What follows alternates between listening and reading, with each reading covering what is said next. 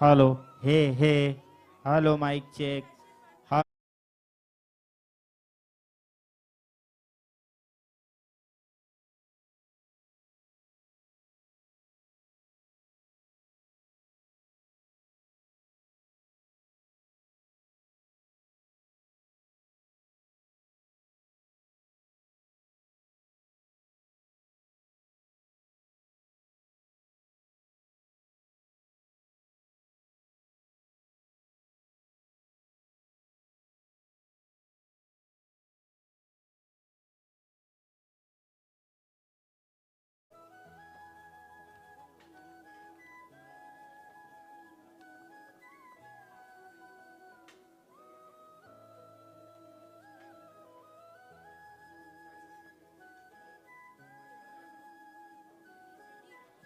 Hey, hey. Hello, mic check. Hey, hey.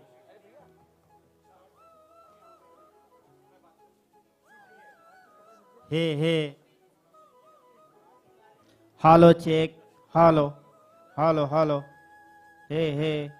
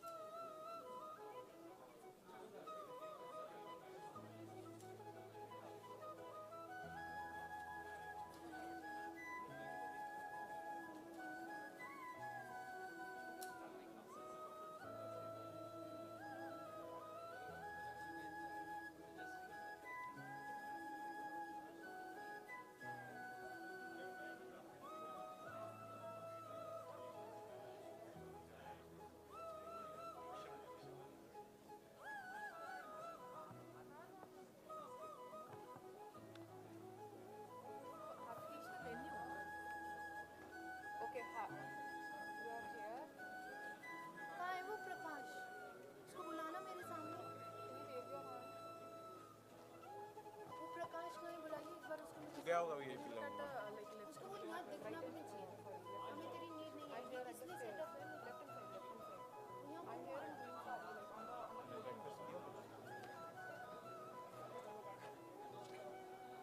Are you waving your hand?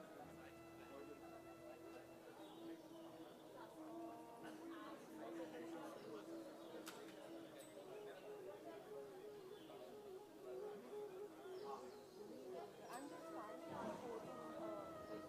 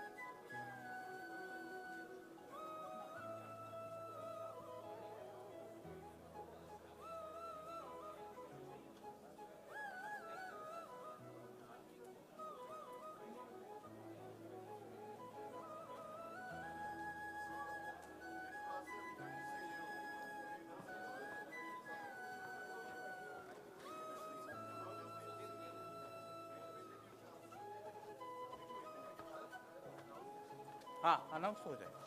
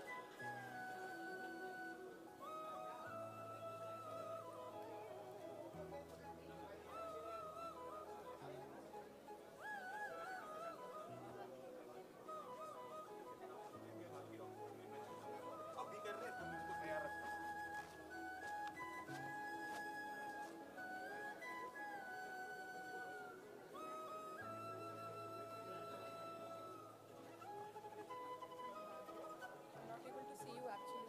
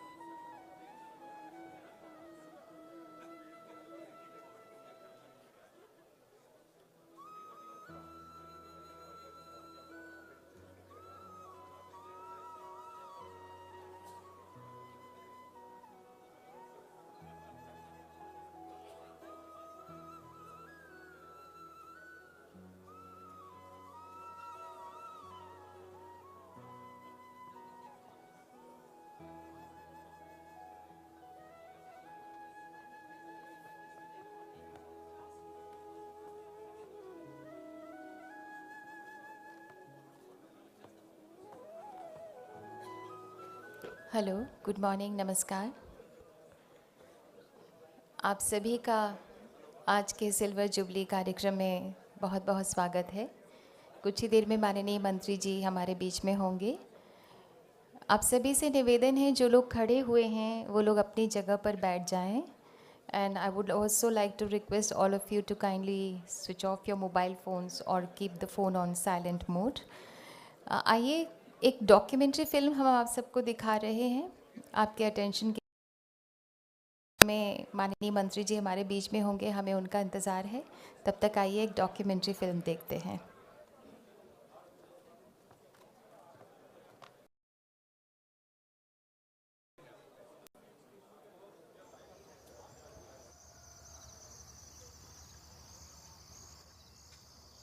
The idea behind QCI started after India opened up to the rest of the world.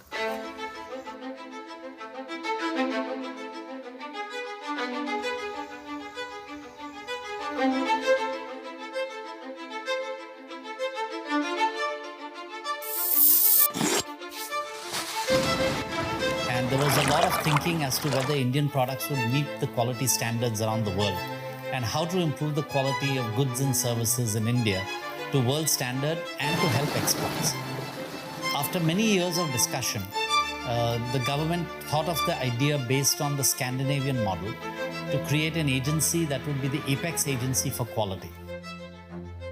आज 25 सालों में QCI विभिन्न मंत्रालयों के साथ कंधे से कंधा मिलाकर आधार स्तर पर स्वास्थ्य, शिक्षा, उद्योग, कृषि, पेयजल, पर्यावरण, ऊर्जा, खेल, infrastructure, defence, information technology, e-commerce जैसे कई क्षेत्रों में कार्यरत है। QCI 5 बोर्ड्स और 4 डिविजन्स एंड सेल्स का एक संगठन है जो स्वतंत्र रूप से विभिन्न क्षेत्रों में कार्यभार संभालते हैं। इन बोर्ड्स, स्पेशल प्रोजेक्ट ग्रुप्स या डिविजन्स की कार्यरचना आइए संक्षिप्त में जानें। एक बहुत बड़ा हमारा प्रयास रहा है कि आदमी के 24 घंटे के जीवन में हम किस तरह से आमूल-चूल परिवर्तन कर सकें। उसके लिए क्या चाहिए? सबसे बड़ी चीज है कि आदमी की हेल्थ ठीक हो।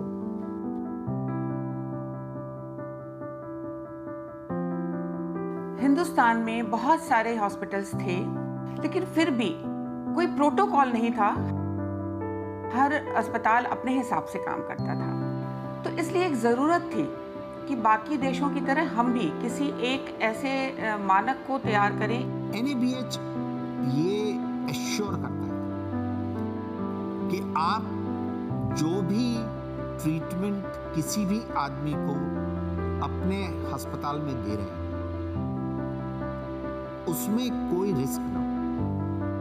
NABH आज तक देश भर में लगभग 1300 से अधिक अक्रेडिटेशंस एवं 8000 से अधिक अस्पतालों और स्वास्थ्य केंद्रों को प्रमाणित कर चुका है और ये संख्या तीव्रता से बढ़ रही है। NABL यानी national accreditation board for testing and calibration laboratories, NABL की स्थापना सन 1998 में मुख्यतः सरकार, उद्योग संघों और उद्योगों के प्रयोगशालाओं का मूल्यांकन और एक्रेडिटेशन करने के अभिप्राय से हुई थी। हिंदुस्तान में जितने भी प्रोडक्ट्स एक्सपोर्ट होते हैं उनको एक रिपोर्ट चाहिए होती है और वो रिपोर्ट खाली NABL से एक्रेडिटेड लैब से ही निकलती है और वो रिपोर्ट जब प्रोडक्ट के साथ जाती है तो जिस भी देश में हमारा प्रोडक्ट जा रहा है वो हमारे प्रोडक्ट को फिर से टेस्ट नहीं करते। आज देश भर में करीब 8113 चिकित्सा, औद्योगिक एवं कैलिब्रेशन प्रयोगशालाएं NABL से अक्रेडिटेटेड हैं, जो अपने आप में किसी कीर्तिमान से कम नहीं।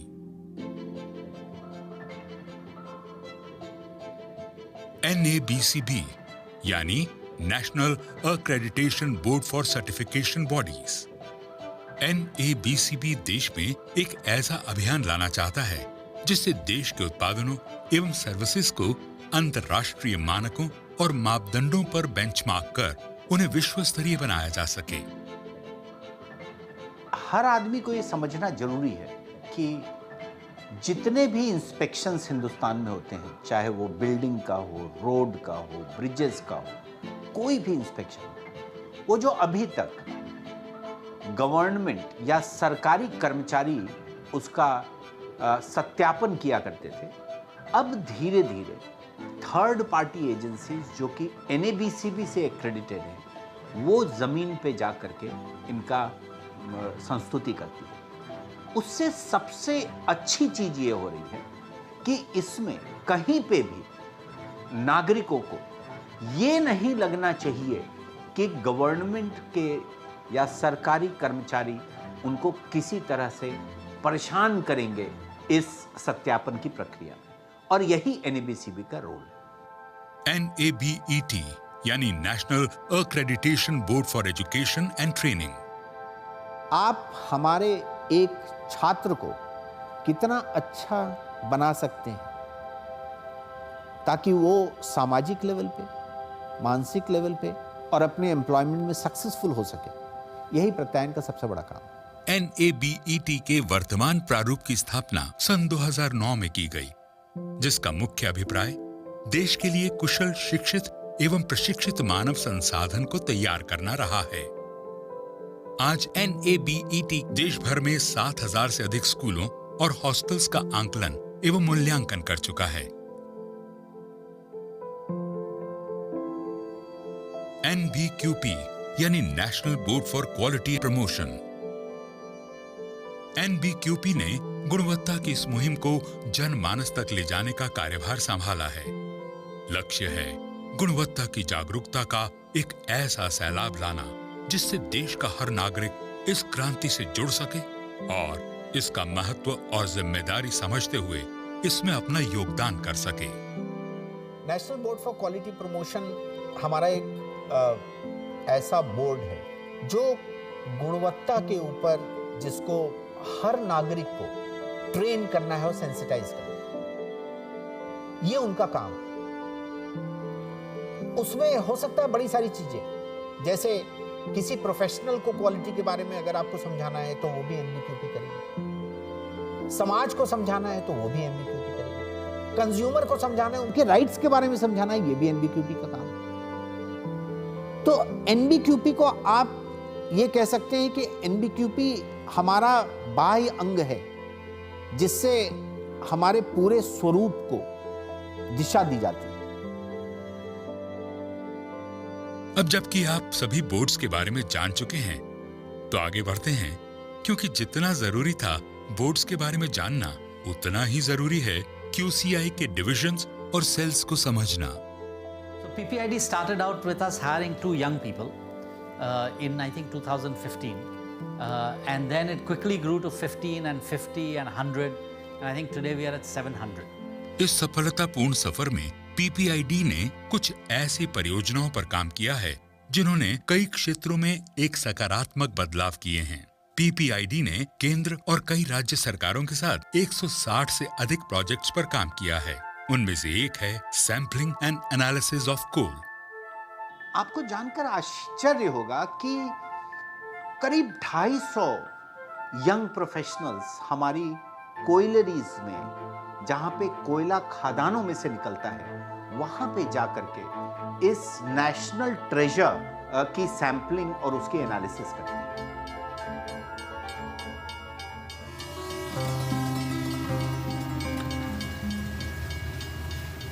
QCI ने एक इकोसिस्टम जनरेट कर दिया है आने के बाद, जो कंज्यूमर्स और सब्सिडीज के बीच में क्वालिटी को लेकर जो भी डिस्प्यूट्स होते थे, वो अब क्वालिटी के रिजल्ट्स QCI द्वारा पब्लिश होने से बहुत कम हो गए। अगर आप मुझसे प्रोजेक्ट के सक्सेस के बारे में पूछें तो मुझे लगता है कि मुझे सबसे बड़ा सेटिस्फैक्शन QCI के योगदान का स्वच्छ सर्वेक्षण में जो हमारा योगदान था। इसका एक बेसिकली एक ऑब्जेक्टिव टूल तैयार किया गया है और इन टूल्स में सभी पैरामीटर्स लिए गए हैं, जिसमें डोर टू डोर कलेक्शन से लेकर सेग्रीगेशन, उसका फर्दर प्रोसेसिंग, किसी भी शहर के कम्युनिटी टॉयलेट्स, पब्लिक टॉयलेट्स, उनका मेंटेनेंस, उनका ऑपरेशन, सिटीजन्स का पार्टिसिपेशन स्वच्छता में कैसे है, लोग कैसे समझते हैं सर्वेक्षण को। इसके अलावा लोगों के फीडबैक और door to door feedback, on calls feedback, ये सभी चीज़ें मिलकर स्वच्छ सर्वेक्षण का एक टूल किट तैयार करती हैं। मिनिस्ट्री कई तरीके से एक डॉक्यूमेंटेशन के थ्रू, फिजिकल वेरिफिकेशन के थ्रू, फील्ड वैलिडेशन के थ्रू सिटीज़ को इस पर मापता है और उसके बाद एक रैंकिंग तैयार की जाती है, जिसे हम लोग स्वच्छ सर्वेक्षण के रैंकिंग कहते हैं। तो बेसिकली सर्वेक्षण एक तरीका है शहरों को उनकी स्वच्छता के मापदंड पे नापने का।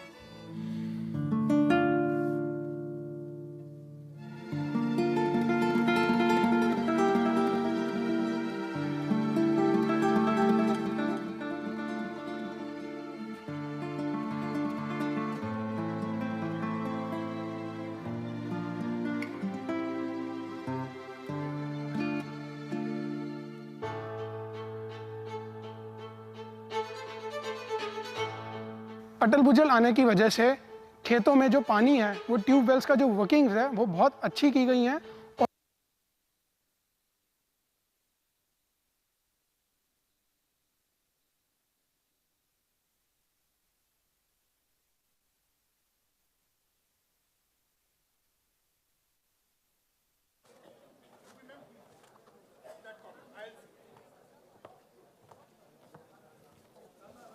सभी लोग जो यहाँ खड़े हुए हैं, आप सभी से निवेदन है कृपया बैठ जाएं।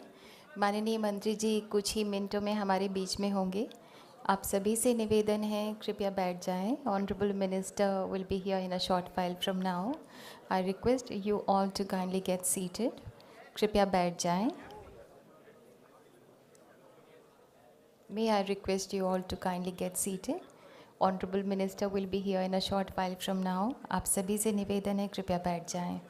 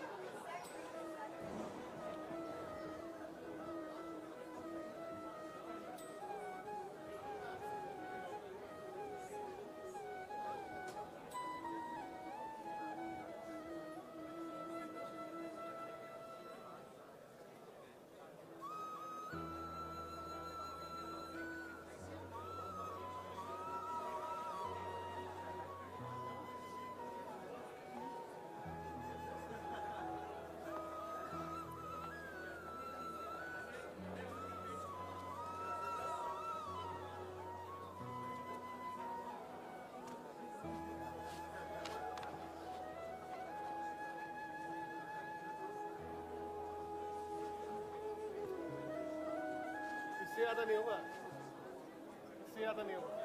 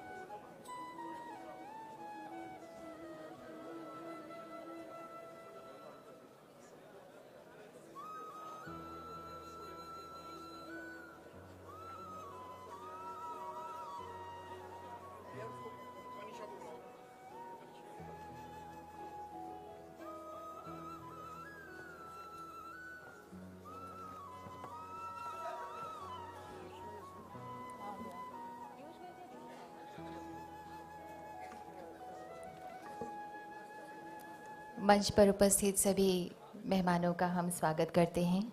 हमारे बीच में पधार चुके हैं रिस्पेक्टेड श्री अमिताभ कांत जी, शेरपा G20 और सभी डिग्नेटरीज जो मंच पर हैं। कुछ ही देर में माननीय मंत्री जी हमारे बीच में होंगे। जैसे ही माननीय मंत्री जी हमारे बीच में आएंगे, हम सब जोरदार तालियों से उनका स्वागत करेंगे।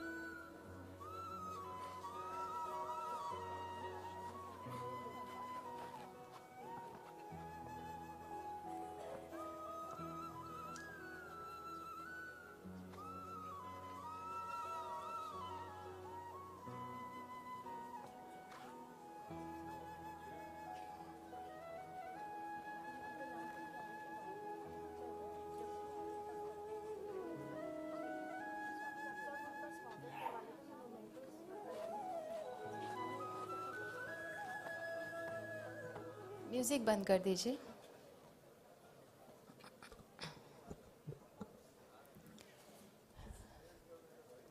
हम हृदय से स्वागत करते हैं रिस्पेक्टेड श्री अमिताभ कांत, शेरपा G20।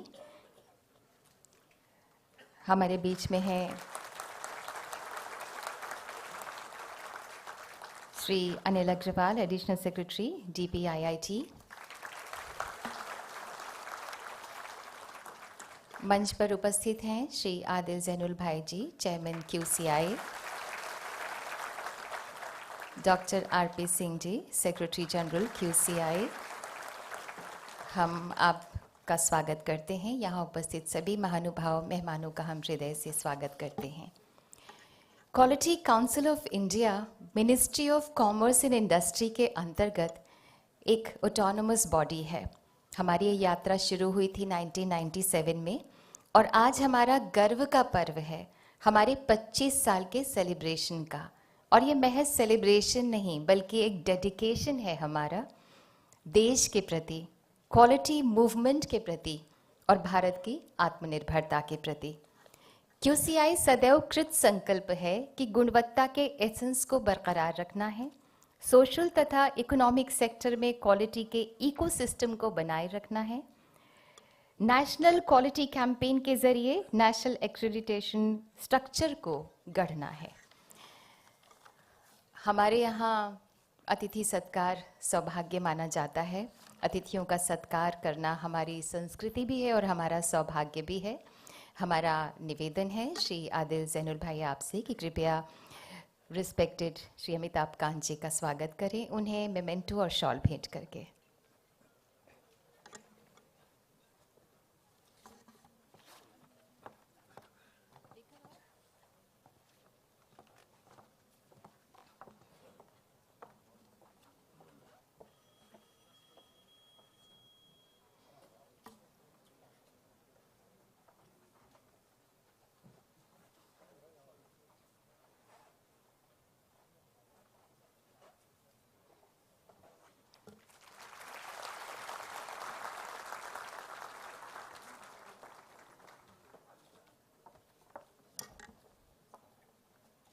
आपसे ही निवेदन है श्री आदिल जैनुल भाई जी कि कृपया श्री अनुराग जैन हमारे बीच में पहुंच चुके हैं, सेक्रेटरी DPIIT, उनका स्वागत करें। बहुत बहुत स्वागत है सेक्रेटरी DPIIT।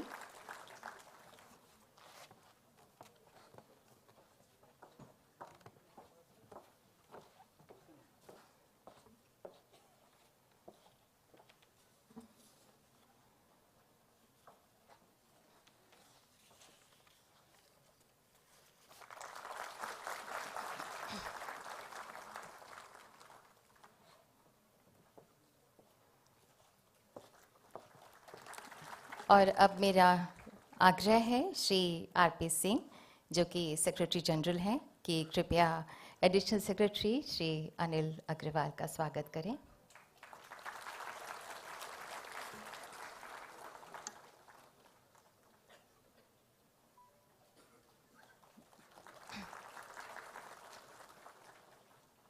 बहुत बहुत धन्यवाद। अब हमारा अनुरोध है रिस्पेक्टेड श्री आदिल जैनुल भाई, चेयरमैन QCI, आपसे कि कृपया स्वागत संबोधन के लिए पधारें।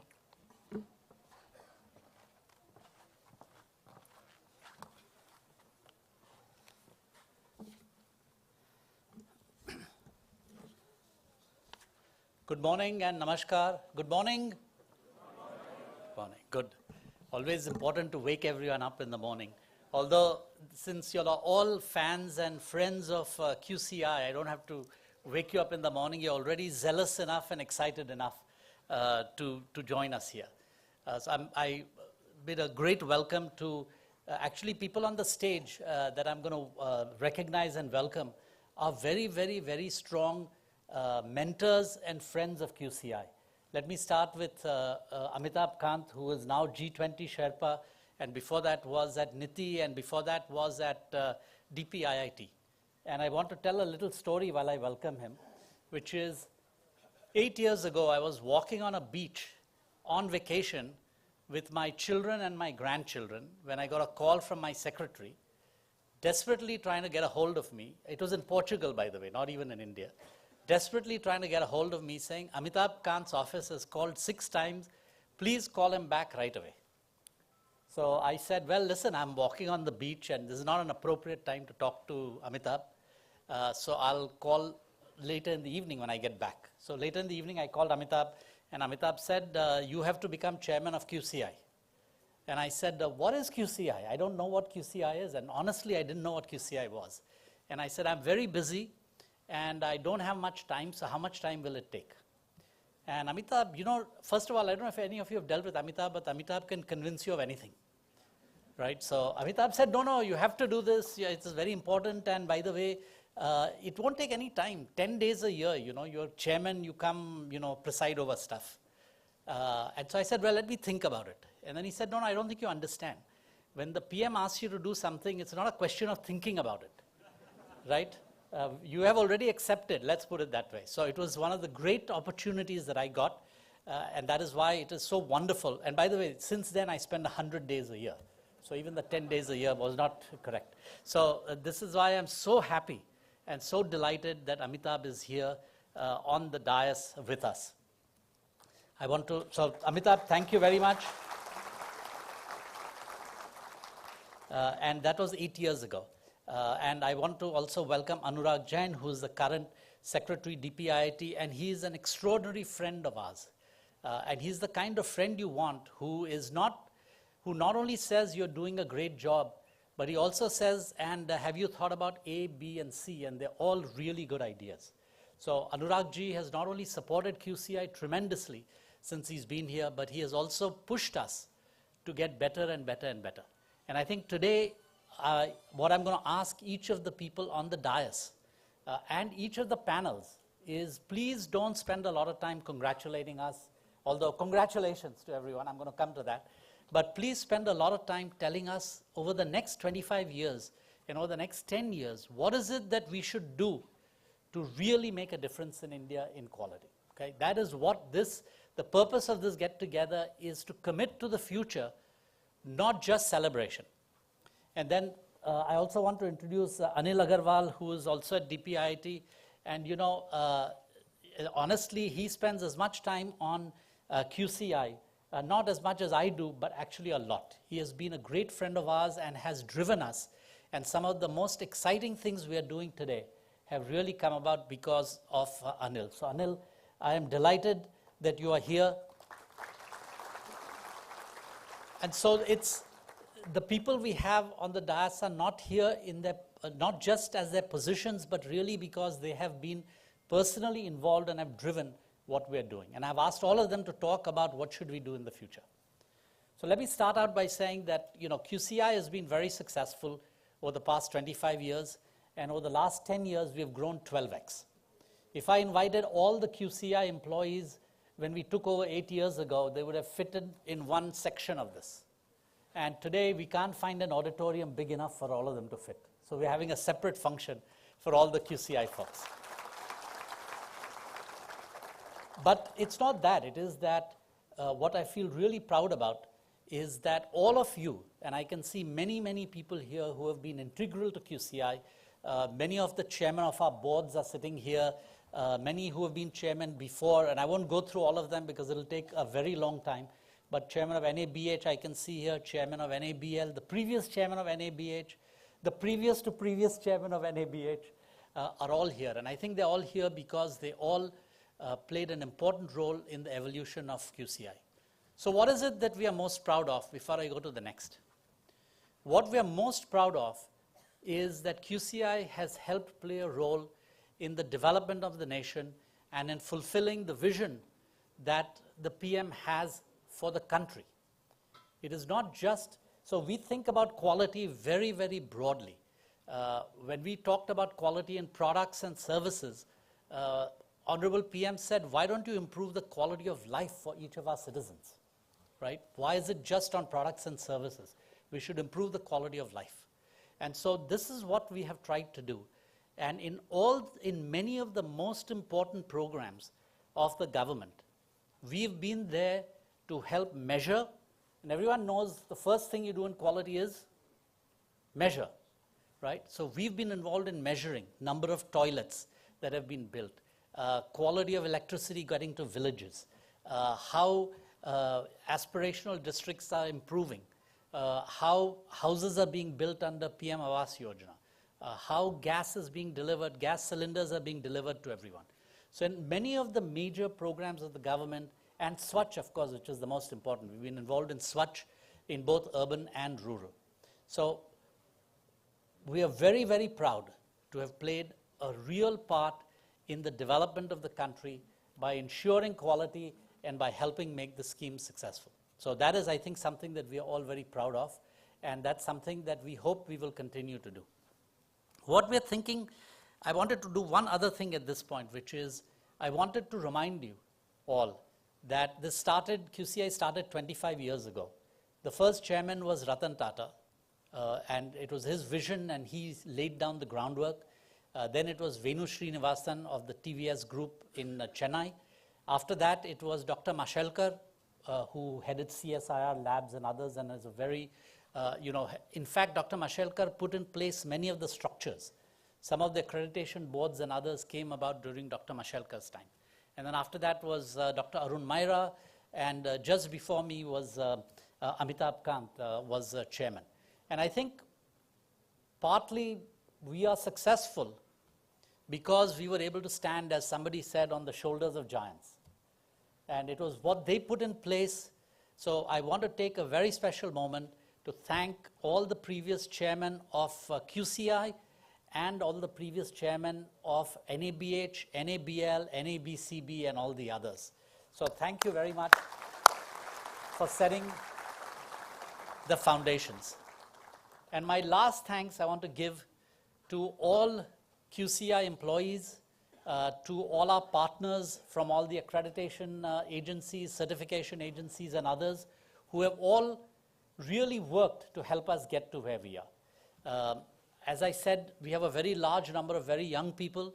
One of the big things that QCI has done in the last few years is to encourage young people who want to serve the country to come and join QCI for 2, 3, 4 years and help make a difference before they leave. So I'd like to thank all the employees and partners of QCI for helping us get here. So a big hand for all of you.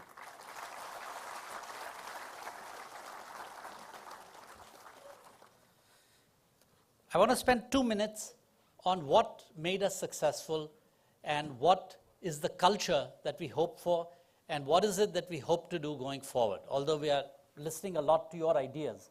And I'm very nervous speaking in front of Amitabh and Anurag and Anil because like the Honorable PM, almost anything you do is not big enough for them, right? So they will give us even bigger ideas, but let me at least tell you what big ideas we are thinking about. So I think our culture was in the past. Why were we able to do what we did? And I think it's very important for what we're trying to do before. One is, instead of thinking about rules and accreditation boards and others, we always thought about, at the end of the day, if we don't improve quality, it won't work. So what do we have to do across all our boards, and anything we have to do, we will do to do that. And I think having a lot of young people helped, because when we have people who don't have the experience, they don't know what cannot be done, right? So they just, if you say we want to do something, they would say yes, and we'll figure out a way to do it. And I think that has helped us enormously, along with our partners, to get things done. So for example, we were able to do 75 cities for Swachh Bharat for the first time in 45 days, which nobody had ever done. It would have taken 6 months years ago to do it. We did it in 45 days. And that's because of this idea of whatever is required, we must do it. And so that's what we are trying to do. And I think going forward, I think our success will be based on, at the end of the day, just working hard to get the results on quality that will help India become a developed country. And whatever it takes to do it, we will do that. And I think that's what we are hoping for in the future. We have been involved in ensuring that we're using technology to create quality. We've been involved in thinking more broadly about what quality is, as I said, quality of life of our average citizen. And we've been involved in looking at can we do things that will set the framework for our entire ecosystem. And I think a little bit more of that we will hear today from our panelists and from our speakers here. So I think at this point I will just end on just repeating my two big messages. Number one, it's been a great 25 years. Thank you all for your help in getting us to where we are. But I think, as I said, the purpose of today is not just to celebrate or to celebrate a little what we've done, but to focus on what we should do over the next 25.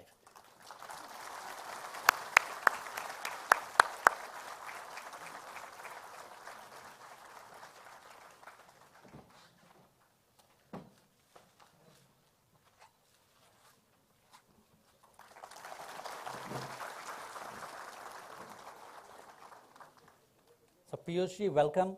I was just finishing my introductory remarks, and I wanted to spend a few minutes recognizing the people on the dais, not in a formal way, but the role that they have played in shaping QCI. Of course, you know about Amitabh's role and what Anurag and Anil have done for us. Actually, Amitabh tricked me into taking this position, as everyone has now understood. But I just want to talk a little bit about what Piyush ji has done for QCI. Piyush ji is one of our biggest supporters, and not only has he helped us in almost anything we wanted, but he has pushed us very hard to get involved in improving quality across a very wide range of things. So for example, Piyush ji would call and say, why aren't you improving why can't we've done 7,000 labs, which we think is a huge number. And Piyush ji would say, but there are, hundreds of thousands of labs in India. Why aren't you doing more? Why don't you take it to every lab in India? And why isn't every government lab done? And why aren't our labs as good as any lab anywhere in the world? Because that is what we aspire to. So Piyush ji, one, pulls us in to all sorts of things to help improve the quality and to execute on programs. And second, he has been unbelievably supportive. There is almost nothing that I have gone to Piyush ji to ask for that he has not given immediately, or in fact made it even bigger. I'm not going to steal anyone's thunder by talking about some of the very big programs that we are doing, like, actually I'll talk about one only, if you don't mind, Piyush ji, just so that they know what an incredible job, what an incredible help you are. As many of you know, one of the biggest things that QCI is doing is helping measure the quality of coal when it leaves Coal India coalfields. We do the third-party certification because many customers were not willing to accept Coal India's certification saying what the quality of coal was. And Piyush ji, when he was coal minister, had said we should have third-party certification. And so he brought us in, and he and Coal India gave us the impossible task of ramping up within 30 days to put a full system in place in his usual way. The other agency that was there had taken a year and a half, and they weren't going as fast as he wanted. So he said, QCI will get in there and you will make this happen in 30 days. And because we didn't know any different, actually, we said yes. And we actually made this done. So I think it gives you an idea, and there are 5 or 6 or 7 things that Piyush has done that has in fact allowed us to succeed. So I wanted to recognize Piyush as not just our minister, but really our mentor and a very hard driver. I should say that Piyush is a soft taskmaster. You can't say soft taskmaster, it's an oxymoron. But he's not a soft minister on us. He's a very, very, very hard taskmaster. And to the extent that we have been successful, it is because we've had hard taskmasters to drive us. Of course, you never want to say, please continue like that, but we know that he will anyway. So I think it's a very special recognition that the minister has been very, very important to QCI's success. And before I, so please, and before I end, of course, it would not be appropriate not to recognize the incredible work done by the other person who was on the dais, which is our SG, Ravi Singh. I don't know if many of you know this, but Ravi and I started on the same day, actually. 8 years ago, we started on exactly the same day. 2 new people coming in and trying to figure out what all of this was. And everything that we have done in here, Ravi has been the center of. He's been the driver of much of our programming, much of the work we've done. As you know, I come from the private sector. My understanding of government was very weak. In fact, I didn't even know what a file was to begin with. Every government person was snickering about that, but I didn't know what a file was. And I think Ravi has been a very special colleague to help make this work. And one of the things that I always say in all the leadership work that we have done at McKinsey and everywhere else is, at the end of the day, the only way to understand who's a leader is to see if they have any followers, right? It's very difficult to have a leader if they have no followers. And I can say without any doubt that in QCI, SG Ravi has 1,000 followers. So all of you who have been my mentors and friends and who have guided us on this, thank you very much for joining us. We look forward to a very exciting day. As I said, the purpose of the day is a little bit celebration, but much more important to commit ourselves to specifics so that we can make the next 20 years even more successful. Thank you.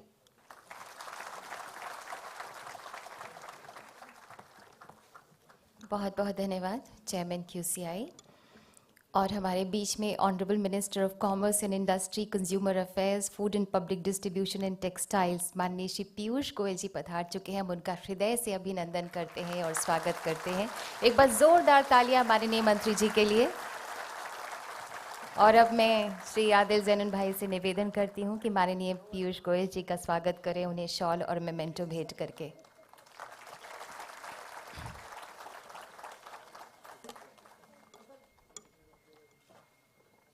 In the Indian tradition, the guests are held in the highest esteem, and we say Atithi Devo Bhava.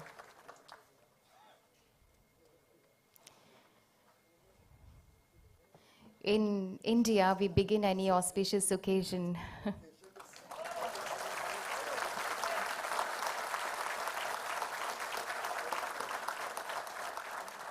माननीय श्री पीयूष गोयल जी का अपनापन।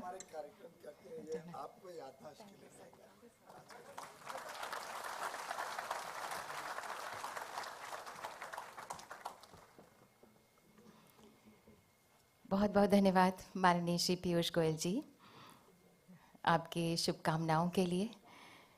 हमारे यहाँ किसी भी कार्यक्रम की शुरुआत में दीप प्रज्वलन की परंपरा रही है। कहते हैं इससे ऊपर वाले का आशीर्वाद और अपनों की शुभकामनाएं साथ जुड़ जाती हैं, माहौल ईश्वरीय हो जाता है, रूहानी हो जाता है। हमारा विनम्र आग्रह है माननीय मंत्री महोदय श्री पीयूष गोयल जी से कि कृपया मणि दीपक को प्रज्वलित करके कार्यक्रम की विधिवत शुरुआत करें। मंच पर विराजमान सभी गणमान्यों से भी अनुरोध है कि कृपया वे भी इस शुभ कार्य में सम्मिलित हों।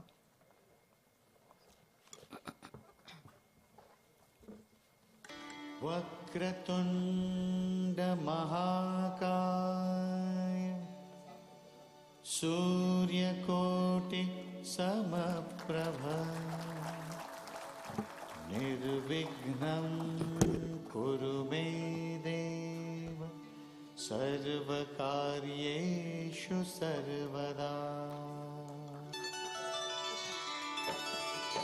ॐ गणपतये नमो नमः, श्री सिद्धिविनायक नमो नमः, अष्टविनायक नमो नमः, गणपति बाप्पा मोरया। ॐ गणपतये नमो नमः, श्री सिद्धिविनायक नमो नमः, अष्टविनायक नमो नमः, गणपति बाप्पा मोरया। ॐ गणपतये नमो नमः, श्री सिद्धिविनायक नमो नमः, अष्टविनायक नमो नमः, गणपति बाप्पा मोरया। ॐ गणपतये नमो नमः, श्री सिद्धिविनायक नमो नमः, अष्टविनायक नमो नमः, गणपति बाप्पा मोरया। प्रथमेश भगवान गणेश को याद करने से कहा जाता है, ऐसी मान्यता है कि वो काम अवश्य ही सिद्धि की ओर जाता है। गुणवत्ता का संरक्षक QCI अपने गौरव में 25 साल पूरे करने के उपलक्ष्य में एक थीम सॉन्ग रिलीज कर रहा है। पूरी ऊर्जा और उत्साह से भरा ये एंथम क्वालिटी सिस्टम को सुनिश्चित करने के प्रति QCI का आत्मविश्वास, जुनून, समर्पण और निष्ठा का उद्घोष है। हमारा विनम्र निवेदन है माननीय श्री पीयूष गोयल जी से कि कृपया रिमोट का बटन दबाकर इस एंथम को रिलीज करें।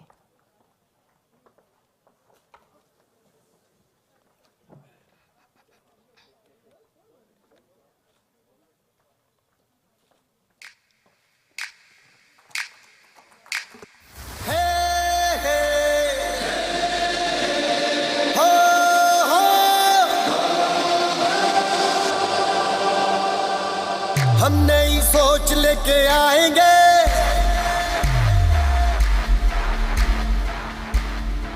क्वालिटी इंडिया बनाएंगे।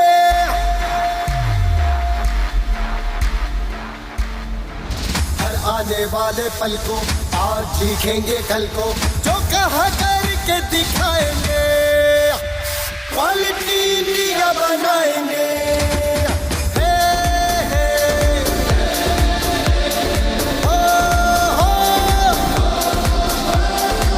सपने बुनेंगे आसमानों में, हौसले अपनी उड़ानों में।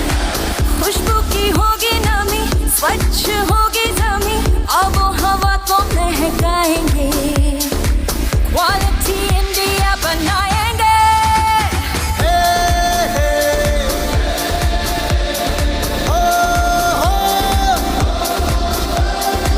धरती से सोना उपजाएंगे, हर घर उजाला लेके आएंगे।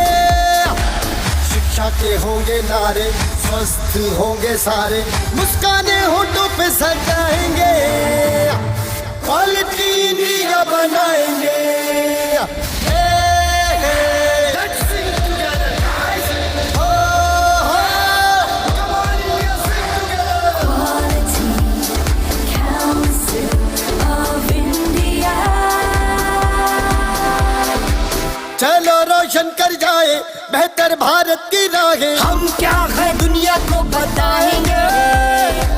न कच्चे वादे होंगे, पक्के इरादे होंगे, अपना कहीं भी रुक पाएंगे। नई तकनीक लेके आएंगे, उद्योगों को भी चमकाएंगे। शुद्ध हो जल के धारे, सबका जीवन संभाले, उन्नति मिलकर लाएंगे, क्वालिटी इंडिया बनाएंगे। Quality Council of India. Let's do it one more time. Hey, hey. Oh,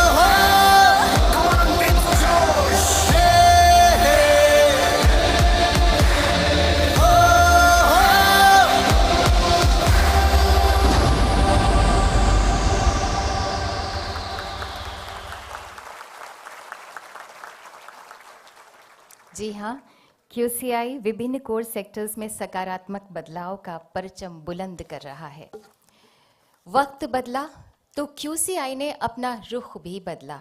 देश, समाज, सिनेरियो, इंटरनेशनल प्रैक्टिसेस तथा टेक्नोलॉजी के हिसाब से, सिटीजन सेंट्रिक अप्रोच से, अपनी आउटरीच से, विभिन्न कोलैबोरेशन से, अपने डिटर्मिनेशन से QCI ने गुणवत्ता की एक अलग सी जगह दी। सफलता की कहानियां भी लिखी और लोगों की जिंदगियां भी बदली। हम माननीय श्री पीयूष गोयल जी से विनम्र अनुरोध करते हैं कि कृपया डॉक्यूमेंट्री के टीजर को लॉन्च करें रिमोट का बटन दबाकर।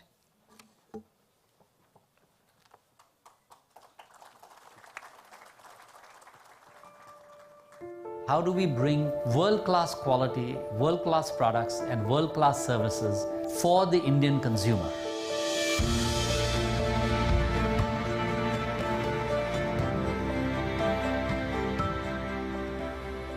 We're doing things that actually have affected the country and have brought services to every single citizen of the country. And I think this is what we feel very proud about. अंततः किसी भी नागरिक का हिंदुस्तान अगर हम किसी भी तरह से उसके जीवन यापन की शैली में थोड़ा भी परिवर्तन कर सके तो ये क्वालिटी काउंसिल ऑफ इंडिया का बहुत बड़ा योगदान होगा।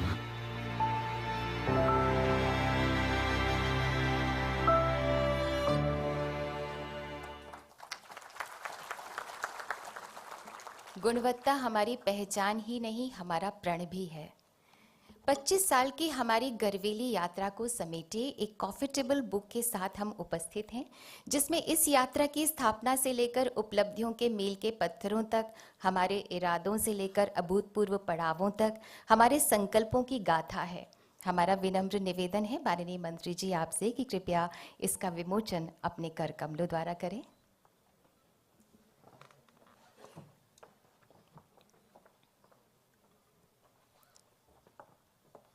कल, आज और आने वाले कल की भव्य तस्वीर प्रस्तुत करती है ये कॉफिटेबल बुक।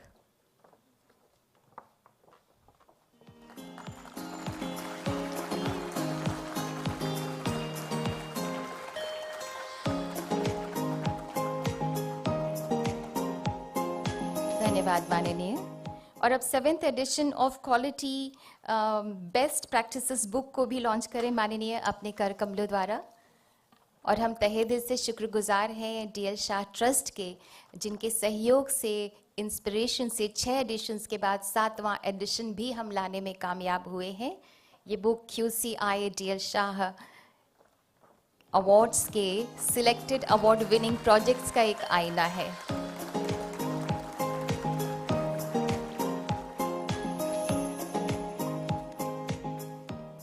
बहुत बहुत धन्यवाद माननीय आपका और बहुत बहुत सारी बधाई QCI को, शुभकामनाएं। और अब हमारा निवेदन है रिस्पेक्टेड सचिव DPIIT श्री अनुराग जैन आपसे कि कृपया अपने विचार आज के शुभ अवसर पर प्रकट करें।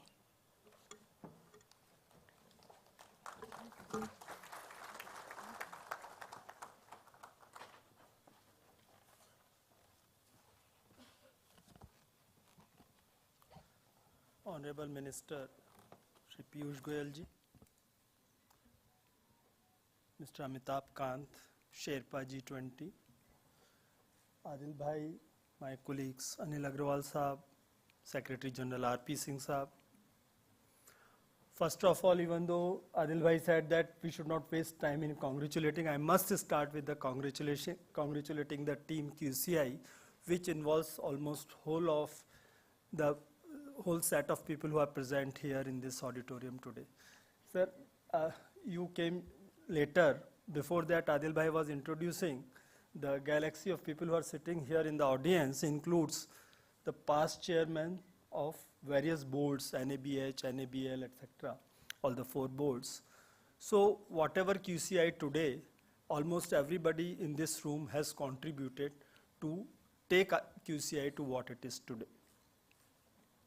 In fact, when I was going through the history of QCI, how it was formulated, it took full 5 years. There was a first committee which came up in 91, which recommended that something like this, should this happen. Then there was an interministerial task force which looked into all the issues. Then there was a consultation with the European Commission. And after that, the cabinet finally created this body where it was consciously decided that it has to be away from the government and has to be independent of the government, but it still should have some kind of a connection. It continued to get its support, but the kind of team which is sitting here on the dais, when Mr. Amitabh Kant Saab was the chairman, and when Adil Bhai and SG Saab joined, that was a time when QCI decided that they would stop taking grants. That was, I think, the first big step in the journey of QCI. As long as you know that whatever you want to spend, you will go argue with the budget division and get some money for yourself, you will never be able to stand on your own legs. So I think that was one major decision which happened in 2014, that QCI decided to stand on its own legs.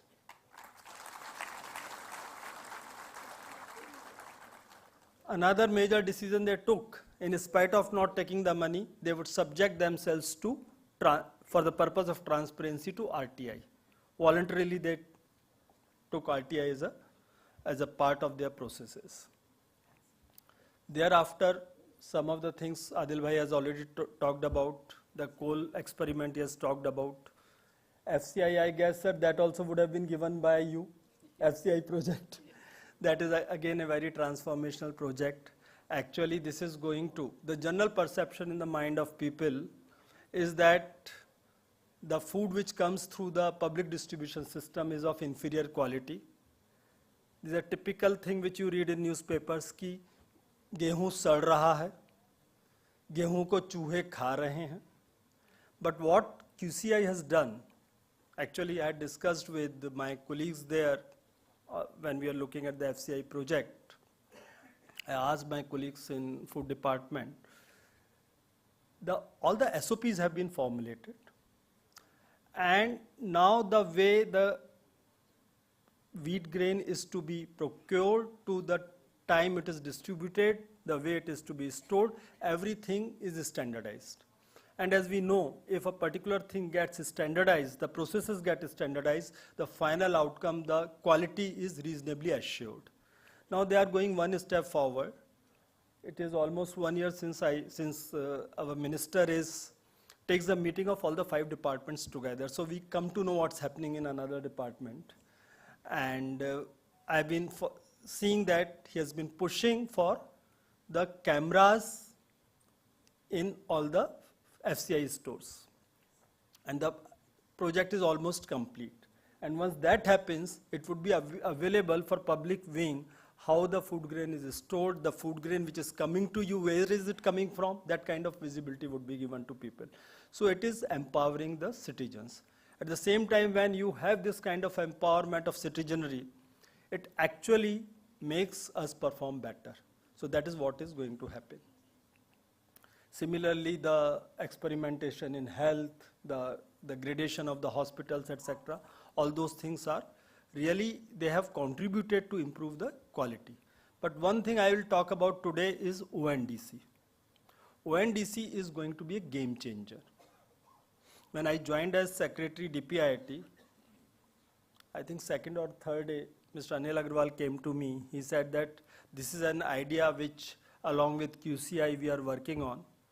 I think it took just about 3-4 minutes. After first 3-4 minutes, I said, wow, what an idea. This is something which is equivalent of what UPI is. What UPI has done to the digital systems, this ONDC as an idea, what you have presented, would do something similar to e-commerce. And I think immediately we sanctioned the seed money for the project. And in 1 year, I'm very happy with the involvement of almost everybody on the dais. Honorable Minister has been driving that project. He himself has chaired 4-5 meetings of ONDC. Mr. Adil also keeps on working on that. And plus, we have got a lot of support from the ecosystem. And finally, ONDC has reached a stage where the beta version has been launched in Bengaluru. And if I recall, in today's newspaper, there is a very good article about, let us dissect it for you, what this ONDC is doing. Very good article. I would recommend everyone to read that. So the key point is the way we have the way we envisage next 6 months, probably we should be able to roll it out across the country. Internally, we are targeting around that. And that would completely change the face of e-commerce, the way it is done. That will empower the small grocery shops, the small kirana shops, the retailers. They'll be empowered. They'll be able to compete with the big sharks of the e-commerce and will be able to survive. So this is again a game changer project. The key to all this, what we are talking about, these 25 years, yes, we have done something. But going next 25 years, we don't know where will we be. But one thing is very clear. Honorable Prime Minister has already given some outlines of the Vision 2047, and the detailing is being worked out at the government level. But one thing is for sure, that India will be a developed country. Only thing we need to ensure that we continue to act the right way, which has been happening for the past few years.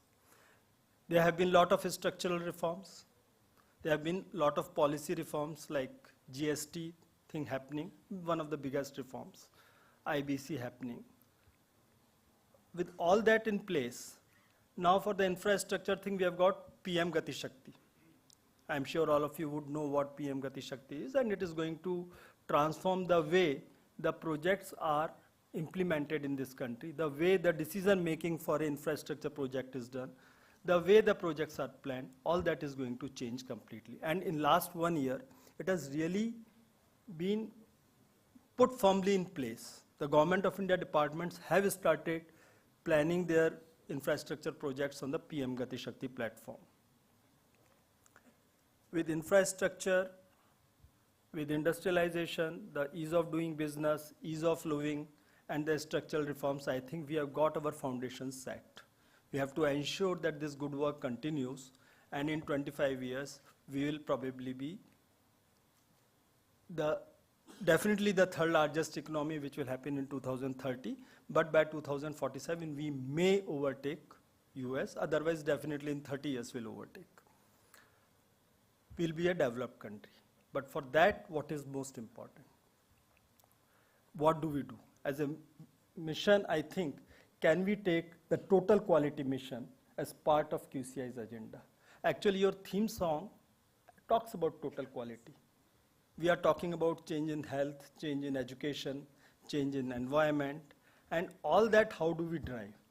Can we take that total quality mission in the sense that quality becomes the mindset of the people?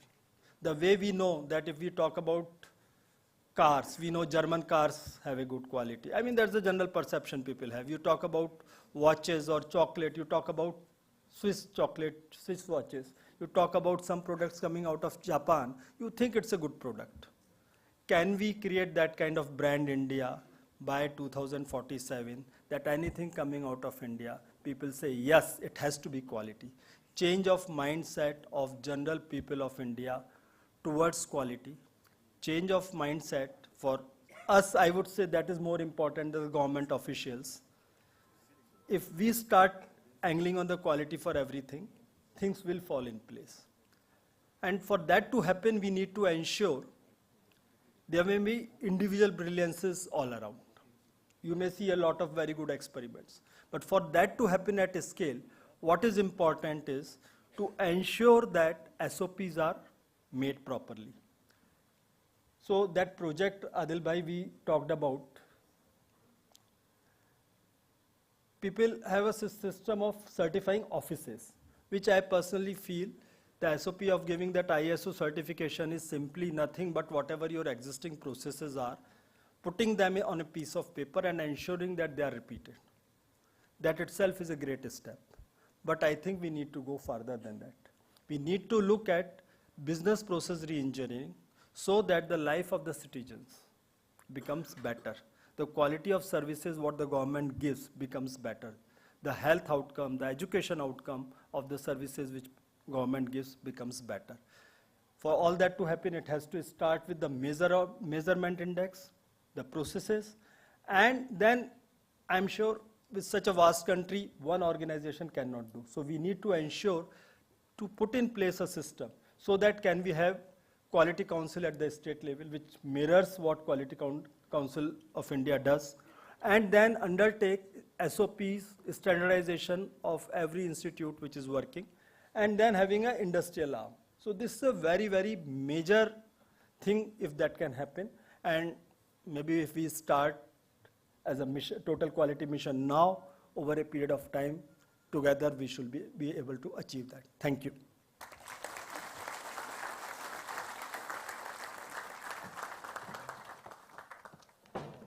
बहुत बहुत धन्यवाद secretary DPIIT Shri Anurag Jain ji. और अब हमारी अन्य है respected Shri Amitabh Kant, India shaper to G20। आपसे कि कृपया आज के इस शुभ मौके पर अपने उद्गार प्रकट करें।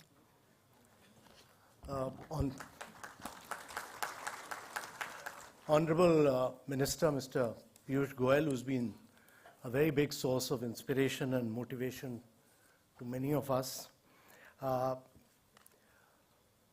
My very distinguished colleague, Mr. Anurag Jain, with whom I've worked in many projects together. Mr. Adul Zainul Bhai, who's done such a wonderful job as Chairman of Quality Council of India and driven so many radical changes in India. And Mr. Anil Agarwal, who's been a driver of ONDC, and Ravi, who's been able to drive Quality Council of India so vigorously and energetically. All the distinguished guests, ladies and gentlemen, it's a great pleasure. Let me at the outset compliment QCI on its Silver Jubilee year, 25 years of existence of this very dynamic institution. I've been a chairman, and at that point of time we decided, actually the earlier chairmans were Ratan Tata, Venu Srinivasan, many distinguished private sector people. And the intention was that it should always have a private sector chairman. Then for a long time, QCI became tied to the apron string of the government through DPIIT. And actually, it just became an adjunct of the government. And when I became secretary, one of the first few things we said is that we must get a distinguished person from the private sector, and the Prime Minister actually selected Adil to take over as chairperson. And we then broke it away from the government, gave it full autonomy, absolutely full autonomy. Rather, more than giving it, they just took it. So that is to the credit of QCI.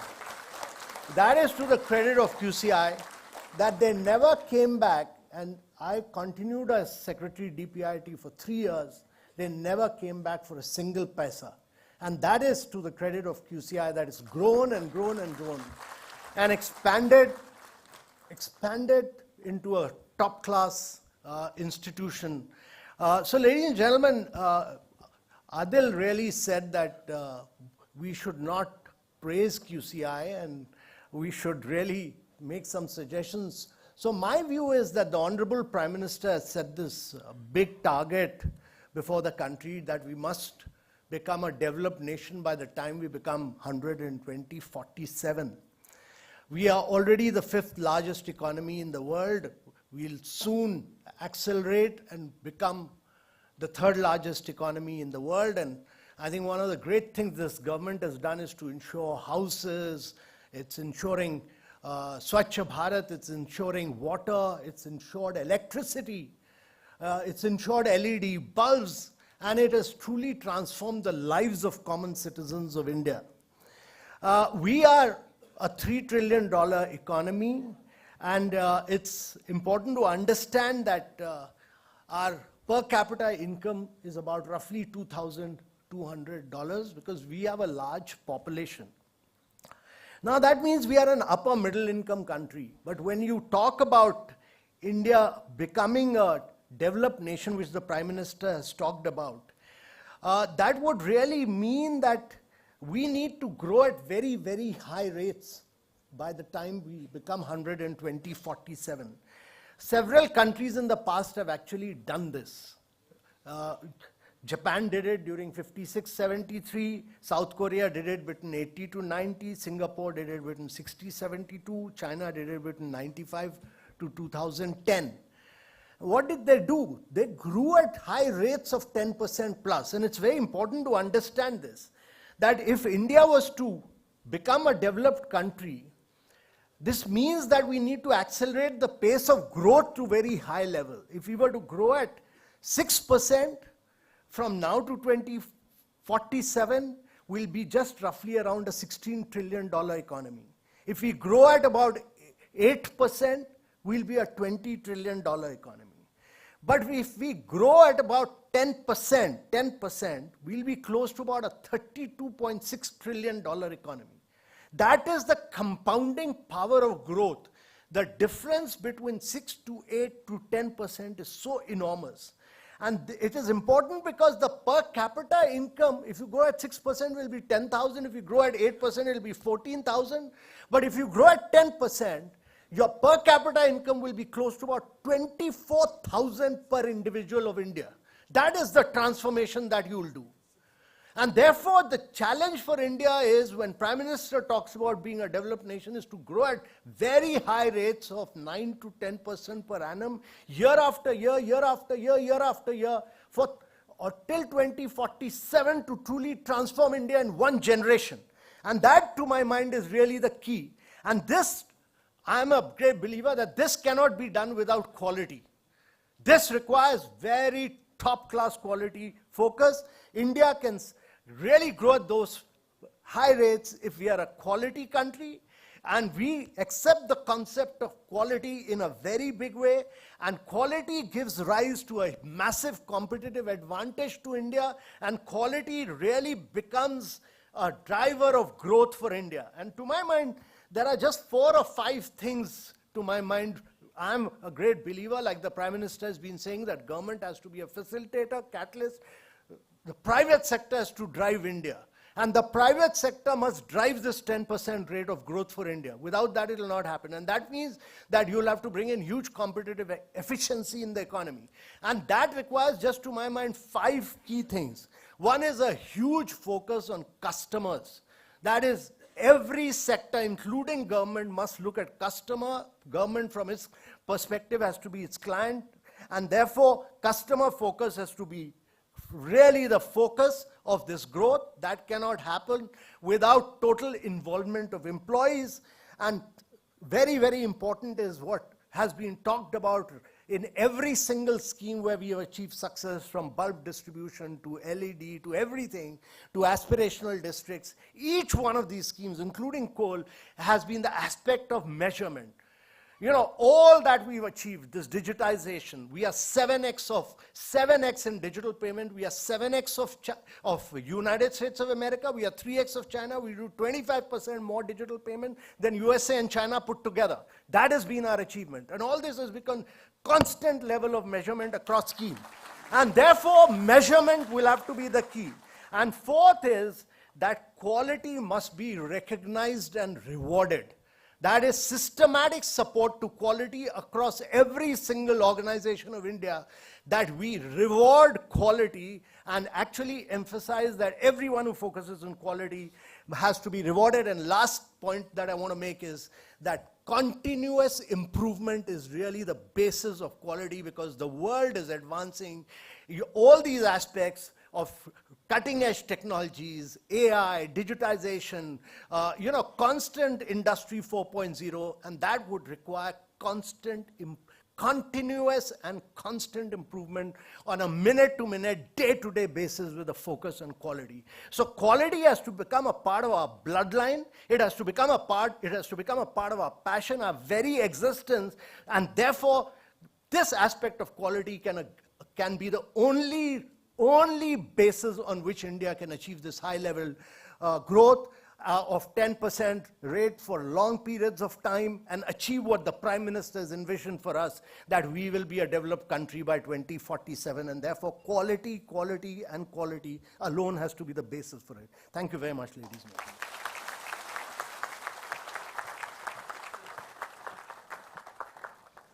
बहुत बहुत धन्यवाद respected Shri Amitabh Kant जी। माननीय प्रधानमंत्री जी के ऊर्जावान नेतृत्व तथा माननीय श्री पीयूष गोयल जी की कर्मठता से आज आत्मनिर्भर भारत बनने में उद्योग एवं वाणिज्य मंत्रालय का अहम योगदान रहा है। आपने लोकल के लिए वोकल तथा उसे ग्लोबल लेवल तक ले जाने में कोई कोर कसर बाकी नहीं रही। न सिर्फ मेक इन इंडिया के स्वाभिमान को आपने प्रबुद्धता से निखारा, बल्कि ईज ऑफ डूइंग बिजनेस से भारत के बिजनेस एनवायरनमेंट को ट्रांसफॉर्म कर दिया। यही नहीं, पीएम गति शक्ति से तेजी से बढ़ती हुई अर्थव्यवस्था को गति और शक्ति आपने प्रदान की। माननीय प्रधानमंत्री जी की प्रेरणा तथा आपकी कर्मठता से आज विश्व में एक top business and investment destination Bharat बनकर उभरा है। आपसे हमारा विनम्र आग्रह है माननीय कि कृपया हम सबको संबोधित करें, हमें शुभकामनाएं दें, हमारा मार्गदर्शन करें। जोरदार तालियां माननीय श्री पीयूष गोयल जी के लिए।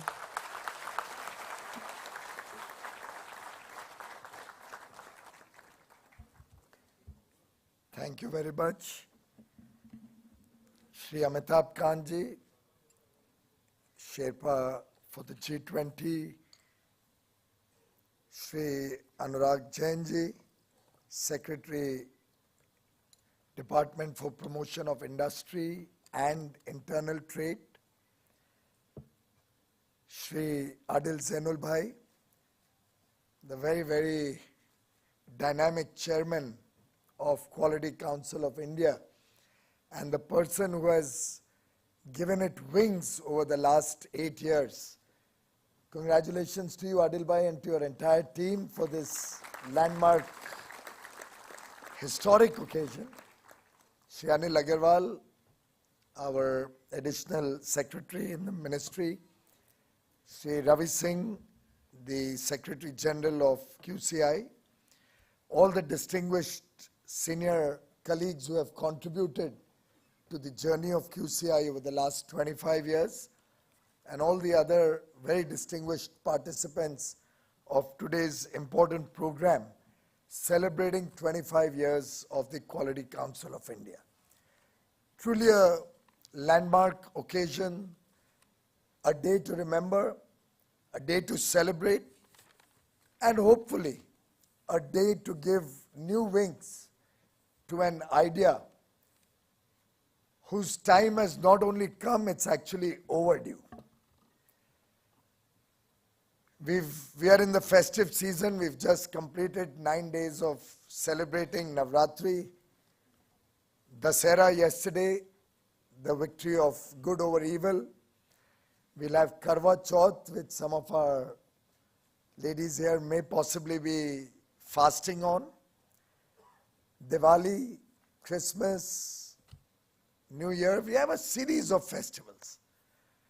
But to my mind, there can be no better festival than the festival celebrating quality.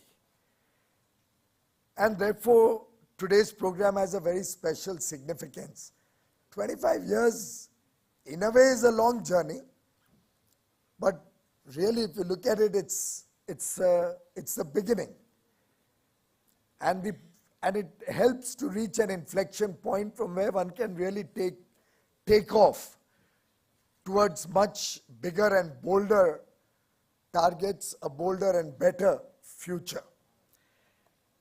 And therefore, the leadership that Quality Council of India has provided in this journey, where India is adopting quality standards, where we are hoping this becomes a part of the DNA of our entire country. It's working in different spheres. I think while we celebrate this day, let us also make this a day of new resolutions, new commitments, new energy, and new promises. In fact, if one was to look at our festivals also, there's a high level of quality in that. Everything is to the T. And yesterday when I don't know how many of you are aware, or some of you may not be really celebrating the way we do, but for the last 35, 40 years, I've been making the thali, the plate on which we make a small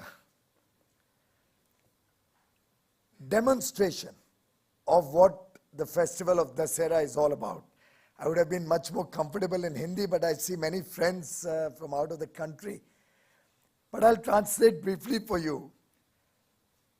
हम एक थाली में रावण, भगवान राम, छोटा सा लक्ष्मण बना के उसकी पूजा करते हैं और रावण को उनके 10 सर के साथ बनाना आटे से बनाते हैं और उसमें भगवान राम के पास तीर कमान दिया जाता है, लक्ष्मण छोटा सा साइड में रहते हैं, छोटी सी थाली होती है जो हम अपने घरों में शायद 8-10 इंच या 12 इंच की थाली में, और ये रोल मैंने 25, 30 या 35 साल से किया है घर में, कि वो थाली में रावण बनाना, भगवान श्री राम बनाना, वो तीर कमान बनाना कि वो तीर मार रहे हैं, उनके नाभि पे जाके लगना चाहिए तो तीर की डायरेक्शन ठीक हो।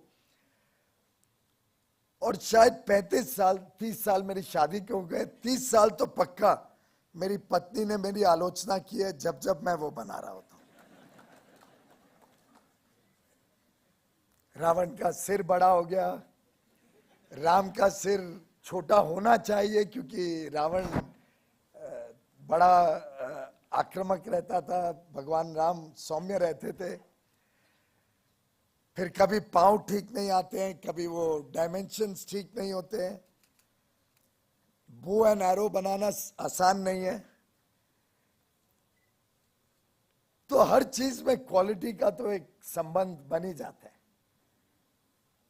करवा चौथ आएगा, हमारी पत्नी सूर्योदय के पहले उठेगी, उसको पक्का कोई अलार्म नहीं लगता, नींद खुली जाती है, खाना खाना ही है उस टाइम पे, नहीं तो दिन भर भूखा प्यासा रहना है।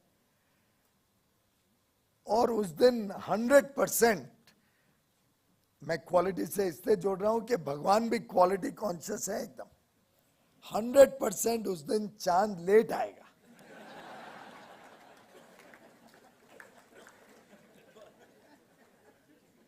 और फिर फोन्स, एक दूसरे को फोन, तुमने देखा क्या, मुंबई में आ गया है क्या, कलकत्ते निकल गया है क्या चांद। और उस दिन बादल भी ज्यादा ही आते हैं। अच्छा, फिर एक स्टाफ को भेजो कि वो चौराहे पे जाके देखो, वहां से तो नहीं दिखता। मुंबई में I am on the 17th floor, तो जरा ज्यादा नजदीकी से जल्दी दिखने की संभावना बन जाती है। मुंबई में, दिल्ली में तो ग्राउंड फ्लोर पे है, चारों तरफ ग्रीनरी है, लुटियंस दिल्ली में कम से कम। तो हर प्रकार से हर चीज का अपना अपना कोई ना कोई टाका, सिस्टम या मेजरमेंट, जैसे अमिताभ कांत जी ने कहा, या एक एसओपी बोल दो, या एक प्रकार से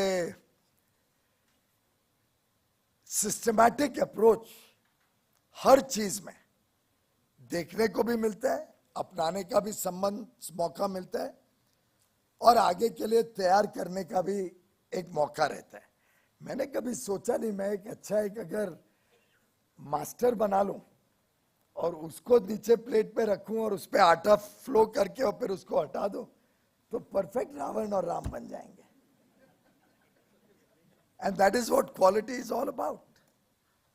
Your day-to-day working, your day-to-day issues, your day-to-day requirements, if you can convert it with the help of small techniques very often, or small designed SOPs, life becomes so much easier, so much faster. It takes me half an hour to make that thali.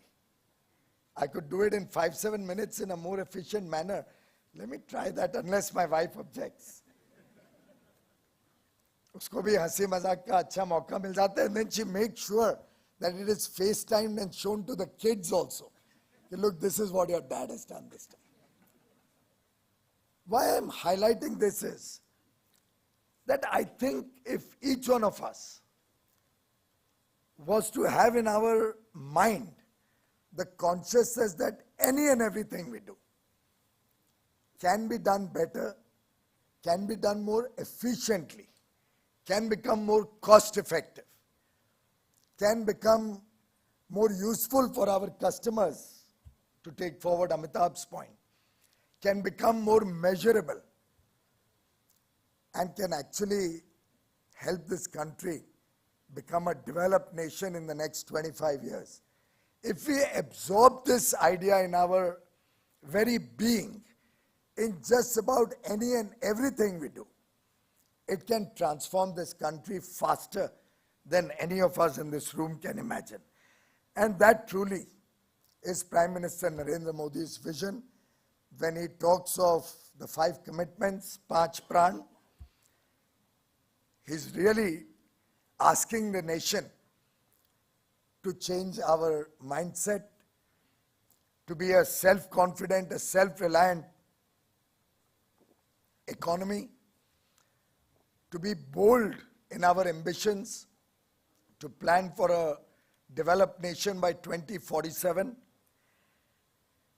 to remove whatever little historical baggage we are carrying, the colonial mindset, as he articulated on 15th August, as the country celebrated 75 years of independence. Look at our roots, where a lot of good learnings are available. Our heritage, our culture, our tradition teaches us a lot of things which can help us progress as a society. The spirit of unity, एकता और एकजुटता जिसकी बात प्रधानमंत्री जी ने की, our unity in diversity that we are very proud of, and our duty, kartavya bhavna. And I think quality is something that will transcend all the 5 pran, 5 pran जो प्रधानमंत्री जी ने हम सबको दिए हैं. It's something which can help us achieve all 5 smarter and better. And friends, quality never comes at a cost. Quality is always cheap. It in fact saves cost. And therefore as I was glancing through this book that the D.L. Shah QCI Awards is describing the various projects, on almost every project, this is a project done by a company in Hardwar, and the gains are 53 lakh rupees saved in costs, productivity increased 30%, cycle time reduced by 4.82 minutes, 6 manpower from each line, total 24 manpower reduced over 4 lines, and machine speed increases from 80 to 120 pieces per minute. I don't think the cost of the effort done to achieve this would have been anywhere comparable to the benefits. It has other benefits, non-tangible, like safety of workers, the morale of employees. People started thinking out of the box in this company, which is what, when you bring the consciousness of quality, happens. And the chances of customer complaint significantly reduced. Similarly, on another project, the cost saving has led to a gain, financial gain of $45 million. And the scalability of the opportunity to duplicate that in other companies. And I could just go on, but on a small aside, Mr. D.L. Shah and I share a birthday.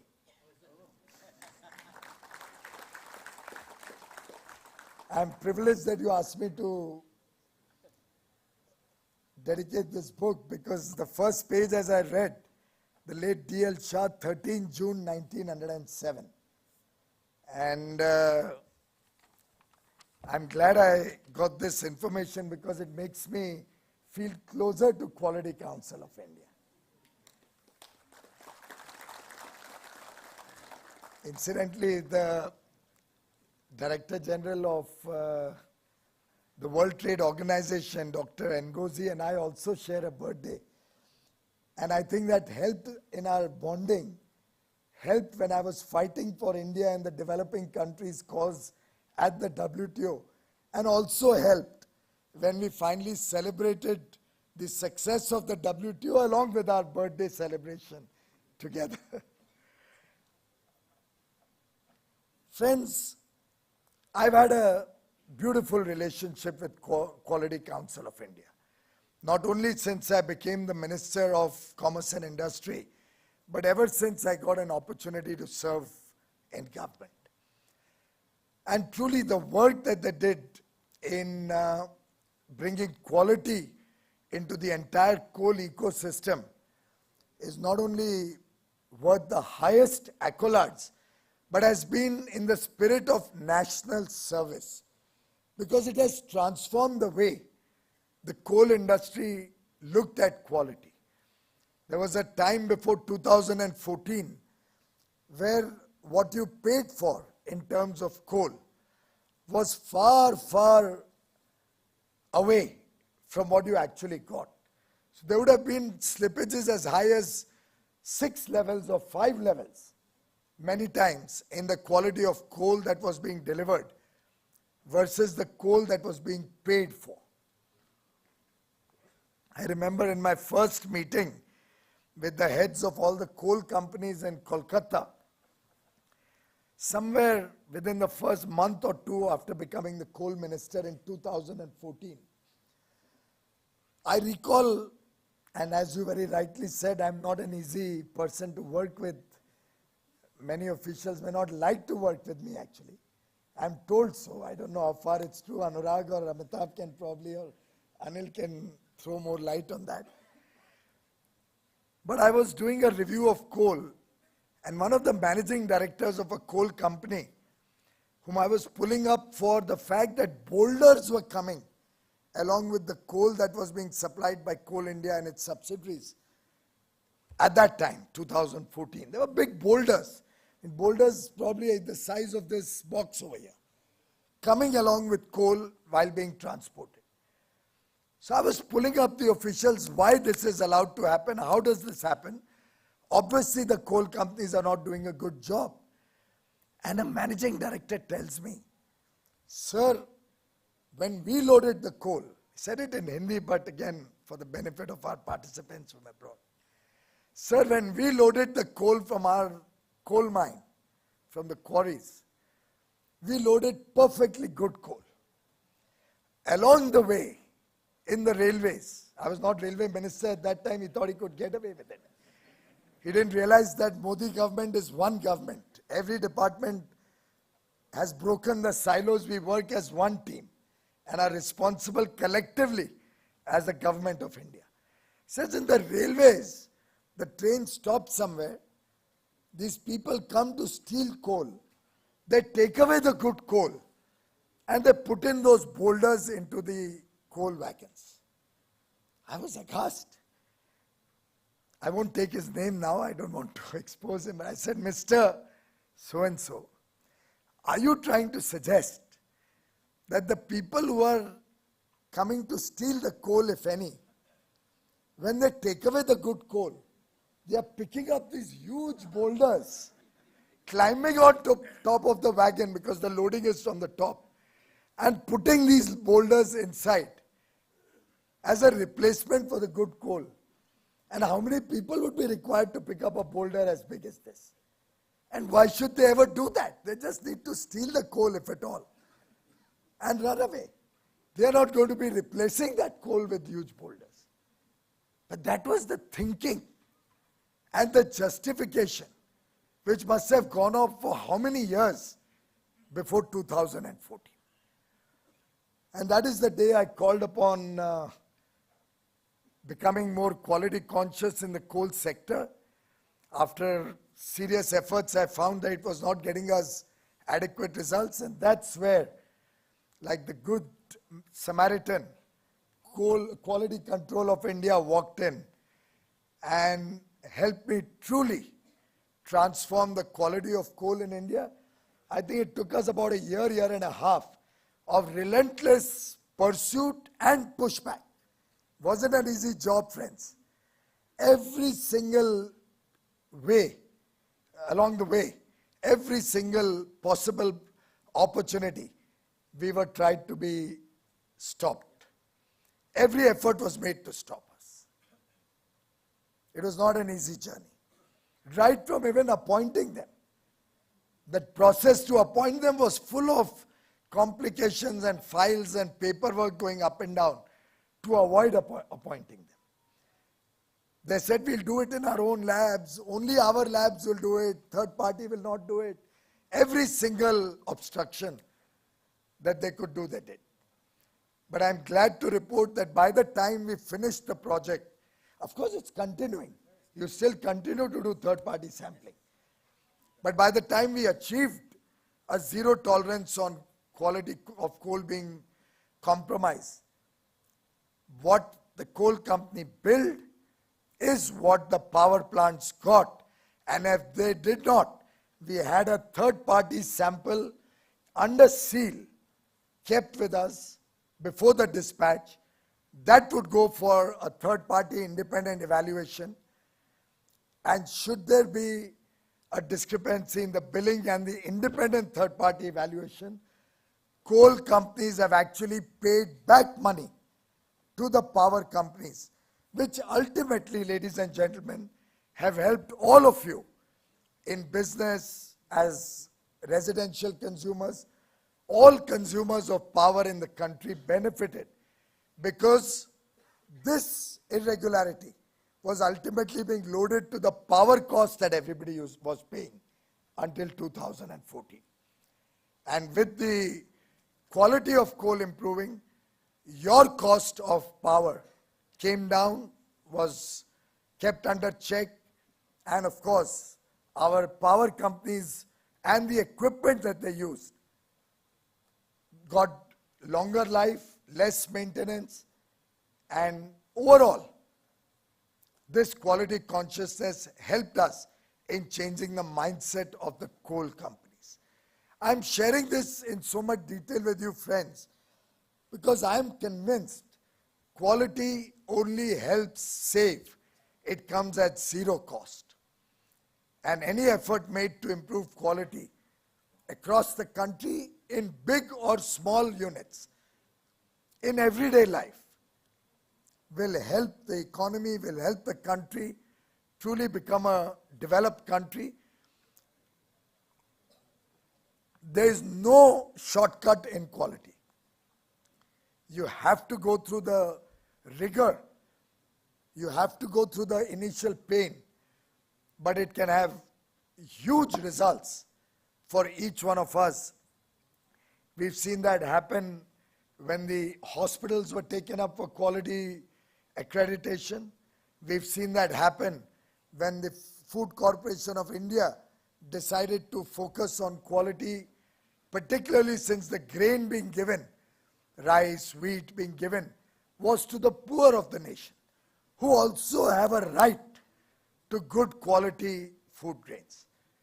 And the country is really proud of the fact that Prime Minister Shri Modi, through the COVID period, not only ensured good health care, the wheels of the economy getting back into action quickly, but ensured that not a single child had to sleep hungry. Every single poor person, and 80 crore people in the country, including the lower middle class, was given not only the food grain that they were entitled to under the National Food Security Program, but additional 5 kilograms every month per person, free of charge, which continues until December. Overall, a cost of nearly 4 lakh crores. But the world has noted that India was able to ensure not a single person slept hungry, not a single starvation death in the country, and every poor was given a short amount of food for his sustenance, for his well-being. And it's not a small thing, ladies and gentlemen, that food grain goes through a very transparent process. Your biometrics are your ration card today. You don't need a ration card in your pocket. The old days, which some of our ladies may remember, ration card with names, names who are dead being crossed, new names being added, then a small red or blue mark or a green mark being made when the ration for each month was taken. All that is history. Everything is technologically enabled. Everything is through biometrics or your Aadhaar card. And the distribution, particularly through the One Nation, One Ration card, is pan-India. You can choose anywhere in the country where you want to pick up your ration. So our migrant labor can pick up some of his ration in Mumbai or Surat or Coimbatore. His family can pick up the rest of it in Bihar or UP or Haryana or anywhere else from where they go. And a third person can pick it up in Rajasthan. The entitlement is transparent, the delivery is transparent, and all of it is through a proper quality assured process. A process which is pan-India and which is a proper defined system. And that is what quality does. The moment you introduce quality parameters to any program, becomes far, far more efficient, far, far more viable on a cost-effective basis, and certainly helps serve the people whom it is intended for. I'm happy that QCI has played a role in ODOP, the One District, One Product initiative to encourage products from remote areas also getting a market both in India and internationally, and are helping us to introduce the concept of quality in the remote areas of India so that their products also become acceptable both in Indian and international markets. They have helped us significantly in the GI tagging initiative.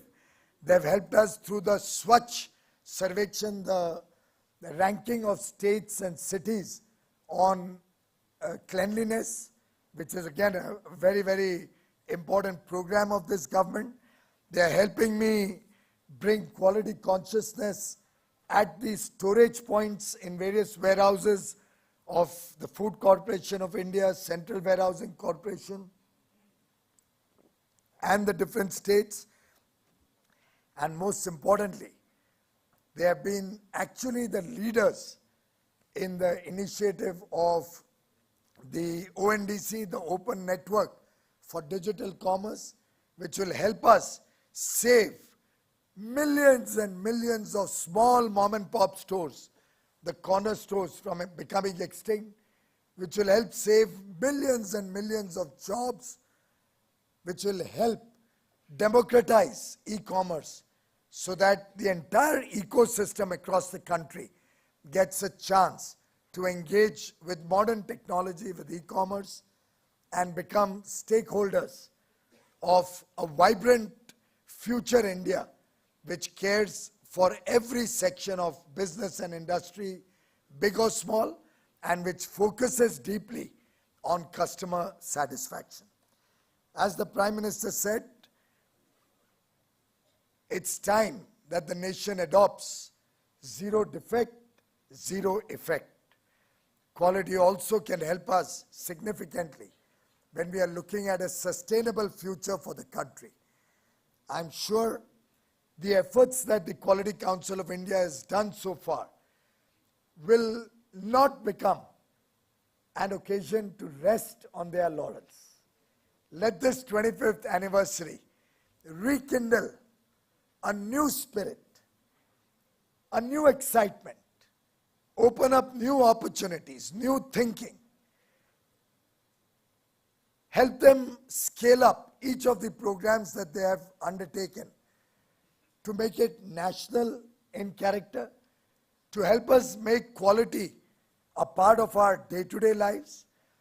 And most particularly, I am seeking their cooperation in helping us bring about more alignment with international quality standards, alignment with, or rather bringing together convergence of all the various quality related organizations, whether it is FSSAI, BIS, whether it is the rail or defense establishment, whether it's the National Test House, all of these various quality related organizations.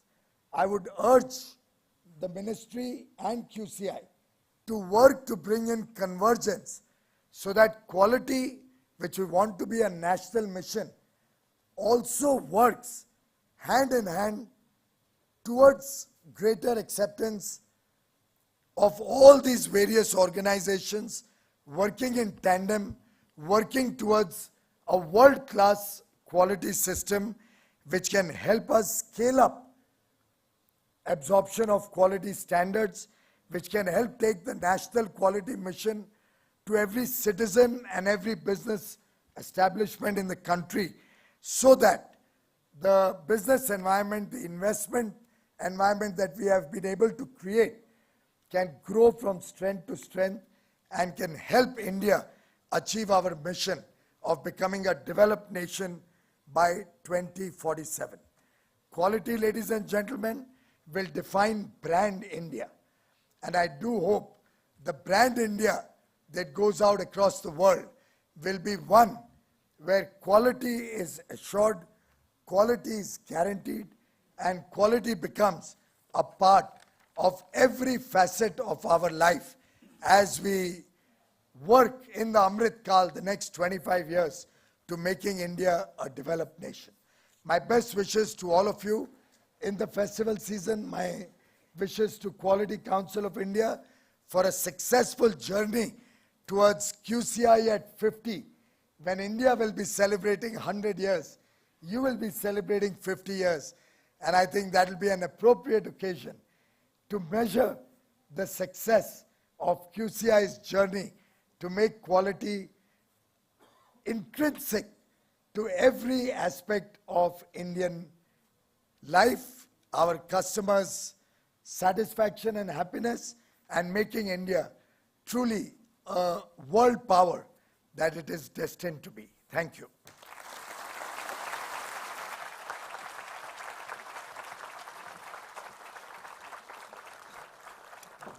कोटि कोटि धन्यवाद माननीय, आपकी शुभकामनाओं के लिए, आपकी प्रेरणा के लिए, मार्गदर्शन के लिए, जिसने हम सभी में एक जोश भर दिया है। बहुत बहुत धन्यवाद माननीय। अब हमारा आग्रह है doctor RP Singh ji, secretary general QCI, आपसे कि कृपया आभार प्रकट करें। Ladies and gentlemen, as you must have heard, QCI started operations in 1997 when there was very little understanding of accreditation and what it can achieve in a globalized environment. It was also a challenge to let people know what kind of an organization the government had envisioned to create. In such a scenario, many people helped in demystifying the role, responsibilities, and vision of the organization. I am fortunate that few of them are sitting on the dais today, with us today, to mark the 25th year. I won't be doing justice in my duty if I just thank them for being the pillar on which we stand. Their contributions go beyond mere thanks. So I won't attempt it either. I, on behalf of the Quality Council of India, would like to pay my immense respect to all of you, Honorable Minister Shri Piyush Goyal ji, our former Chairman Shri Amitabh Kant ji, and former Secretary of DIPP, who in fact appointed me, our current Secretary DPIT Anurag Jain ji, and Anil Agrawal ji, our constant source of encouragement in everything that we do. Most of what we do is the vision of Honorable Prime Minister, and we know that we have to scale up, speed up various activities in the next 25 years. The legacy of the 25 years also contains the selfless service of our esteemed members who are sitting in this front row. They have been a source of constant encouragement for us, personally and indebted for the insightful conversations we have had with people sitting in this room, who have given valuable advice and are available to connect whenever we want to. I am thankful to our TIC industry, who provide us a community of committed, knowledgeable, and technically competent people for any third-party evaluation that happens on ground. We are a family, and I need to reiterate over and over again that our success comes only from such people. I would be failing in my duty if I don't recall a person who has given us a lot of guidance and encouragement, the former Secretary of DPIT, late Professor Dr. Guru Prasad Mahapatra. His innovative zeal and utmost commitment and dedication has proved pivotal in encouraging us reach to this milestone. I know that we have done well, and my colleagues, friends and alumni, I cherish every moment we have spent with you. QCI is fortunate to have you. You provide the wind beneath the wings of this family. I learn every day from you.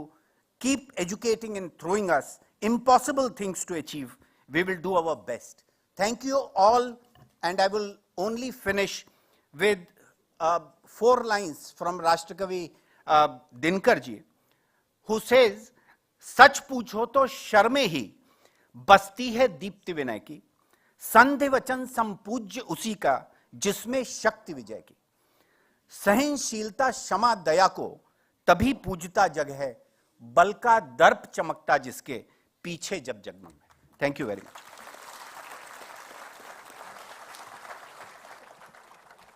बहुत बहुत धन्यवाद.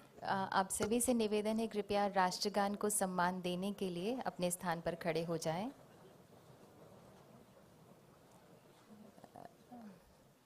This राष्ट्रगान माननीय राष्ट्र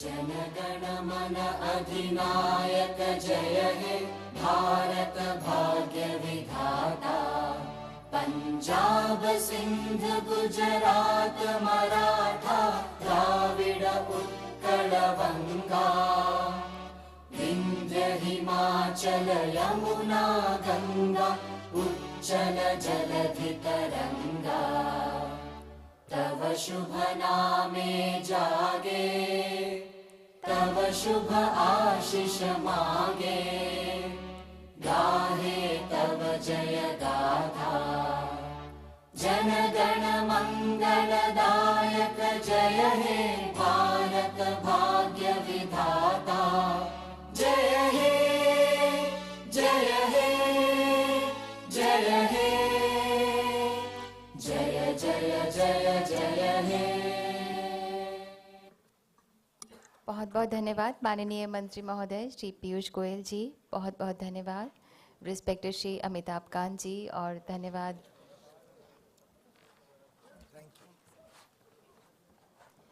धन्यवाद secretary DPIIT Shri Anurag Jain. बहुत बहुत धन्यवाद.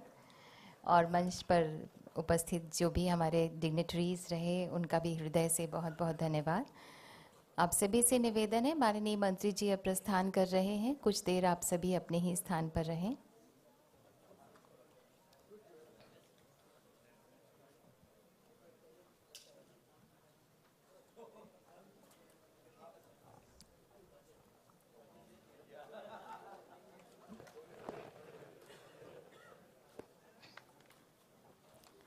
माननीय मंत्री जी के हम हृदय से आभारी हैं उनकी गरिमामयी उपस्थिति के लिए, उनकी ओजपूर्ण उपस्थिति के लिए.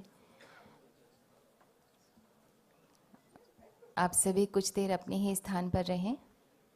माननीय मंत्री जी प्रस्थान कर रहे हैं.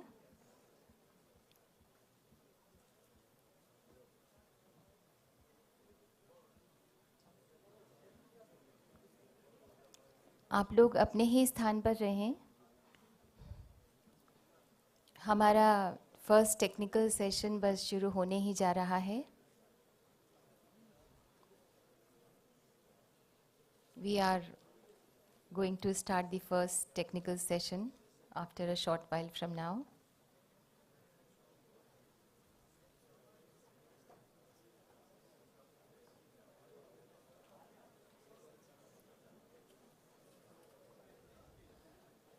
I request all of you to kindly stay back.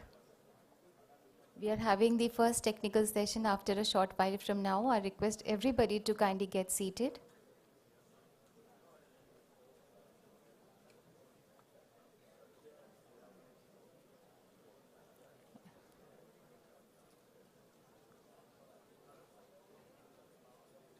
आप सभी बैठ जाइए. हमारा पहला टेक्निकल सेशन अब शुरू होने जा रहा है. माननीय मंत्री जी अब प्रस्थान कर रहे हैं और अवार्ड सेरेमनी भी होने जा रही है. सभी अवार्ड जिन्हें मिल रहा है वो और सभी आज के कार्यक्रम में जो QCI से जुड़े हुए हैं, मेहमान हैं, सभी से निवेदन है कृपया बैठे रहें। हमारा अवार्ड सेरेमनी भी शुरू होने जा रहा है और साथ में हमारा टेक्निकल सेशंस भी आगे बढ़ेंगे।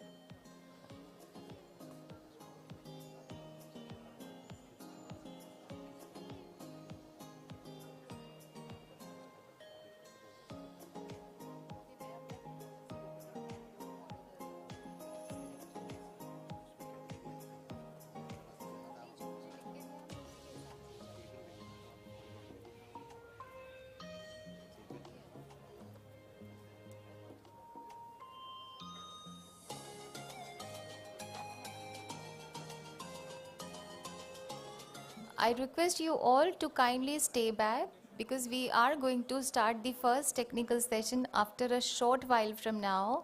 आप सभी के साथ की ज़रूरत है। माननीय मंत्री जी हम सब में इतना जोश भर के गए हैं। आप सभी से निवेदन है कृपया अपने ही स्थान पर रहें।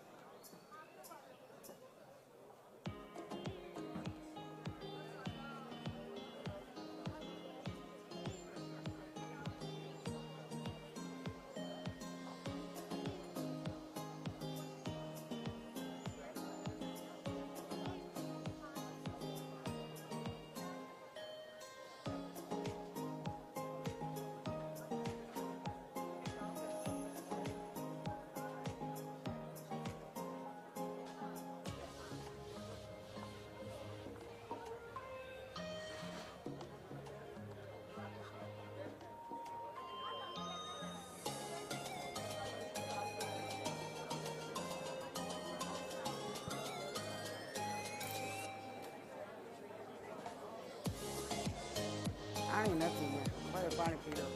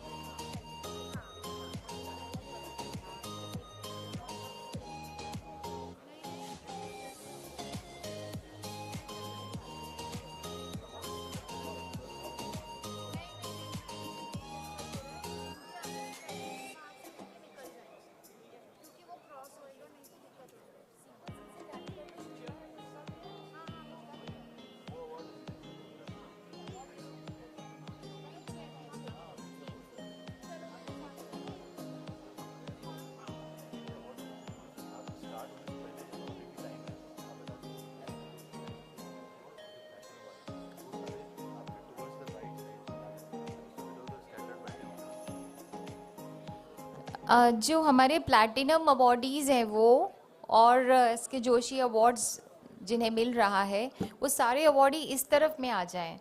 आप लोग जो अलग अलग जगह बैठे हुए हैं, because awardee has to come from this way, receive the award and you can go from that way. So I request all the awardees to kindly get seated in this direction.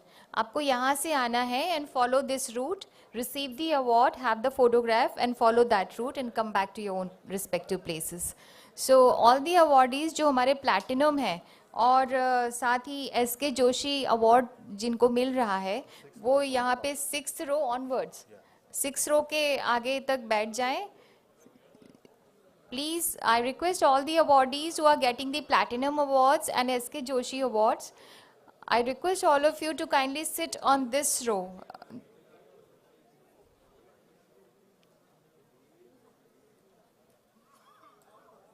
Kindly follow this row.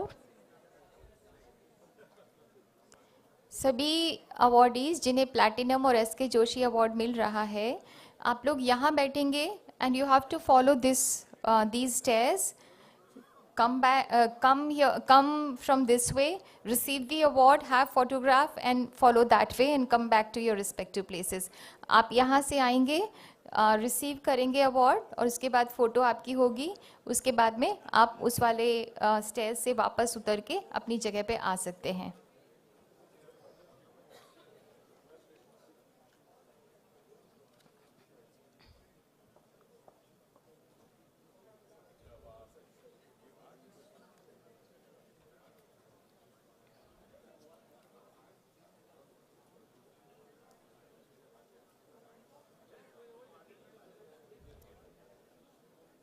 All the awardees and all people, I request all of you to kindly get seated, all of you.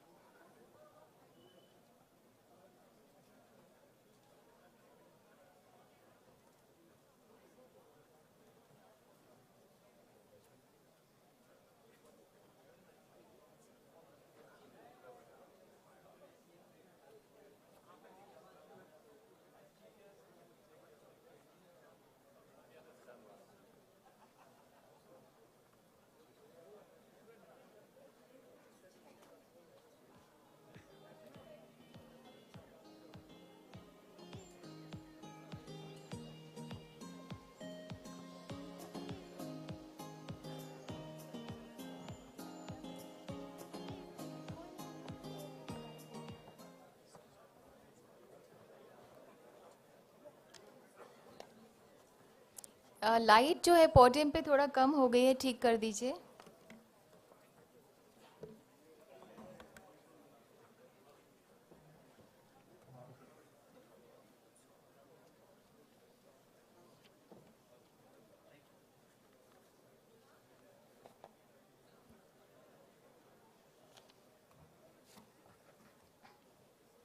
Podium की light आप दे दीजिए please, यहाँ पे light कम आ रही है।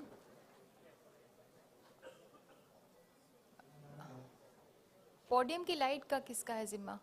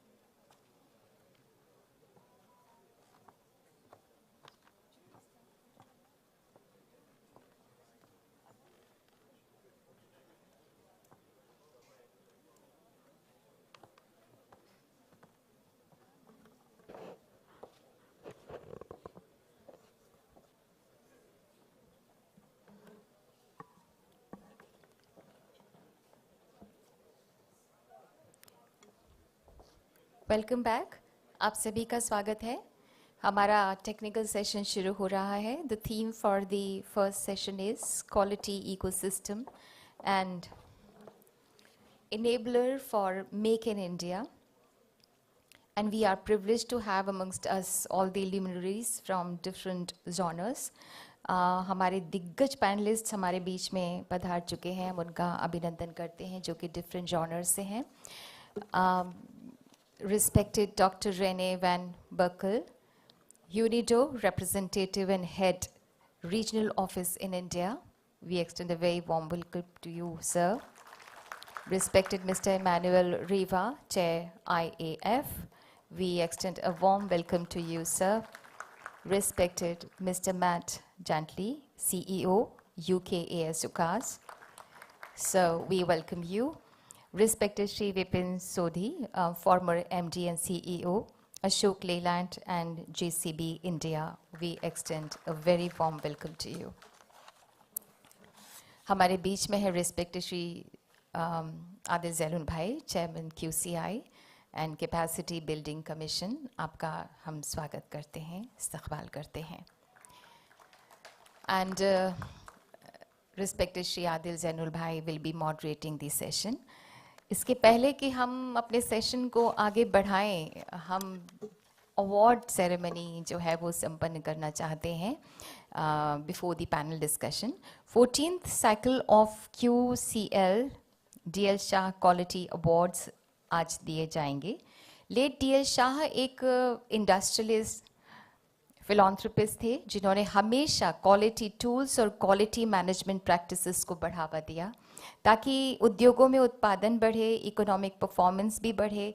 ये पुरस्कार किसी भी संस्था के उस सफल प्रोजेक्ट के लिए प्रदान किया जाता है जिसमें प्रोसेस, प्रोडक्ट, सर्विसेज, ऑपरेशंस तथा कस्टमर्स की संतुष्टि में लगातार इजाफा हुआ है। ये अवार्ड्स हैं platinum, gold and silver awards. और अब हमारी गुजारिश है डिग्निटरीज से कि मंच के सामने पधारें श्री आदिल जैनुल भाई आपसे।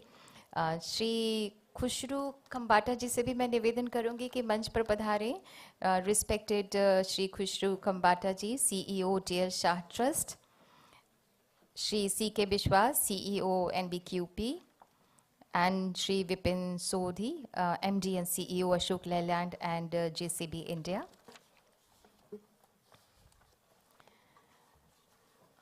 आपसे निवेदन है कृपया प्लैटिनम अवार्ड अपने कर कमलों द्वारा प्रदान करें। सबसे पहले मैं मंच पर आमंत्रित करना चाहूंगी Kanti sweets private limited Bengaluru. Sweets and स्वादिष्ट भोजन के उत्पादन में डाइवर्सिटी एंड इंक्लूजन के मद्देनजर ये पुरस्कार दिया जा रहा है।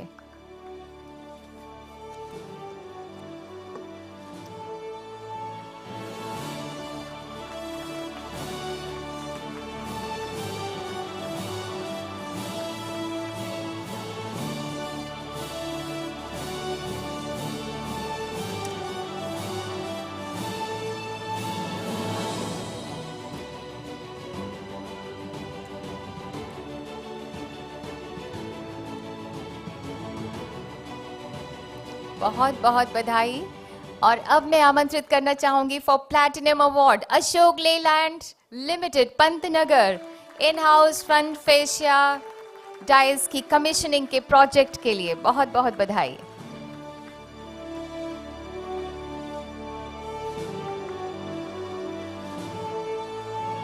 जोरदार तालियां हमारे सभी अवार्ड विनर्स के लिए।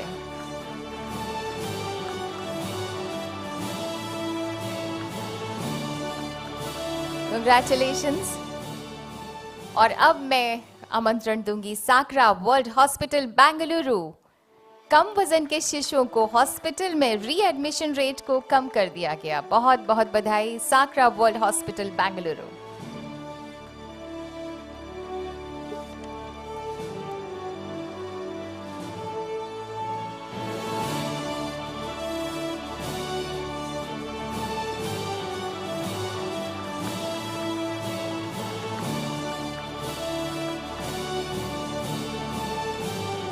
बहुत बहुत बधाई। और अब Wipro limited Hinjewadi Pune fraud mail box में SLA को इम्प्रूव किया। बहुत बहुत बधाई आपको भी विप्रो लिमिटेड हिंजवाड़ी पुणे।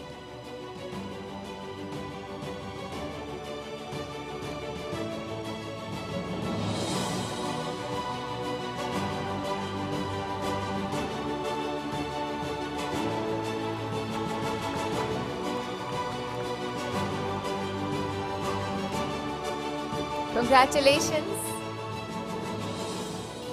और प्लैटिनम अवार्ड के लिए ही My Home Constructions private limited Kokapet Hyderabad high rise building में 0 डिफेक्ट 0 लीक्स के लिए।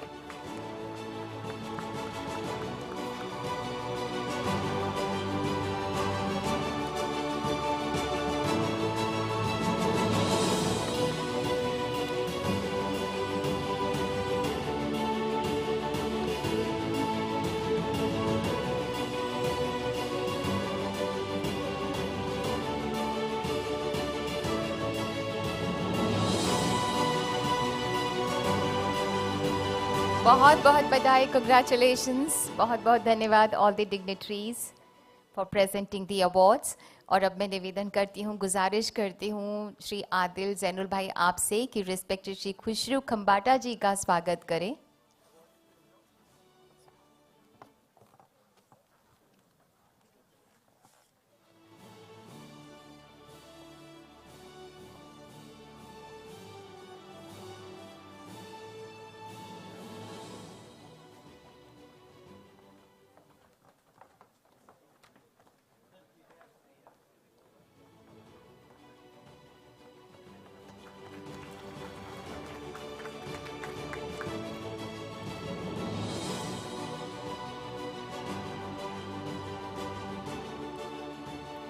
That's okay. Thank you so much. सभी अवॉर्डीज को बहुत बहुत बधाई और शुभकामनाएं। Thank you so much. And thank you the dignitaries for presenting the award. And of course we are now going to start the first session. Now I hand over the floor to the moderator, Shri Adil Zainul Bhai, for the proceedings. Thank you so much.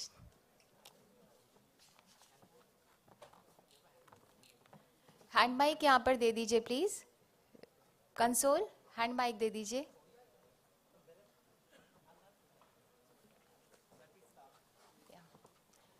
अभी start कर रहे हैं, आप तब तक hand mic दे दीजिएगा।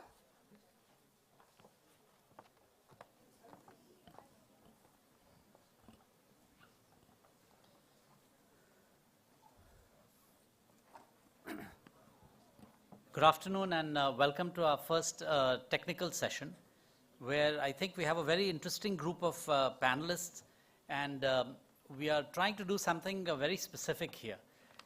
As all of you heard, I think a lot of progress has been made in the last 25 years in Quality Council of India and in improving the quality of many goods and services.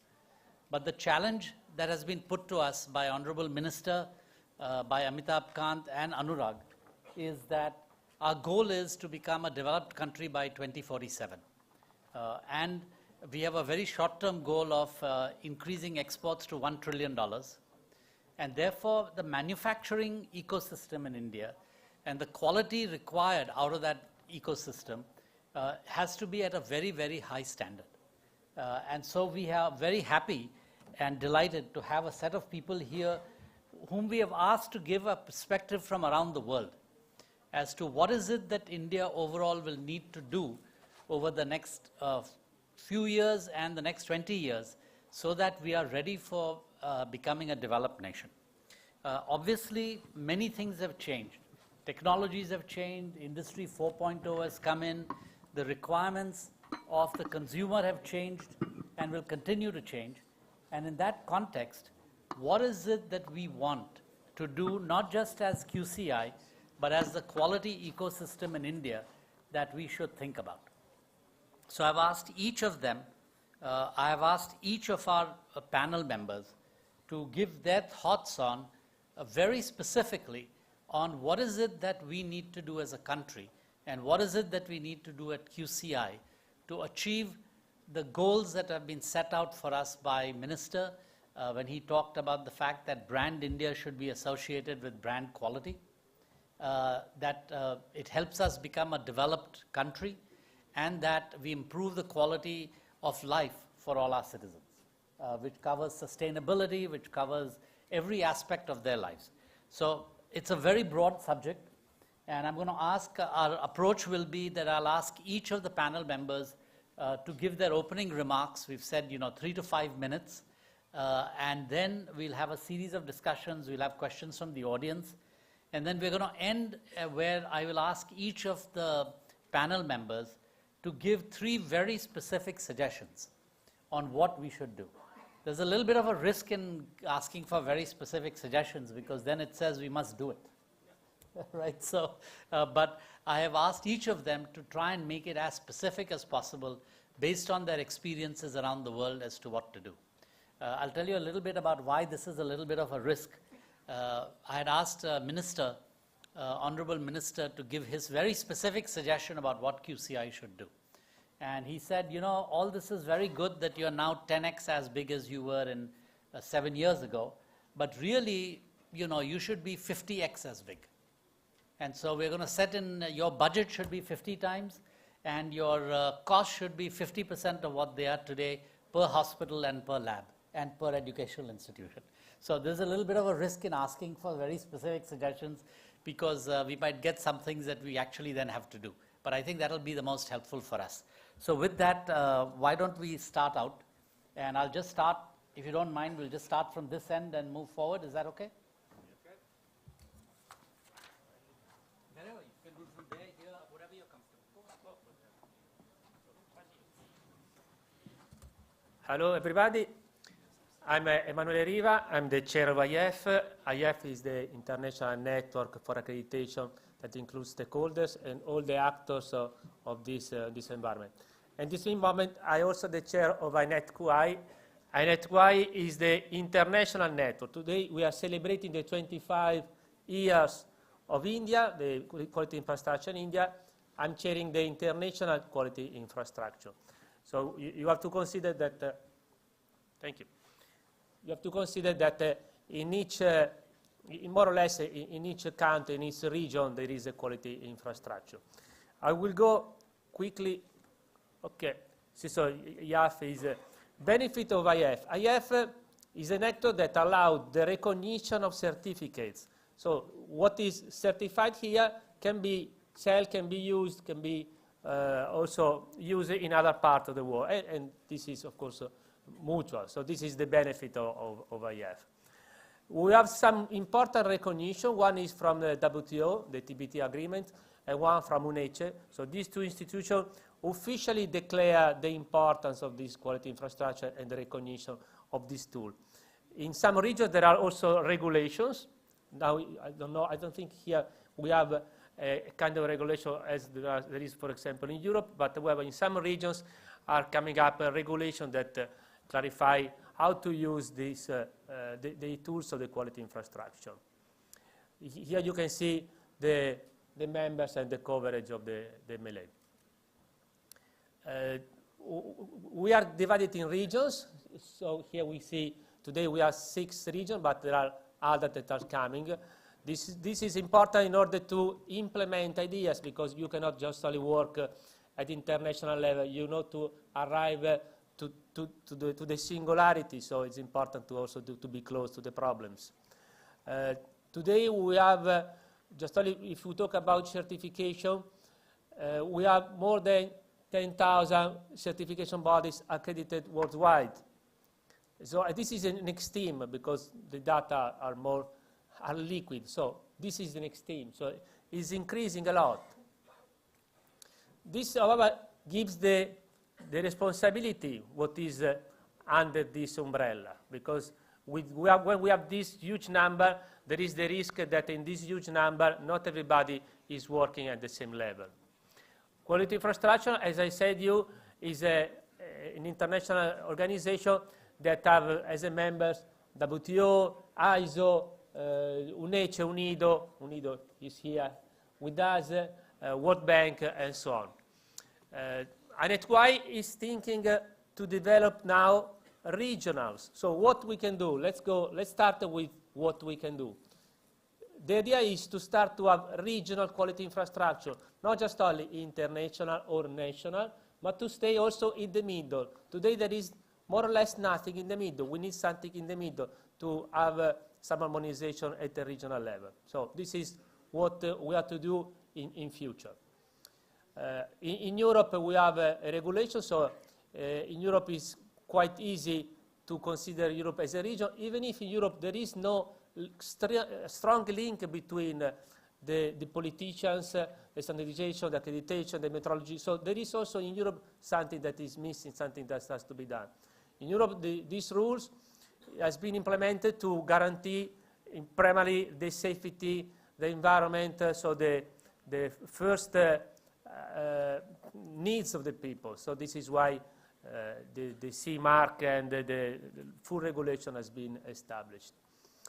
We have some case studies, so if you're interested, there are some websites that maybe we can talk later, some websites that make a list of how regulators are using conformity assessment activities. Maybe I can give you a couple examples. I'm from Italy, so in Italy we have a huge beneficial from the implementing of a management system for health and safety, and we did a study with the public authority for this, and we realized that counting the number of people that was saved with this management system, so we can tell you exactly which is the benefit on the population of this. We did an investigation in Italy, and here you have the numbers of millions of euros that we saved with the quality infrastructure. You can see from different fields: food, workplace safety, energy certification, environmental. And you can see here the numbers, and they are the annual social benefits for this. This is just only the benefit for the market, not the benefit for the company. So we are not counting the benefit for the company. We just are counting for the market. So this is absolutely important. And we can do this because we have data. So when we have to go to what to do is to have data. If you don't have data, you cannot you cannot take decisions. In IF, we are many stakeholders, many schemes, and many activities that are popping up, maybe also too many. We are working from aerospace, from automotive, food. These are telecommunications. So there are many schemes that are coming because the needs are different. When you are at international level, it's difficult to give easy solution. You have to find the solutions that are customized in the sectors. So that's why it's important to listen also the opinion of the specific fields. Here just only to show you, we all are the goals of the ESG goals.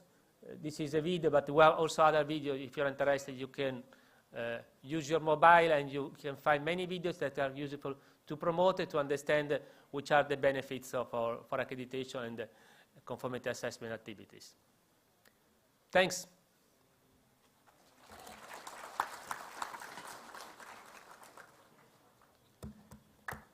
We'll come back to questions. Yes. Thank you very much. Good afternoon, ladies and gentlemen. Namaskar. Thank you to QCI to invite UNIDO, the United Nations Industrial Development Organization, to be part of this Silver Jubilee. And I take just 10 seconds to congratulate QCI on 25 years of achievements. And I also do so in appreciation the collaboration and the joint initiatives in India and elsewhere with UNIDO. But I agree with the chair, it's good to take stock, but even more interesting and pertinent to look forwards. And we look at it from the perspective of UNIDO as standards, as a means of achieving our mission of inclusive and sustainable industrial development. So that's industrialization that works for markets. So we have a product that's sought after, that's of good quality, that works for people and community and societies. So we have decent conditions of work, we pay respect to the communities, and that also works for climate and environment, so meeting and exceeding environmental standards. We do meet in very challenging times. Let's agree on that. We're just recovering from the post-pandemic, but I'm almost scared to say post-pandemic because we don't know what's ahead of us. And of course, the 2022 has seen a shocking international developments that have really led to skyrocketed prices of food, fuel, fertilizers, financing. And all these developments have put a lot of challenges on manufacturing and moving forward. UNIDO, at the end of last year, published its industrial development report, which was looking at what are the big shapers of industrial development and in the post-pandemic period. And I think just the trends have been accelerated in this year. And there were basically three shapers of manufacturing development, and I think the standards have a role to play in each of those. So one is the transition to green and circular economy. It's obvious that people are realizing that COVID is in part also a response or an environmental challenge in that it highlighted the crisis between man and nature. And now there's a renewed interest that even if COVID can cause this havoc, so what will happen with climate change? What will happen if the predictions on the loss of biodiversity will further materialize? So there's a drive for the green and circular transition. The second point that was really highlighted is the digital transformation. So we saw people going on to e-commerce, e-business, all platforms. However, I believe that the full potential of digitalization has maybe not yet been realized, and that is that we have digitalized the business processes, but not yet maybe digitalized the manufacturing or the operational technologies, which is the real promise of Industry 4.0. And then as a third part, a component that we are seeing is the rebalancing of a global value chains. So that will see that we would like to create more resilience in global supply chains, not be dependent on one source location, but several ones, and also emphasizing the reintegration of product development and manufacturing. Each of these presents a huge opportunity for India, but nothing can be taken for granted in a competitive international market. And I think in that regard, one has to say that quality in its broadest interpretation is a condition without which one cannot benefit from either of these three developments. So let me just highlight some of the elements. So I mentioned the transitions in value chains. What we see happening is that there is a much higher transparency in the global value chains, and that Germany, as the first country, has adopted legislation that actually mandates supplier information on imports into Germany, and this will become an EU-wide initiative in years to come.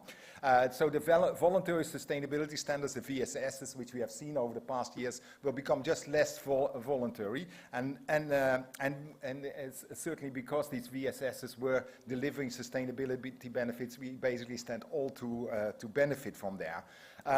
Then we talk about the circular and green transition, and I think perhaps the best illustration of why we need quality standards is what's the color of hydrogen, because we talk about green, blue, gray. Who's going to certify what is green hydrogen and what is carbon neutral in that sense? Or we need to really address the issues on the greenwashing and achieving transparency in the circularity achievements. Is this really made from 100% recycled materials? Is this really recyclable? So we need also standards and quality in a broader interpretation to include environment. Then the digital transformation of Industry 4.0, it's really clear that it's all about data in the digital world, and these need to be exchanged in common formats, which is also standards where QCI can take a role, and be kept safe and secure and confidential, which is also an area where quality standards would come in. I think that each of these developments might be seen as a challenge, but I would rather see that as a necessity. I think that we need to embrace them as opportunities. If I just go as I'm highlighting one of those, then I think that, for example, the circular economy, being an environmentalist, we have to change the perception that this is an environmental necessity to this being a business opportunity and a condition of doing business in the future. It's not just about romanticizing recycling, but it's about innovation driven by efficiency, circularity, and switching to natural materials or renewable materials. And good examples basically exist. We work with some of the entrepreneurs, some of the innovators in India that show that also innovations are possible and are scaled up quite doable. Maybe one would say the examples are still too unfortunately few and far between. Maybe we can take the discussion forward to discuss a little bit more on the challenges that we see. But I guess if I give you one recommendation, basically the minister was also in the earlier session saying that we need to be quality aware. Quality has to come first. But my interpretation is also that maybe we need to also address the flip side of it, and that's the perception that second best is also still quite good. And it is true that business can make money with selling second best quality, but ultimately we need to get to the understanding that this is basically a lost opportunity, a lost business opportunity. I think in moving towards a quality world, we need to get rid of the perception that second best is also quite good. Thank you very much.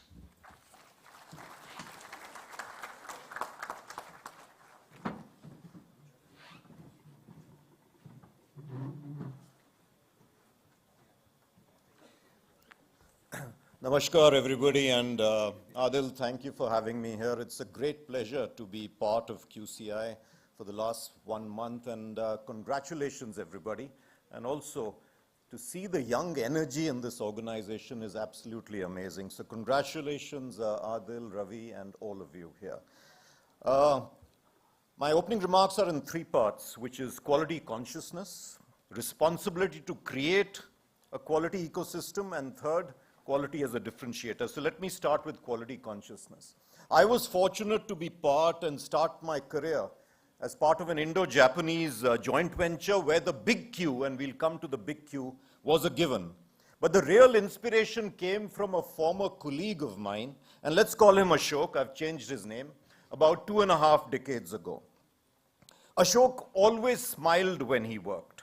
His workplace was the neatest and the tidiest. He produced to 0 defect, and we're talking of mid-90s. In short, the joy of making and the pride of workmanship came very naturally to Ashok. Ashok was visually challenged. He could not see. He had no option but to have all his tools in the right place. For me, it was a great opportunity as a first-time young CEO at that time to grab the moment and use his production line as a center of excellence for the entire organization, later on for the supply chain, then for distribution, to compete on quality with the best in the world, which we did successfully. And these were compressors for refrigerators and air conditioners, and you don't want them to fail ever. It is actually much more fun to be the best. It is also something that raises the entire organization's morale. It also requires great self-belief, and all of you have it. But there are no half measures. I think the minister mentioned that. The automobile industry, the pharma industry perhaps, are now good examples in India. But quality, I believe, has to be led top-down. Quality, again, to use a word the minister used, 0 tolerance to any shortcuts. In fact, senior management cannot walk past poor quality. We have to be actually obsessed with quality. Now, therefore, quality has to be built into design. Quality has to be built into the manufacturing process. quality must be assured to the customer, and compliance to specifications is but a bare minimum. So the culture of quality in any organization is one of continuous improvement, and that is a journey to excellence. We'll never get there, but it will remain a journey. For Indian markets, regulators with accredited bodies and credible industry associations need to work together, as is happening in some areas, to develop and put into effect global standards so as to be able to compete with global leaders. Standards that have global acceptance with a time-bound compliance system backed by a strong market surveillance mechanism. Adil, I understand the fifth pillar of market surveillance is now being put into position by the QCI, and I think it's a wonderful step. Now, whose responsibility is it to create a quality ecosystem? Creating, implementing, and maintaining a quality ecosystem involves all the stakeholders: government, industry, importantly the citizen. Standards are specific to purpose, and therefore it's essential that they're developed to suit a wide range of applications so that they can be used in different situations. And QCI role actually expands to every part so that we can improve the quality of life. And it is this responsibility of all stakeholders to both develop and implement standards that are globally acceptable. And my colleagues have spoken about it in the dais and will also further. But I think very importantly, a local touch be given to these standards. A great example is ISRO, and India now stands at the cusp of building a space ecosystem. Large enterprises are diversifying into this sector, pulling up the value chain, the MSMEs, the SMEs. Citizens, what is their role? Citizens have a great role as well, and the Prime Minister mentioned it in his fifth pran. But just as citizens are given rights under the law, I think duties are crucial as well. And wherever there is a joy in making, there is a joy in using. We must feel happy in what we do. And lastly, quality as a differentiator. Our ambition, and this was articulated repeatedly in the inaugural, is to make quality the key driver, which will provide first competitive parity across the world, but then become a differentiator. You keep repeating, it leads to reliability, and you move from satisfaction to delight. The customer must be delighted. When a critical number of such examples come across sectors from within the same country, they promote the reputation of the country. Adil mentioned Brand India, and that was something that the Japanese were able to do in the 70s and 80s. We've been able to achieve it in software development. In manufacturing, we've got some distance to cover. But with zero defect comes a great responsibility. In the making of a product or providing a service, we must ensure that there is no adverse impact on the environment or the society.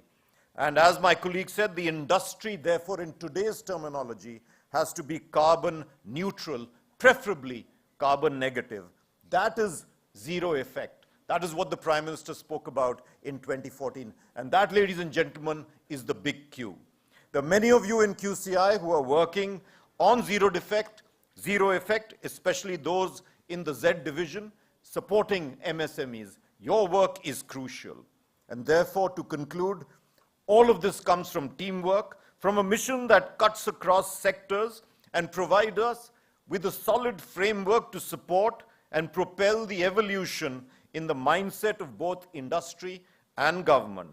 The country of origin scheme that all of you are working on, the Made in India, is a great example of a tremendous initiative that DPIIT has taken, but that's being implemented by QCI. I stop here. Thank you very much.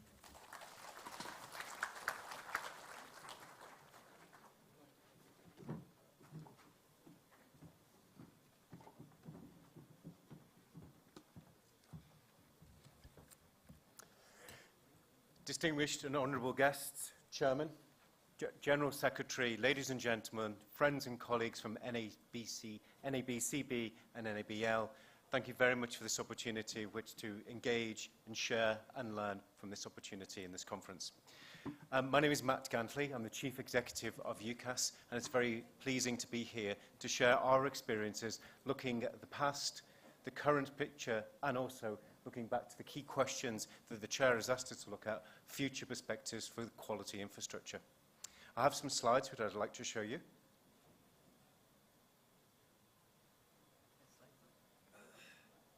Thank you.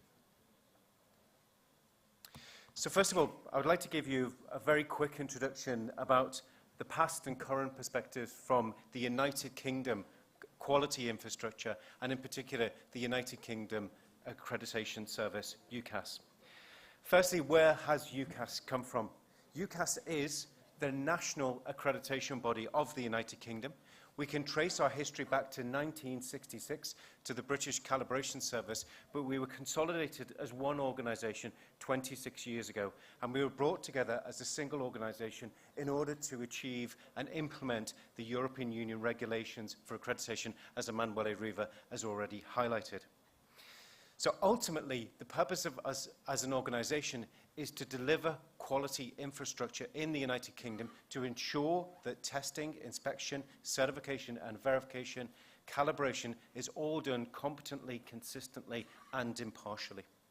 Our remit is delivered through a Memorandum of Understanding with the Ministry of Business, Energy and Industrial Strategy in a very similar way that QCI has a relationship with the Ministry of Commerce in India.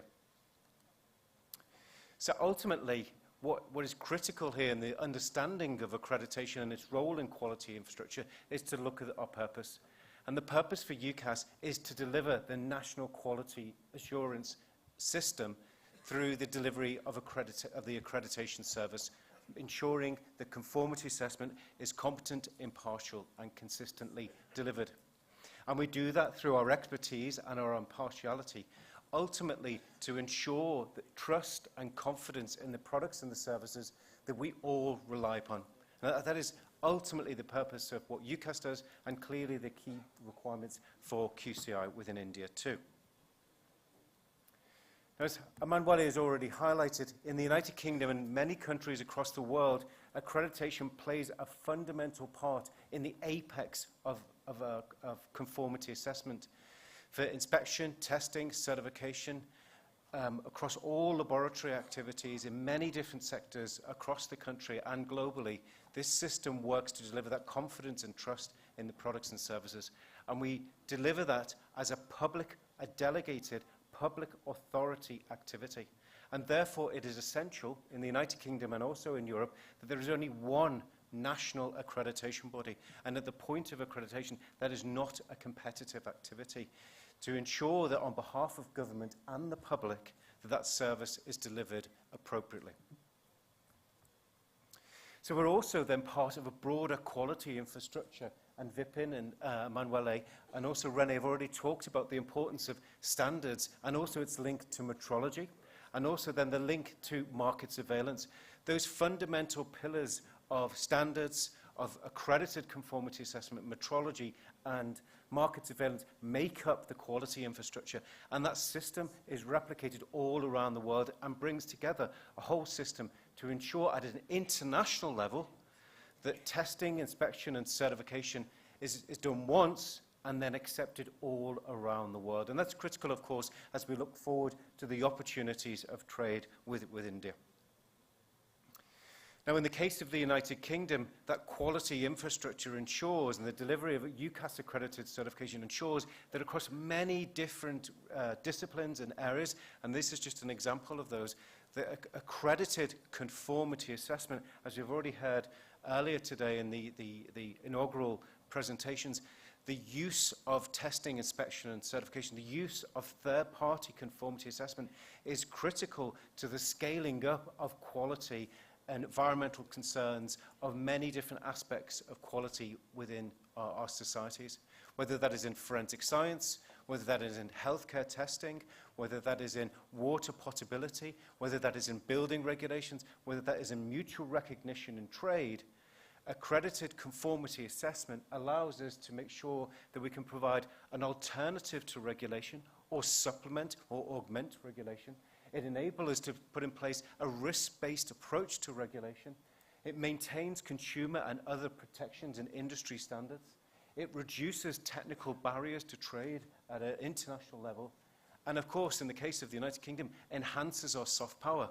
And my message to QCI and this esteemed panel here is that NABCB and NABL uses its influence not just within India but also at an international level to ensure that brand India is seen as the very highest level of integrity and quality. So it is essential that those challenges that India faces in terms of fake certificates, competitive accreditation bodies, or international accreditation bodies operating in India is addressed at a governmental level. So looking forward, what are the challenges that we face? Well, I won't repeat what Renee has already said in terms of the challenges of COVID-19. We hopefully come through that, but we've learned a lot during that process itself. Public trust and confidence is a critical strategic issue. We've seen in many cases public trust and government trust in conformity assessment has been shaken. And for example, in the issues we've seen with VW and Dieselgate, we need to ensure that accredited conformity assessment is robust and the integrity is of the highest level, and that will be critical for brand India going forward. We still see a lot of public economic uncertainty and also political uncertainty in the globe. But we see the huge opportunities and challenges of environmental sustainability and good governance, as well as the opportunities and challenges of the fourth industrial revolution. This is the context of accredited conformity assessment which we must rise to the challenge of. But we have a market-ready solution of assurance, testing, inspection, and certification. We can scale up. We have a very strong, globally enabled network, and through the network of accreditation bodies, we can deliver the solutions both in India and around the world. So ultimately then, as we look forward, and this is UCAS's vision for the future, we want to be one of the world's most foremost accreditation bodies, respected and recognized around the world for the development and delivery of accreditation services, not just for what we do today, but what we're going to be doing over the next 25 years. And we're very proud of the partnership that we have on a bilateral basis with NABCB and our friends and colleagues in NABCB, as well as in NABL. We will work together to ensure that this vision is delivered, to ensure that UCAS accredited certificates are mutually recognized around the world, and we hope that will also be the case within QCI. And we can see the points I've already talked about in terms of the challenges for the future reflected in our own pipeline and the development of new services. A third of all of the new services we're currently working on relate to environmental sustainability. The other major drivers are in healthcare and in construction and also in data and data security. Now, these are today's issues. When we look forward to the challenges of environment, sustainability, and governance, and corporate social responsibility, when we look at the manifest opportunities of the fourth industrial revolution, what we have developed to get here today will not get us where we need to be in the next 25 years. The huge scale of growth of QCI of the last 25 years will enable to project the trajectory for the future, but there is a significant improvement and growth that needs to happen in the future. So our chair gave us quite a challenge of a question, is what must we do today to ensure the integrity of accredited conformity assessment over the next 25 years? And I've just highlighted three enablers and I think two areas of focus. I think Renee and Emanuele and Vipin have already talked about this, so I don't want to repeat the things that I've already said, but I think the enabler of all of this is trust and confidence.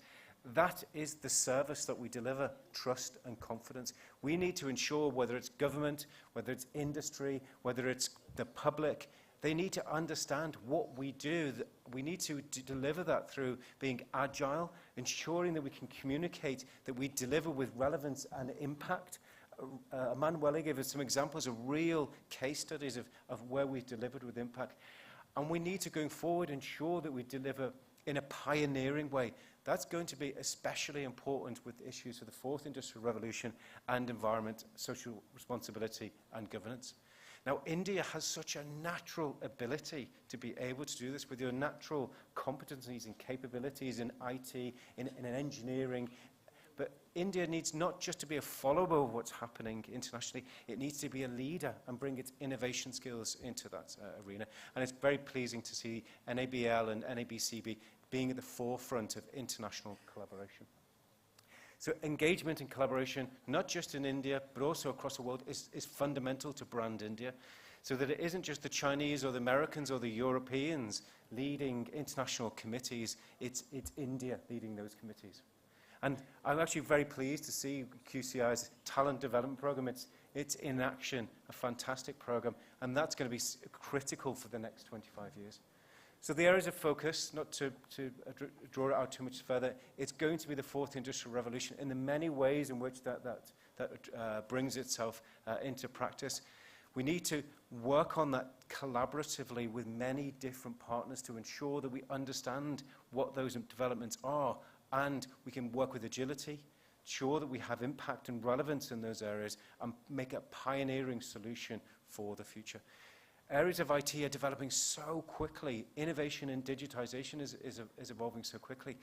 We need to innovate and digitize our own systems, but we also need to digitize our marketplaces. And the initiatives with IEF, including the IEF Management Systems Database, the work of UNCFACT in terms of the digitization of trade, creating that chain of transparency and provenance of conformity assessment will be critical.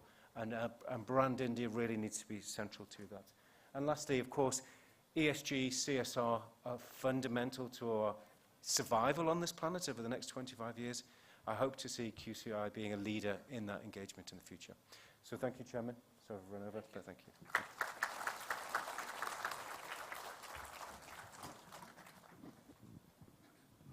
Thank you all for a very concise presentation and some of the challenges you laid out. I thought what we would do is just, given the time and the fact that lunch is beckoning to everyone, that I would, right, so just a couple of questions, I think, overall, and if I could ask you, that would be very helpful. If I can summarize across some of those, and then maybe you can address them in any way you want. One is, we always have this thing about, what can we do that is quick? Sometimes when we are part of international organizations, and we're trying to get all countries together to do things, it takes a long time to get things done. And we are always in a hurry. So if you look at what will be required to put in place mechanisms for carbon capture, for all of you talked about the future, right? What will be required in it, and what can be done to speed that up in a way that we are not putting more regulation and we're not making it more difficult to do business. Honorable PM keeps talking about ease of doing business and don't put in more complicated things. Don't put in more regulation. So how can we do this and achieve what we're trying to achieve, right? Without making it more complicated and doing it very quickly, I think is a question, especially since you're all involved in international accreditations and looking across. The second part, I think, that I wanted to just check with you on and get your thoughts on. I think you put, it was very interesting to see that you have 233 development priorities. And when you mentioned, the areas you're looking into, it was in environment, carbon capture, ESG, etc. There was a whole series of others. It would be very helpful to hear from you, what are the most urgent ones you think for India that we have to develop some mechanism that we can, in fact, you also talked about data governance, that our accreditation bodies in India needs to have some method of testing for it, or conformity assessment or certification that would be necessary. And what can we do to speed that up before, not take too long? I think those would be the 2-3 questions that I would ask all of you. And just to thank you for making a very concise presentation with your ideas on what we have to do. So can why don't we start from you, the same order? Use this one. Yeah. I wrote down 6 points. First point is data. You need to have data. If you don't have data, you do nothing. I just to give you an example from my country. we have seen that we made an analysis with the Institute of Statistics in Italy, and we understood that only 14% of the companies that are making export are certified, only 14. But these 14 are exporting more or less the 16 of the total of the goods. So few companies certified are able to make the majority of the export. So, but we can say this because we have the data. Second point, school. It's important to go in school, but not only in university, in the secondary school. So everybody has to know what we are talking about. I took the example, you said that when you received a phone call on the beach, you was not aware of this. So today is not possible. Today, this is not more acceptable. But I understand, because if I talk with my friends, they don't know what is my job. They don't understand. So this is what we have to fill this gap. We have to fill this gap. Third point, discount. We have many regulations that push us to be in compliance, with many things. We have to apply a mechanism that make a discount of sanctions if you are applying some kind of certification in some fields. I'll give you an example. I made an example for health and safety. If the company is certified for health and safety, if it happens a problem, an injury, an accident, you should be able to provide to this company a discount in the sanction if they are certified. Why discount? Because you have to distinguish between the mistakes that happens from what happens on purpose. So if you have some mechanism to give it beneficial to this company that are going in the right direction. Another point is focus on some priorities. And when you have some priorities, you should be able to give subsidize. For example, again, from our experience, now we are working a lot on gender equality, on accessibility.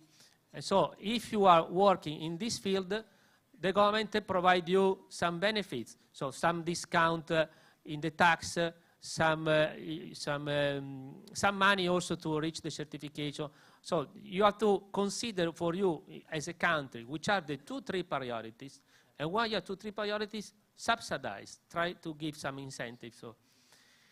And another point, the last one, is digitalization. We really talk about digitalization, particularly in product. There are many projects in this moment for digitalization of product, because what is needed is to be sure that when I buy the phone passed all the controls. So you have to find an easy way to be sure that that phone passed the controls that are accredited. There are now some studies that with the barcode, you just only read the barcode or read the QR code, and from this you can see all the tests made on that product. So this is easy to say, not easy to be done, for sure, but there are already experience in Europe and also in Australia for this. So this could provide confidence. If you want to export, this provides confidence. Everybody can check and to be sure that phone has been tested, this. So these are my points. Thank you, and maybe I can add a little bit more coming from the manufacturing side rather than from the quality side. I think you talk about quick wins or what India should definitely do, and I think I would concur on the Industry 4.0. So India has a world-class IT sector, and it has a reasonably well-developed capital goods sector. So this seems to be the perfect combination to make this happen. So both on the supply side, so to integrate the digitalization and change our capital goods sector to be digitally enabled and create the capabilities there. And on the other hand, also work on the demand side of bringing businesses into the digital realm. And for that, because the chairman mentioned the word, so I will also use it. I think the first part is that we need to bring quality quality and consistency in manufacturing. Or you might also say we need to get rid of jugaad in our manufacturing, because if we have our jugaad process and we try to digitalize those, we will definitely get stuck, because jugaad is the adaptability, and that will disappear if we digitalize. And we have seen with the enterprise resource planning systems organizations that relied a lot on jugaad were the ones who suffered most on transferring in, or had the toughest journey in that sense. So manufacturing excellence as an enabler for digital transformation and bringing together the capabilities of the IT sector into the capacities which are already there in the capital goods sector to become also a supply hub for I4 enabled machinery and issues. I think a second area is what I would say in global value chains, but in the global value chains I feel the tendency is to focus on where's the demand for our product.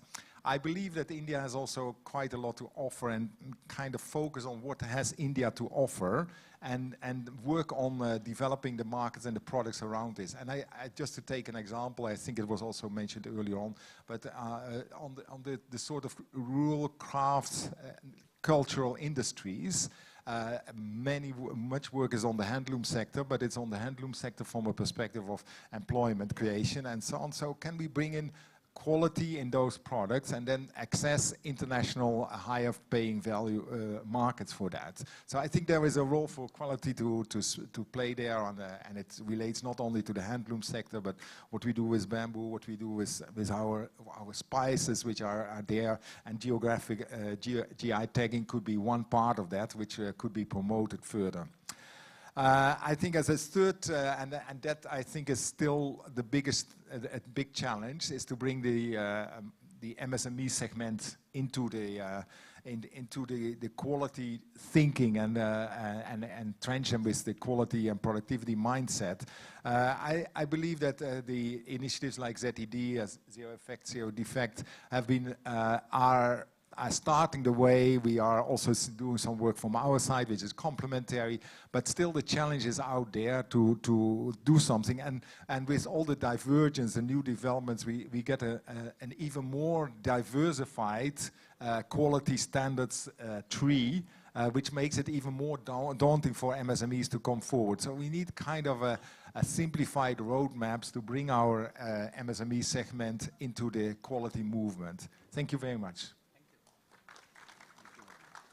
Thank you. I'd just like to build on some of the points rather than repeat. In terms of actually reflecting on the inaugural presentations from the distinguished guests we had this morning, is, it's clear to see that QCI has the open ears and eyes of government and very good government connections. I think it's important to continue to build on that, but not just with at a ministerial level, but also at the official level, to ensure that right across government, inspectors or departmental officials really understand the value and the impact and the relevance of accredited conformity assessment. So instead of looking for regulatory solutions, to look to quality infrastructure in order to be able to deliver that, because it's always going to provide a much more effective market-ready solution as an alternative to regulation. It's going to be much more quick to develop and agile to change and evolve over time. It enables a much more risk-based approach, and of course ultimately delivers the objective of trust and confidence to consumers. And we can see that very clearly. What was rolled out for ensuring standards in the coal industry was done so quickly and so effectively. Let's apply that agility, that confidence, that pioneering spirit to aspects of the fourth industrial revolution. So if we can apply to our current industrial capacity, let's make sure it applies to the future as well. And I'm strongly believing in leveraging the strong engineering expertise that India has, software expertise within that role. So, building that confidence of government and officials and industry in the role of accredited conformity assessment is critical. So there's lots of engagement that will really make that happen. But you've got a very strong position already with the eyes and the ears of government. But I have to also say that, though, looking from the outside, India has a problem, and that problem is with brand India, that it is undermined by fake certificates, fake inspection reports, fake certification bodies. And, you know, in the same way that the Chinese authorities have stamped that out because it ultimately undermines the quality and the recognition of Chinese products, it does exactly the same in India. And so Brand India really must have, you know, consistent delivery of quality services. And so stamping out fake certificates and fake certification bodies, I think, is a priority for QCI too, and for government and its policy. Just in terms of the future developments, the second key point of the question, I think Manuel has already said it in terms of digitization. I think that's important. Digitization of QCI's processes, digitization of NABCB or NABL, and it's some many great examples of what NABL did during the pandemic. I think we could continue to leverage that. But also it's digitization of the market, is ensuring that there are blockchain technologies and solutions. I know that the QCI team are already working on that. Blockchain solutions to allow that inspection certificates, laboratory reports, management system certification is all there, so regulators and the consumers can see, and supply chain organizations can see the provenance of the products and the services that they're buying, and there's a record there for the future. So I think that's the key points I'd just like to add. Thank you. Can I just reinforce what my colleagues have said, but also add to that? Number one, and this was spoken about by the Secretary, which is spearhead together with the government a national quality mission for the next 25 years. Adil, you, Ravi, and your colleagues are already in discussion. I had the privilege of being in one. I think while the iron is still hot with the relationships that QCI has, we must try and execute that in the next 90 days. The second is to become a strategic platform for collaborative efforts within the quality ecosystem. It's important that we work on clusters and important that we work with quality ecosystems. That becomes easier. The third is become an arm for the government, and as somebody mentioned, I think Matt alluded to it, both central and state. So the advice given was, can we mirror a QCI in each state in promoting ultimately the quality of life? Some of the areas that we must look at, you know, I just pick up from Rennie said about jugaad. It's a very misinterpreted word as well, and for me, jugaad is just band-aid, which means that it's an immediate temporary solution, but must be followed through with a sustainable process, design, and quality solution. I think that's extremely important. Industry 4.0 we must pursue, but I think we must pursue Industry 5.0.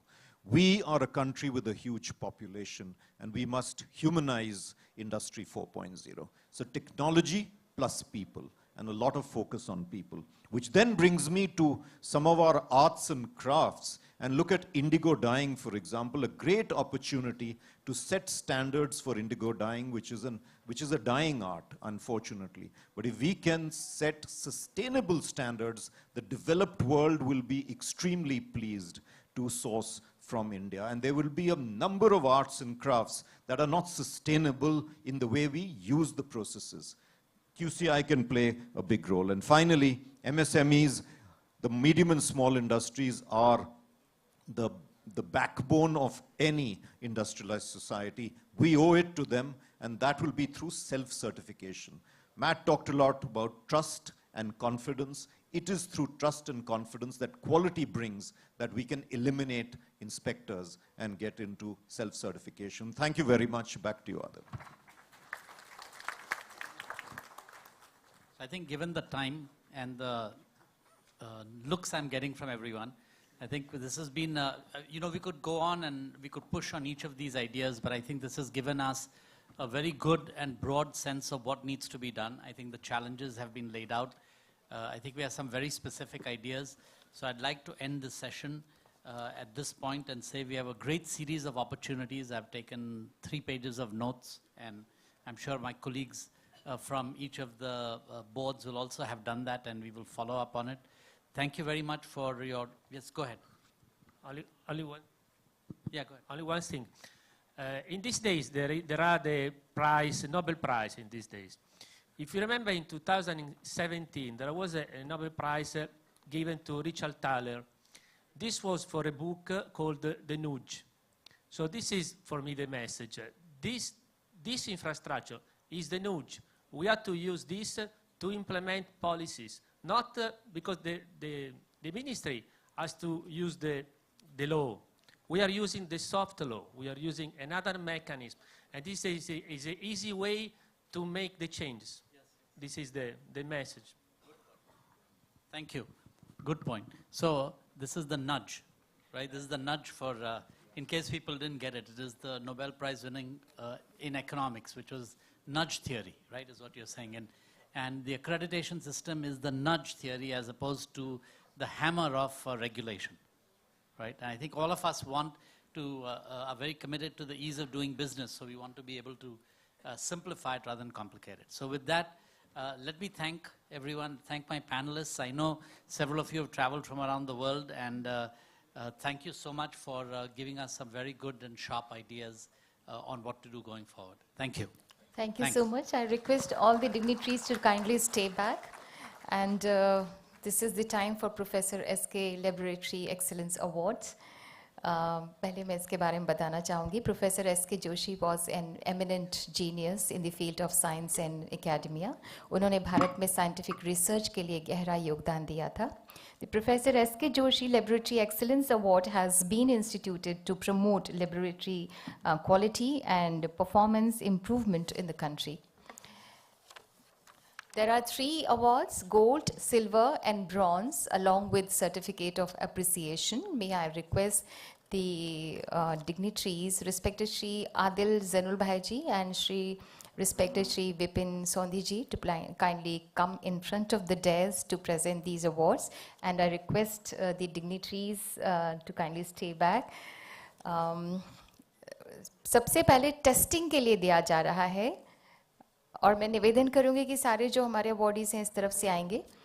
Gold award यानी 1 लाख रुपए और trophy मिलती है national institute of biology Noida, an autonomous institute under the ministry of health and family welfare. जोरदार तालियां.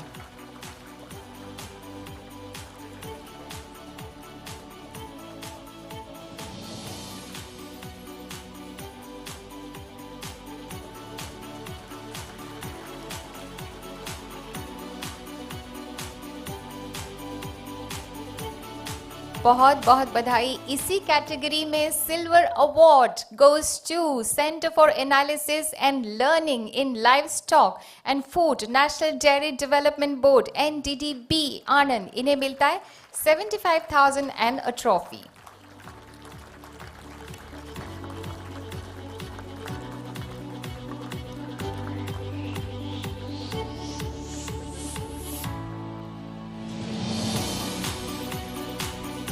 Congratulations. And the bronze award, 50,000 rupees and a trophy. इसके हकदार रहे Harishankar Singhania, Elastoma Entire Research Institute, Mysuru.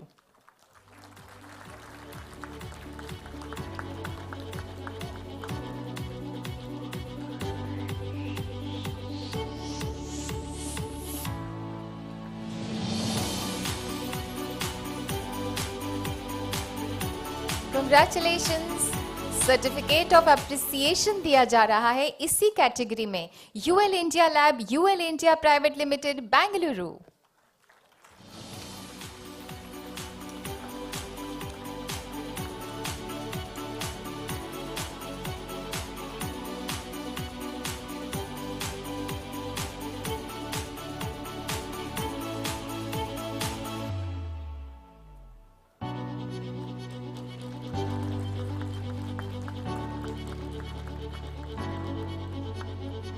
अगला अवार्ड दिया जा रहा है L&T construction research and testing centre Chennai को.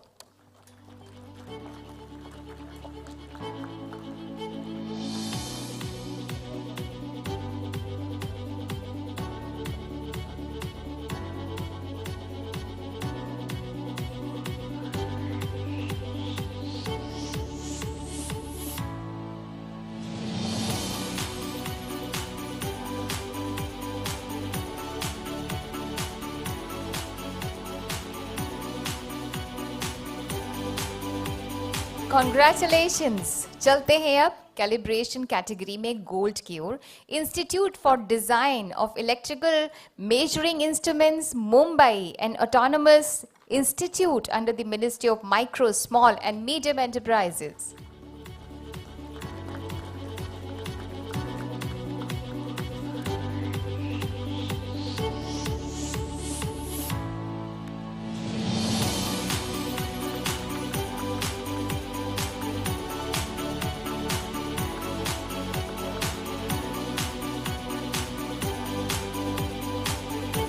Congratulations. सिल्वर अवार्ड की बाजी जीती है. सिल्वर अवार्ड की बाजी जीती है CNI calibration private limited Jaipur ने. Congratulations. Give them a huge round of applause, please. All the winners deserve your applauses.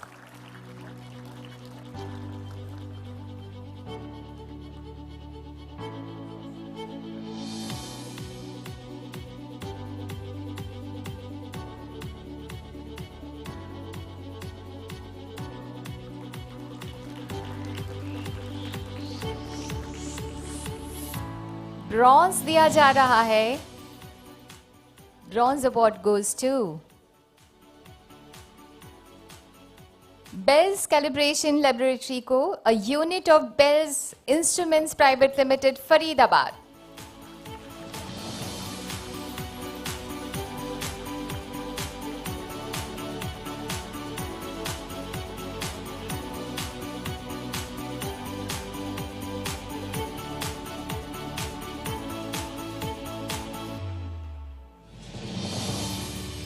चलते हैं सर्टिफिकेट ऑफ एप्रिसिएशन की ओर. Calibration laboratory Ashok Leyland Ennore Chennai.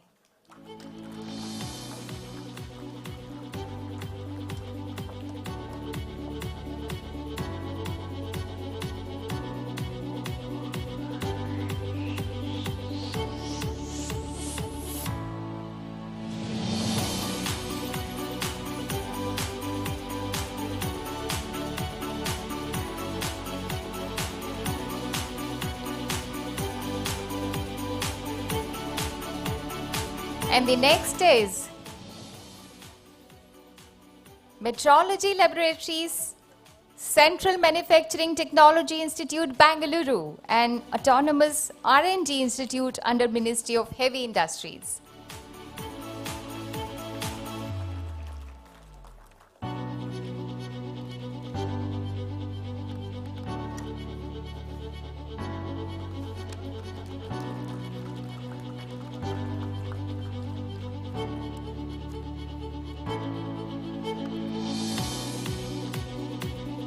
Congratulations.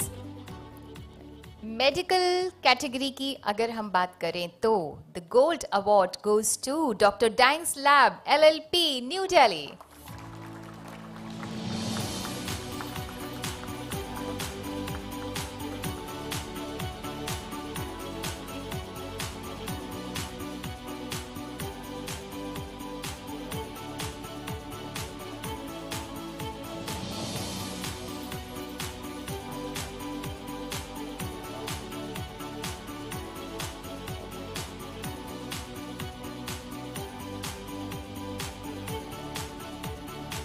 जोरदार तालियां.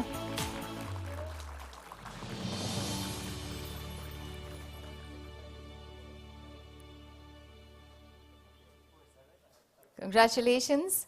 And silver award winner is Central Diagnostic Laboratory, Sri Krishna Hospital, Bhaikaka University, Karamsad, Anand.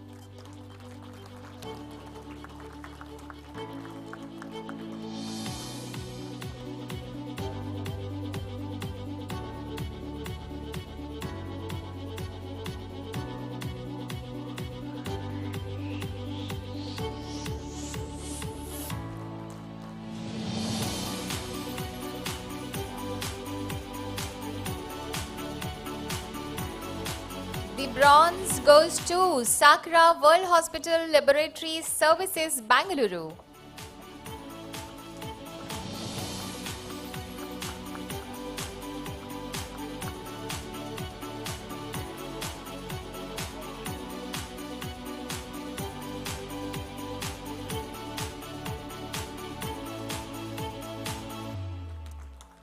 Now we move on to the certificate of appreciation.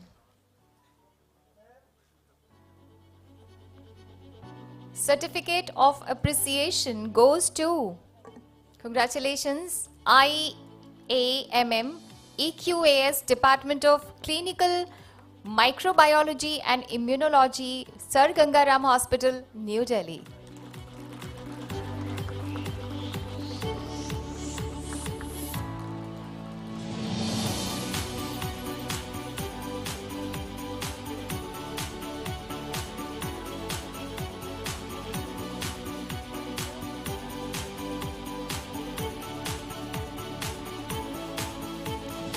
Certificate of appreciation goes to, again, Laboratory Services, Apollo Speciality Hospital, Tenampe, Chennai.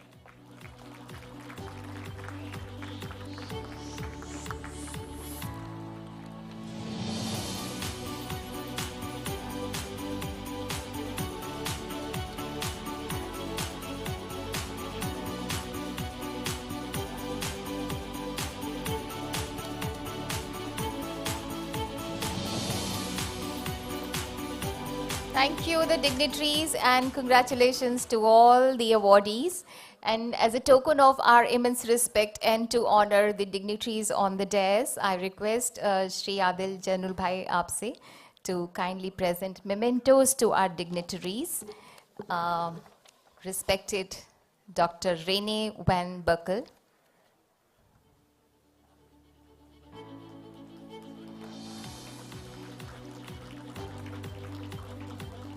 respected Mr. Emmanuel Riva,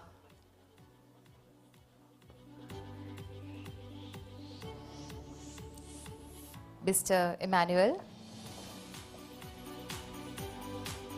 as a token of our immense respect. In the Indian tradition, the guests are held in the highest esteem. Now, Mr. Matt Jantley,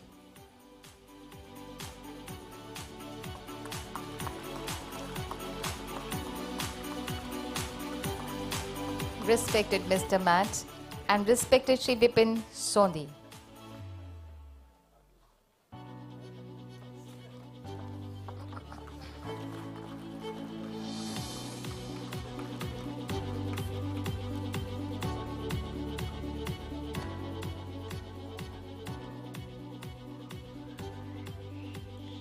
So these are the moments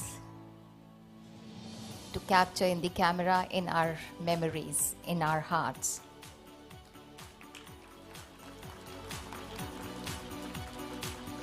Thank you all the dignitaries for your gracious presence. Champion award के जो सारे हमारे winners हैं वो इस side में बैठेंगे lunch के बाद में.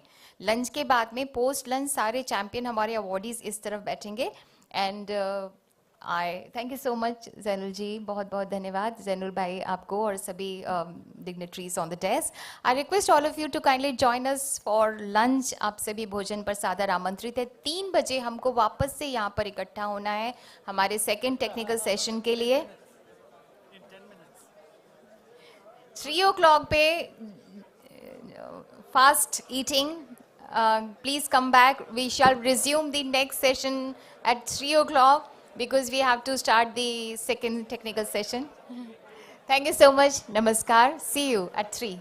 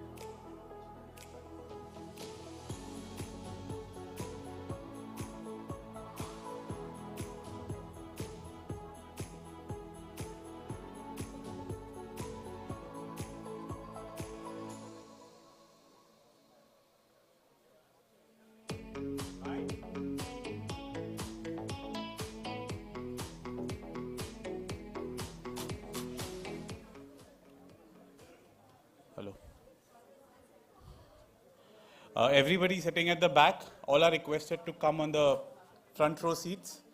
So we all club together. Please come on the front row seats, please. Supriya Shilpa बोल दे, सुप्रिया शिल्पा बोल देना। आगे खड़ी हो। कशिपा बोल, कशिपा, वंदना। कशिपा मैम। वंदना, दीप्ति। आगे आइए प्लीज।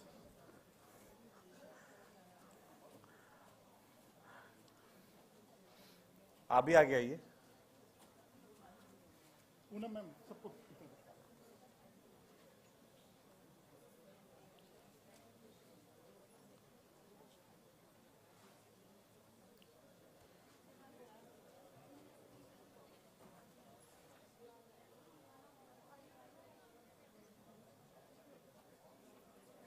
अरे बिल्कुल आगे आ जाओ मैडम, ये खाली पड़ा है, बिल्कुल आगे please do come. Kashipa, Vandana, front और सेकंड रो।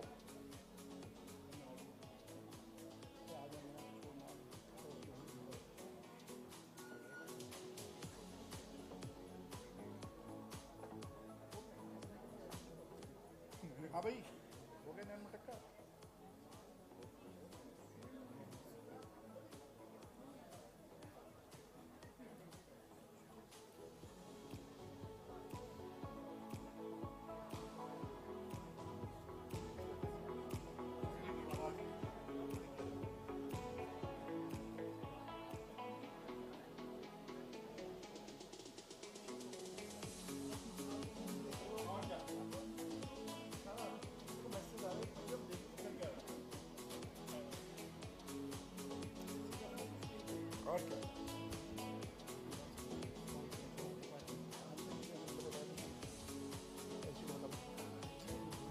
वो ऊपर होंगे, वीआईपी होंगे, वीडीपी होंगे।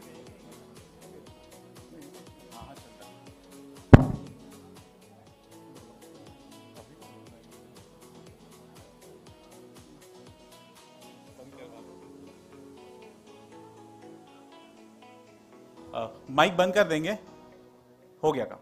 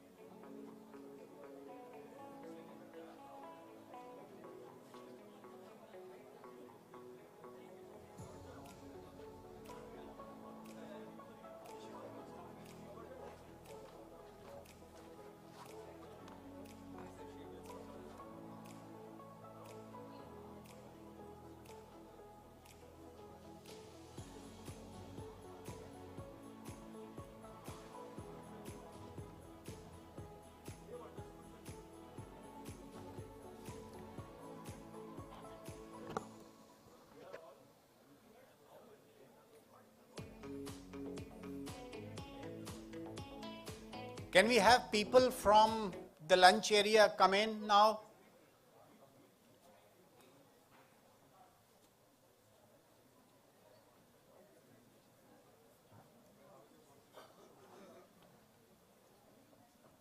Wait for 2 minutes.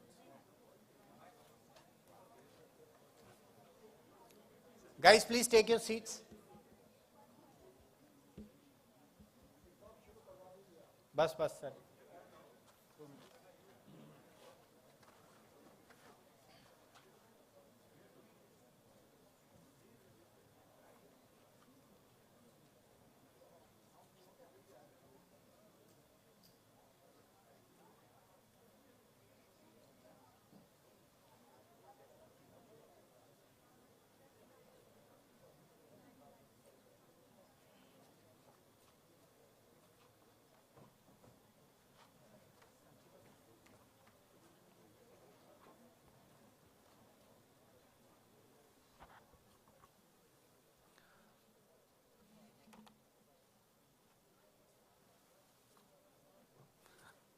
Good afternoon, ladies and gentlemen. We are going to start the session now. Before I ask everyone to take their seats, let me tell you that we will have a forced stop of this session at 4 o'clock because Mr. Sanjeev Sanyal has to go for another meeting, and we would like to take the benefit of his advice and his comments on the session. So, without any further ado, let me first invite Mr. Sanjeev Sanyal, who is the member of the Economic Advisory Council of the Prime Minister right now. He was the Principal Economic Advisor, Ministry of Finance. And as you all might know, he is one of those people who have, in fact, tried to reorganize the entire government setup for minimum government, maximum governance. He has also handed over one to us that we are trying to digest, albeit a little slowly. So, Mr. Sanjeev Sanyal, can I request you kindly to grace the dais, please. My second guest is the Additional Secretary of DPIIT, Mr. Anil Agarwal. All those who are into internal trade or with associations or with TIC industry know him well. He is a no-nonsense kind of a person who always keeps us on tight leash, and he is an Indian Police Service Officer of 1988 batch of UP cadre. And he is also known as the UP 100 person. He conceptualized it, implemented it, and he has won laurels because of UP 100. I have the pleasure to invite Anil Agarwal on the dais, please. Ruby Lambert is the Associate Economic Affairs Officer of UNCTAD. We were the first platforms for voluntary sustainable standards, and Ruby was associated with us. She is a master's from University of Geneva, and she is a program management in UNCTAD, analyst at UNCTAD till 2020, and she has made time for us to be a part of this 25-year celebration. I invite Ruby Lambert kindly on the dais, please. Mr. Anil Singh, who is the plant head of Tata Motors, brings with him a lot of manufacturing experience. He is the manufacturing head, and he has been the DGM production. He is the member of National Board of Quality Promotion, and he is one person, who would give you a lot of insights into the manufacturing sectors and what ails the manufacturing sector, at least at the small and medium enterprise level. Mr. Anil Singh, welcome on the dais, please.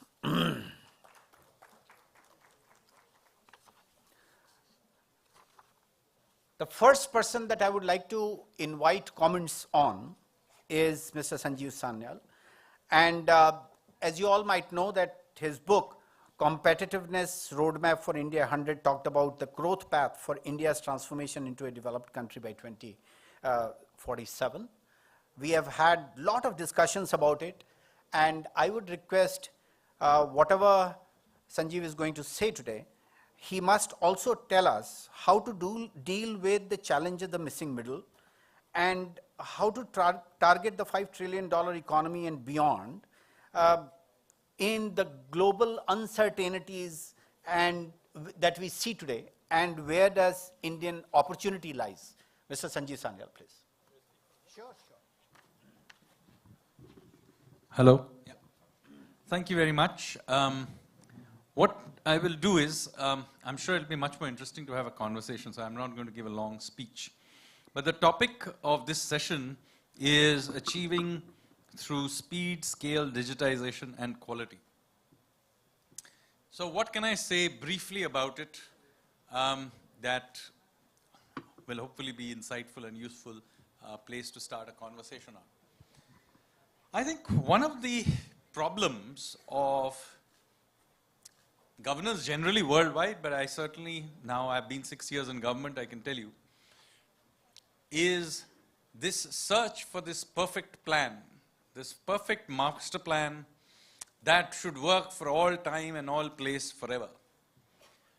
And this means that when we try to implement in scale, we try to implement quality, we try to implement speed, what we do is spend an inordinate amount of time trying to create that perfect institution, that perfect entity, the perfect law that would be needed in order that we can proceed into the future. And the thinking is that if only we got that perfect law, perfect institution, or the perfect manager in place, would the whatever objective we want to have be achieved. Now this is actually an impossible thing to do, because times change, requirements change, whatever your objectives are change, and so on and so forth. And we live in a world which is essentially changing and highly uncertain. This attempt to find the perfect outcome either leads to delays, but very often it leads to something much worse, is that we end up doing these rather complicated laws, large numbers of complicated institutions, inordinate amount of effort trying to create cadres of a specialized nature to fill out that space and so on. And the net result of all of this is that we are trying so hard for this permanent solution in an impermanent world that we miss the fact that what really matters is flexible and continuous adjustment to the world. After all of us who are here are the result of incremental small changes over billions of years of evolution. There is no particular reason that this particular principle of continuous evolution, of creative destruction and adjustment should not be true also of governance. So what am I getting at? What I am getting at is the critical importance of feedback loops and being willing to go and relook at laws, institutions, etc. as a matter of course, not as something we are forced to do when some sort of a crisis hits and so on. So let me give you a concrete example of what I'm talking about. The central government alone has some 850 odd autonomous bodies. I'm told there are some 700-800 training institutions in addition to these. Now, clearly, I'm very, very surprised if at least a significant number of these have not outlived their, whatever their original mandate, etc. was. There's nothing wrong with it, by the way. This is not a blame game that it was bad to have set them up. Maybe at some point in history it was a good thing to have set it up. But there is no evaluation after a period of time and whether these institutions are needed or to be shut down. So an institution like QCI plays an important role in that this is the sort of place where you need to go and evaluate, does this institution, given the assets it has, and very often some of these assets, maybe some institution which was very, very important in 1950s, ended up with 5 acres of prime land in the middle of Delhi, but today it does not serve any useful purpose. My view is it should be repurposed without having any great emotional attachment to the fact that, Nehru ji ne isko inaugurate kiya tha, therefore we must continue with it. It's perfectly good reason why it existed then, perfectly good reason why we are shutting it down now. And this must be done on a systematic basis throughout all institutions in government. Every few years, institutions must be able to justify why they exist, instead of having this idea that you have to create these for all time. Now, what am I coming to next? If it is the case that we are not so emotionally tied to the need for these permanent institutions, laws, cadres, whatever it is, then it allows you to do something, it frees you up to do something else, which allows you to work with speed, which is that you will be then willing to go out there and begin to do stuff without having to care about having to look after it forever, because you're willing to shut it down or adjust it dramatically in the not too distant future. So let me give you some, again, concrete example of what I mean. By the way, by now you would have realized what I'm arguing for is an agile approach as opposed to a waterfall approach. Many of you know what I'm talking about. We need to apply this to government as well. Let's say, for example, GST, right? Everybody back when I was at university in the early 90s knew that our indirect tax system did not function. It was a real mess with all kinds of taxes, sub-taxes, state-level taxes, octroi at the municipal level. It was a mess. And even back in the early 1990s, everybody agreed you needed some sort of a GST type system. So when we introduced it in 2017, we had apt time to have had the perfect system. But we didn't, because you couldn't. In a complicated country, the only way to have done something was to have introduced it broadly and then fixed it along the way. Most of the things that went wrong with that GST website, including the error correction button, was not the ones the experts told us were the things that would go wrong. It was only after you'd introduced it and fixed it. Now, once we get into this concept, therefore, of impermanence and change and reevaluation and feedback loops, it really frees up governance dramatically, because now you don't get emotional about having to go and amend laws or scrapping laws. You don't have to get emotional about shutting down whole departments, about transferring certain departments from one place to another, merging ministries, shutting down whole institutions. Certain kinds of, I will not name them, otherwise it'll be in the newspapers and people crib about it. But there are whole cadres of specialist, civil servants that were hired in the 80s and so on, that have no meaningful sense today because those activities have been privatized. I'm sorry. We'll have to reevaluate you. Serious reevaluation starts now. So I'm just pointing out that this whole approach, we've got to be fairly ruthless about this. Now, incidentally, we have opted to do this in the most difficult place one could think of starting this, which is in the military, which you would imagine has got to be the most sort of tradition-bound kind of institution by introducing the Agniveer scheme. What are we doing? We are saying we're going to hire a whole bunch of new people in. After 4 years, we will let those who want to leave, and out of the rest, we will judge who is the best 25%, and we keep them, and the rest go. Why should this principle not be applicable to everything else in government? So with that, let me stop and hand this to the next speaker. Thank you, Sanjeev. I will come back to you with a few questions later on. But before that, I would now request Mr. Anil Agarwal to kindly take us through some of the transformative ideas that he has brought about as far as e-commerce is concerned. And one of the most important thing that we see is harmonizing the vision of the central government with those of the states. You have been in the state for a long time, and we find that there is some kind of incongruence that we see sometimes between the vision of the states as well as the center. Is there any opportunity for an organization like QCI to bring it on? So, Anil Agarwal.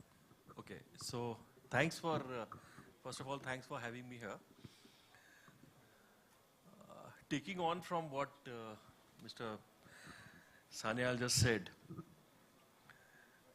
it's about, you know, achieving speed, scale, and quality. And what Ravi asked me is about e-commerce initiatives. You know, this is a classical case of the new government's minimum governance, minimum government, maximum governance. Like this is what we have tried in ONDC.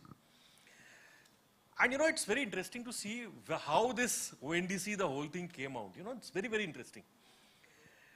March 2020, we were in lockdown. In April and May, our minister constitutes 5-6 committees. One of the committees' responsibilities assigned to me.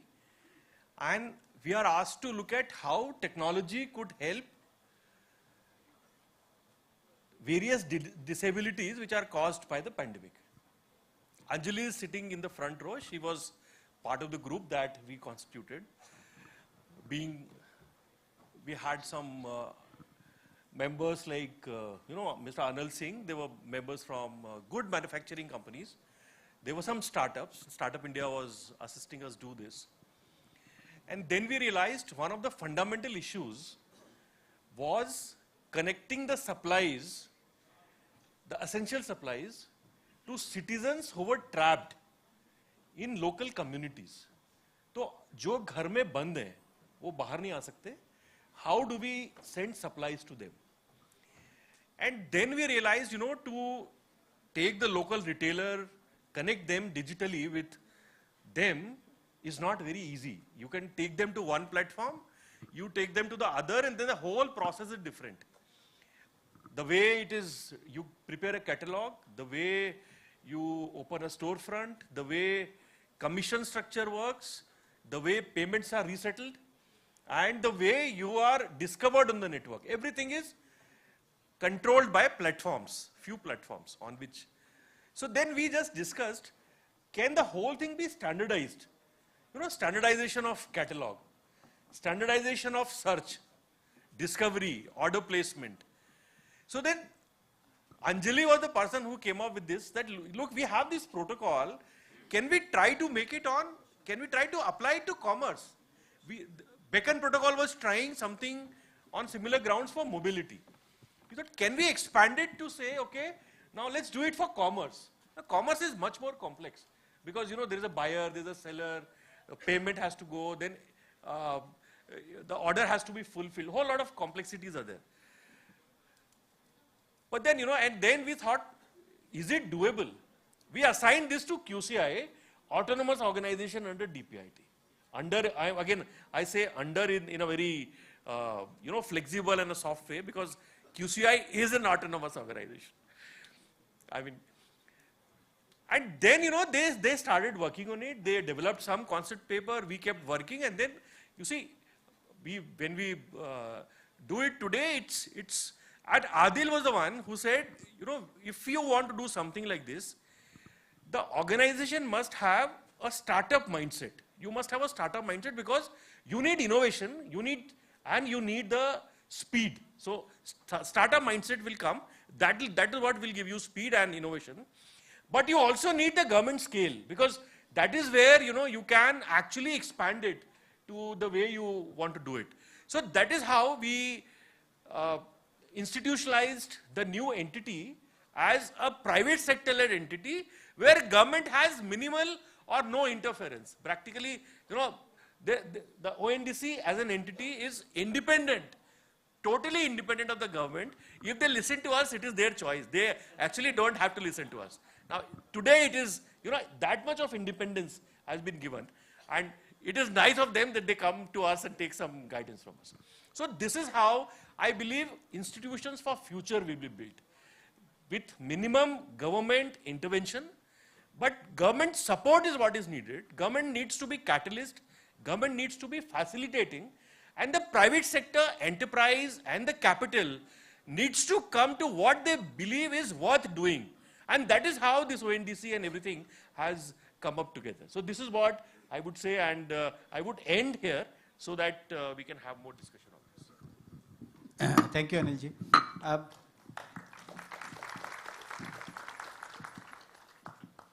One of the major concerns that we in Quality Council of India always face is the whole ecosystem in which the micro, small and medium enterprises exist in the country. We tried in 2016 zero defect, zero effect to be rolled out in the MSME sector. Not many came forward, primarily because they thought that business as usual was the way to go. But what we have seen around is that some of the very big industries do lot of help and hand-holding of the MSME sectors. Tata is one of them. And I'm glad that Anil Singh ji is here. So what I want to know from him is that what does Tata do to improve upon the quality standards of the MSMEs which fall in their vendor database, and how these, and since these are sometimes business decisions, is there any scope for the government to play a role in order to improve the ecosystem of the MSMEs? Mr. Anil Singh ji.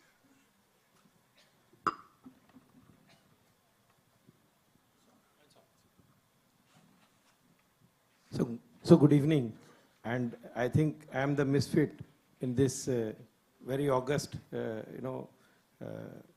people, all people who are present on the dais. And Singh साहब, आपने जो question पूछा है, ये बिल्कुल हमारे दिल के करीब है, और this is one of the biggest pains that we have. While we have the first years who are more or less capable, but the second and the third tier that you actually need to, foster in this country today, if you have to actually bring about Make in India and Atmanirbhar Bharat and all this, that will happen only if the base is set right. And we do a lot of things for this. In fact, we have an initiative running. We call it Sankalp. And it is in this we put our vendor development people who are experts of that particular industry. So they go into the system and they work with them on hands-on and improve their whole ecosystem. One of the things that we are now doing is that we call it supplier relationship transformation. This is one of the things which we lead because of lean manufacturing, how it adds value to the whole business is something which we have not understood very well. In fact, the amount of capital involved reduces dramatically if you go into lean manufacturing. In fact, I will invite QCI, and you can see the way we have implemented in our plant and in many of our Tata Motors plants. This is called sequential supply, and that is what it reduces dramatically to the extent of almost 50% reduction in WIP capital. And also it leads quality by rhythm. This is something which we teach. This is something which we have learned from the eastern part of the world. And this is a very potent tool that we use. Also, everything that we do, every initiative that we carry out inside the plant, like road safety or anything relating to quality, like QCI holds certain events we invite all of them to these such events so that they are also at the same level. So, we consider them as part of the system because everything that they make is part of what we actually hand over to the customer as a product. And we come from an organization which is 150 years old. Tata is 150 years old. Tata Motors is 75 years old. So this is basis the trust on the brand. And for that, we need a very strong base. And that is why we continuously work right from the product development to the final delivery to the customer. We are cognizant of this and we work with our suppliers. Thank you. Thank you, sir.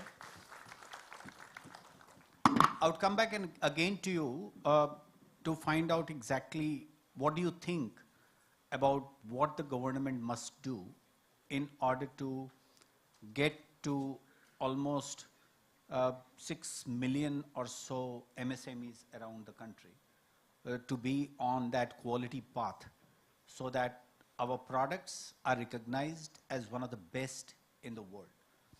So that is a question that I leave for you to think about when we come back again. One of the very important things for India to integrate in the global value chain is the sustainability standards. We very normally see that the developed countries, these are voluntary sustainability standards, which are private standards, but most of the developed countries use it for integrating the products coming out of countries like India into the global value chains. For developing countries, sustainability standards are in fact seen as a non-tariff barrier. And that is where the adoption of it takes a little bit of more time. I would like to ask Ruby Lambert, why and what is UNCTAD doing in order to dispel the concerns raised by the emerging market economies? Because we were the first platform of voluntary sustainability standards in the world, and India and QCI was the one. And after that, quite a few nations have started their platforms, and we are continuously engaging with them and trying to understand what their pain points are. UNCTAD has been a big supporter as far as India is concerned. So Ruby, would you like to tell us how to dispel these fears as far as developing nations are concerned? Sure. I would like to stand when you speak. Sure, sure, sure.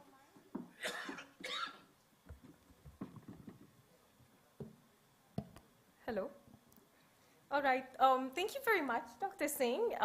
It is really an honor for me to be here speaking alongside Mr. Sanyal, Mr. Agrawal, and Mr. Singh. Just a quick introduction. My name is Ruby Lambert, as you heard. I am an economic, originally from Singapore, because I heard that earlier from the Honorable Minister, Piyush.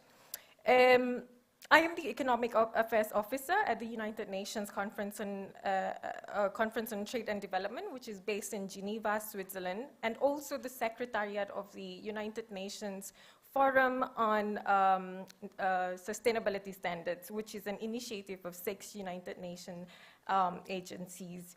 So allow me first to mention that it is really a pleasure for me to be here to witness and celebrate this special day, honoring the QCI's 25 years of commitment to promote quality ecosystems in India. Congratulations. For us, we strongly value our partnership and collaboration with QCI on its mission to improve quality of life and the well-being of the citizen of India. So it has become our common interest as well to follow the government of India's vision towards, if I can pronounce this properly, it's Atmanirbhar Bharat. This vision not only aims for a self-reliant and resilient India, but ultimately a goal that fosters India's integration with the global economy. Now, we've been hearing a lot of quality in the sessions today. Let's also add sustainability into this mix, and this is also something I heard earlier from Honorable Minister Piyush, who mentioned towards a sustainable future. So let's just come back to the fact that Atmanirbhar Bharat, if I understand correctly, was founded on India's long-standing commitment to sustainable development in recognition of Indian farmers, producers, and businesses to preserve its traditional wisdom to foster rich biodiversity and sustainable practices. So on our side of the coin, we may refer to voluntary sustainability standards, if I can shorten it just to VSS to make it easier, is one example for products made in India, made for the world, as tools adhering to the global standards of quality, a mutual recognition of sorts diffused in the global supply chains that are aligned to the Sustainable Development Goals. But the thing is, I think you have also rightly mentioned, for a period of time, the benefits of VSS and their advantages have been widely debated.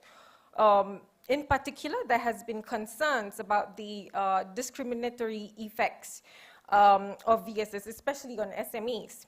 The cost of certification, availability of resources and qualified practitioners, quality infrastructure, information asymmetries are some of the many problems small producers and SMEs may be challenged with.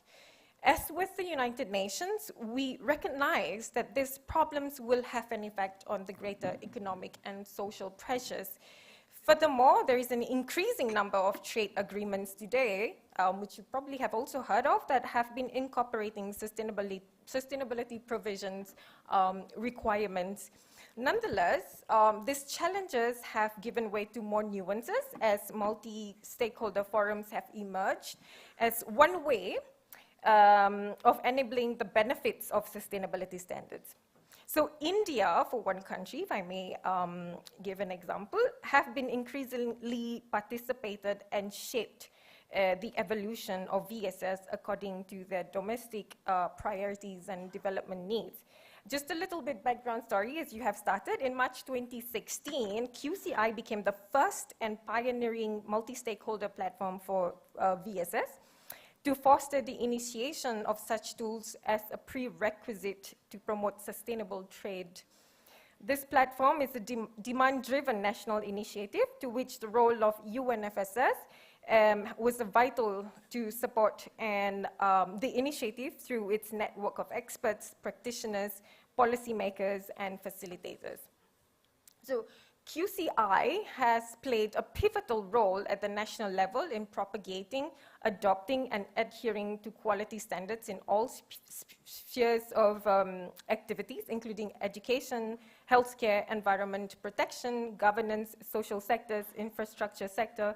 So VXS actually does come in perfectly in QCI's role of governance, especially on the trade side of the talk. So leading to this, actually, the experiences and lessons learned from India in such a remarkably short time, within 2 years, what happened was that Brazil, China, Mexico also established their national platforms following the steps of India. So today we have other countries too that have joined forces, including the African Regional Organization for Standardization, the CARICOM of 15 member states, Andean Community of 4 states, adding to Indonesia, Malaysia, South Africa, Colombia, and so forth. So this multi-stakeholder platforms, what it actually does is that it serves as a clearinghouse for information exchange, analytical work, collaboration, action, and the formulation of policy advice. Now, if I were to go back towards India at 100, I'm coming to the gist of this whole discussion. After 75 years of independence and many examples of successful and ongoing implementations like Swachh Bharat Initiative, I've read a lot about it, which also there are other initiatives like ensuring food security program, Also achieving gender parity in schools, providing clean cooking fuel, and moving to install renewable energy, etc. So the thing is, for the next 25 years, India has the capacity to take forward and push through the right levers to achieve greater heights in sustainable development through quality. So in action terms for QCI and UNFSS, what this means for us in terms of work synergies, it's I'm just going to raise 3 key points. Firstly, it's transformation in our policies towards sustainable global value chains and our global trading landscape, where achieving economic growth is also in line with the environmental and social gains. It's one. Secondly, to raise to the top global trade objective, where sustainability standards and its related infrastructures are in place to signal sustainable practices in value chains and facilitating market access to foreign markets. And third, fostering and harnessing cooperation and mutual recognition, which can build trust and increase transparency among the stakeholders and trading partners, as well as collaborating with the other national and regional multi-stakeholder platforms that I mentioned earlier to enhance the global governance and partnerships. So with that, I will end here, and with further questions, I will. Thank you, Ruby. Thank you very much. We are hoping that UNCTAD will have the second meeting in India next year, and we would like to have this discussion taken forward. Anil, one thing that I wanted to ask you was, because we are at the end of this session, the emerging toy story that you guys implemented, DPIT implemented, eventually gave you imports reduced by almost 70%, exports increased by almost 61%. There are still quite a few products that require that kind of a treatment. Are you trying to get on with a few more products which can reinvigorate the manufacturing industry in India? Well, yes. I mean, if you want an answer in one word, I would say yes. We are open to it. And the toy story, I must, just to give you an example of how QCI contributed to the toy story. That is the story for this session, you know. So in 2019, we were struggling with very cheap kind of toys flooded in the Indian markets. And we did not have a formal mechanism of market surveillance. Market surveillance is a technical word, and you know it requires a lot of legal formulation, administrative procedures and all that. So what we did with QCI, we said, okay, can you do mystery shopping for us? So it was, you know, legitimized as a mystery shopping exercise done by QCI. And then QCI, in a period of 3 months, they did about a number of products which were across the country, soft toys, mechanical toys, electronic toys, all kinds of wooden toys, all kinds of toys were surveyed in the market. And then we found that only 33% of the toys that were sold in the market are actually safe for children or for any human being to play with. So for children, they were particularly dangerous because, you know, they have a tendency of putting them in mouth, or they are very soft. In any case, their hands and legs are very soft. So there is always a chance of getting scratches and cuts and all that. So 33% toys were only safe in 2019. This was a report done by QCI in November 19. Looking into the seriousness, what we did was, we've implemented what is called as a quality control order. So quality control order was implemented for toys. From the 1st of January, we wanted it to be implemented from 1st of January 2020, as fast as that. But then because our own domestic industry wasn't prepared, you would have had absolutely no toys in the market. So, you know, it was extended, and then we've implemented it with effect from 1st of January 21. And the effect is what Ravi has just indicated. Today we have 958 companies who have been issued licenses by BIS on those standards which need to be followed for a toy to be sold in the market. So that is the kind of domestic capacity that has been developed in one small industrial sector. I'm calling it small because we always believe toys are small. It's actually a huge industry, more than 20,000 crores worth of industry as of last year. And you see, if we look at the same thing, we did quality control order for air conditioners. So what we did was we only said that, you know, no, it was not actually a quality control order. We just put a restriction that all the air conditioners that are being imported into India will not be filled with the refrigerant which is not compliant with green standards, right? And that actually spurred a whole lot of innovation and scalability in the domestic industry. So, of course, yes, and we are looking at a number of other industries where this can be replicated, this story can be replicated.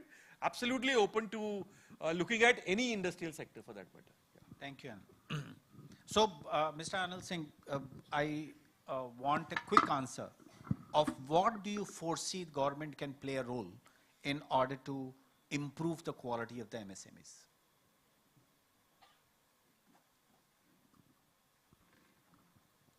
So I may not be so exact, but if you ask me, I am 33 years into this, and I can tell you one thing, that industry in India benefits from the fact that we have a very cheap and very readily available workforce. But that doesn't mean that the workforce that you require in yesteryears is the same that you require today. Technology has, you know, changed disruptively. Lot of new skills are required to be populated. There is a huge dearth of skill on the ground. And since I'm running an automotive plant, I can tell you, because we experience every kind of industry, manufacturing industry, in some tier or the other. There's a huge dearth. And that is one. So we can contribute, QCI maybe can contribute in fostering a good build-up of such kind of people. And this can also be done by starting from schooling, because Swachh Bharat mein aapne ekdam base ko hit kiya, and that is why it happened. And also you can set gold standards for ITIs. See, they churn out, you know, we have educational institutions which churn out totally worthless. You know, they just hand a degree to these people. Their actual experience is nil. So skill is something which I think is something which the country needs to build on, and maybe the QCI can support in some ways. Thank you. Thank you very much. So Sanjeev, one of the questions that we were in fact fraught with when we were discussing about NPC merging with Quality Council of India as per your recommendations was that, and I believe you must have thought about it a great deal, whether such a move in fact impede the scalability and the agility of an organization that such organization go and merge with?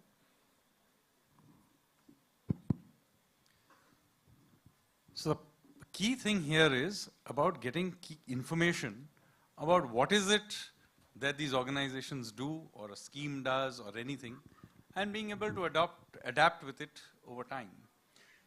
The problem is, if there is a large multiplicity of organizations, very quickly accountability becomes a problem, information becomes a problem, and therefore one of the key thinking behind that is having a fewer number of accountable institutions, but with inbuilt allowed certain amount of autonomy and flexibility is better than having large multiplicity of organizations which are difficult to to keep accountable and monitor and fund properly and scale. So that is part of the thinking, which is a general point, which also relates to what Mr. Agarwal was saying. Getting information is 90% of the game to start with. Once he had used QCI to get the information about the toy industry, the next step was actually not trivial, but certainly not that big a leap of faith. So this is the key issue about keeping feedback loops going. What I am trying to advocate is flexible systems based on feedback loops that allow for continuous evolution of governance systems. Now, you got one example of it in toy industry. Moment we knew that the problem was that these toys weren't safe, you could implement a bunch of rules and it suddenly flipped the whole system in another way. Now this is a general problem of information gathering.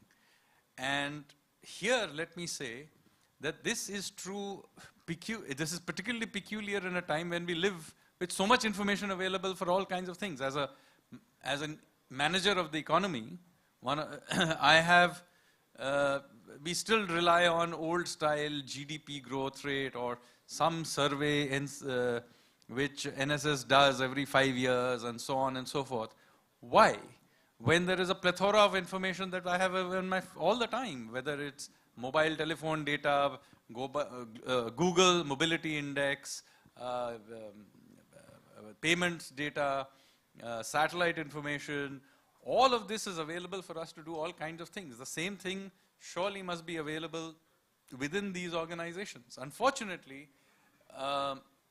we are set up in such a way that decisions, even when we know all this data is available, we don't use them. One of the examples, of course, was during the COVID response, we were forced to use them, and I think that was one of the unintended consequences of that. It opened up the eyes of many policymakers to the new kinds of data available, but even then, that's not our default. So first of all, we need systems of gathering information that are reasonably robust and are continuously used.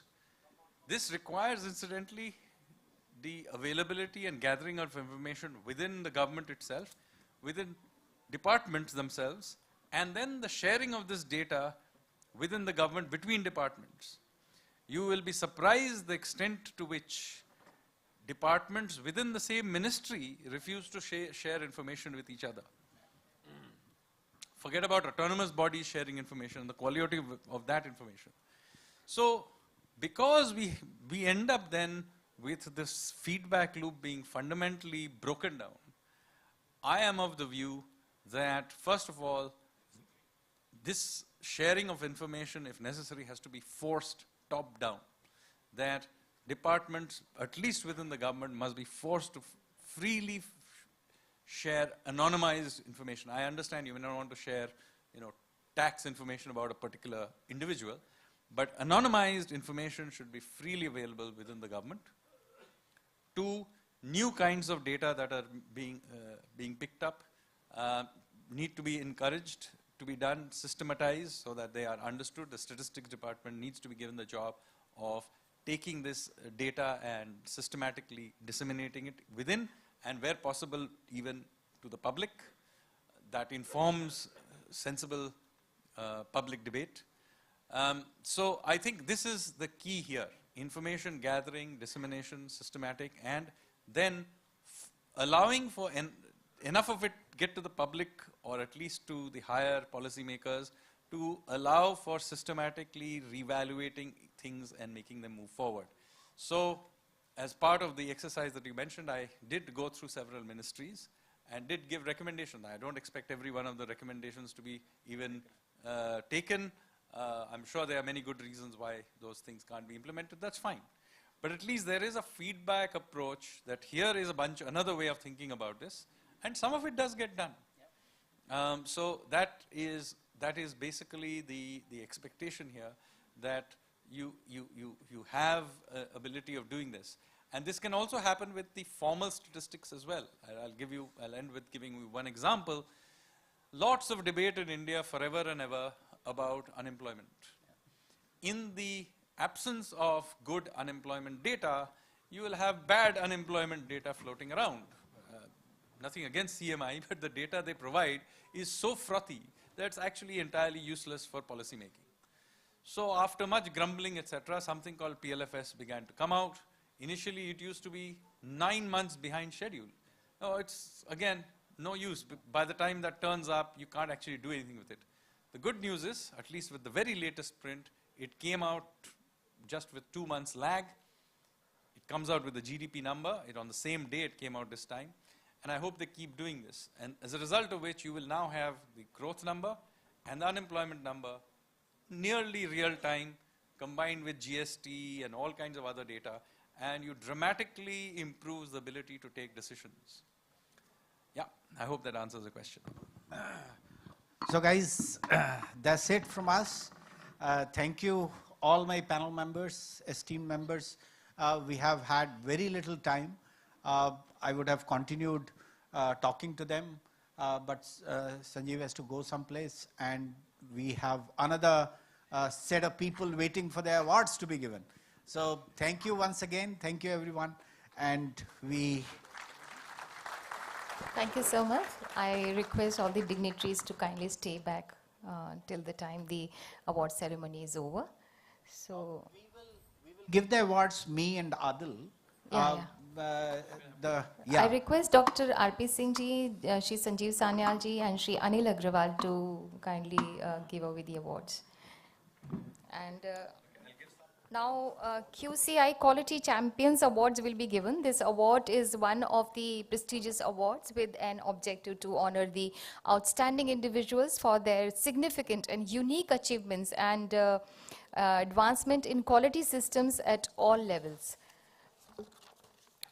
इन्हें plaque प्रदान किया जाएगा. 7 outstanding jury selection award है और 8 platinum, gold and silver level awards हैं. So I request doctor, ठीक है, and as a token of our immense respect and to for our gratitude, we want to present mementos to our dignitaries on the dais.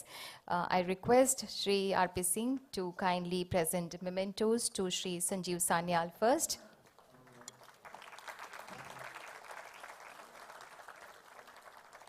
Shri Anil Agrawal.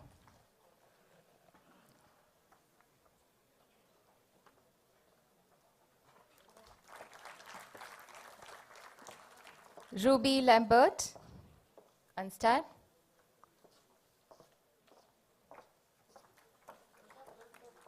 Shri Anil Singh.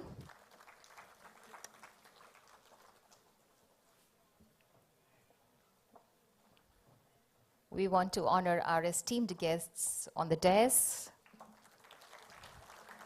with the mementos. Thank you so much. And now we proceed for the award ceremony. Dr. R.P. Singh, Shri Sanjeev Sanyal and Shri Anil Agrawal मंच के सामने आने की कृपा करें. And Adil जी, आपसे भी गुजारिश है कि मंच पर पधारें. Outstanding Jury Selection Award is a special category of recognition under QCI Quality Champion Award. और तालियों की गड़गड़ाहट उतनी ही होनी चाहिए जितनी की इनकी अचीवमेंट है. नामों के साथ साथ तालियों की गड़गड़ाहट चाहिए. Padma Shri Dr. Guleria is the first doctorate of medicine in pulmonary medicine in the country. He has made significant improvement in building a culture of change management during COVID times. He has delivered several prestigious national and international orations and had 470 publications, 50 chapters, 54 research grants to his credit. Many, many congratulations. It's a big achievement. Thank you. Dr. Guleria का नाम अब दुनिया जानती है. Padma Shri Dr. Balram Bhargava is not present yet, so we move forward.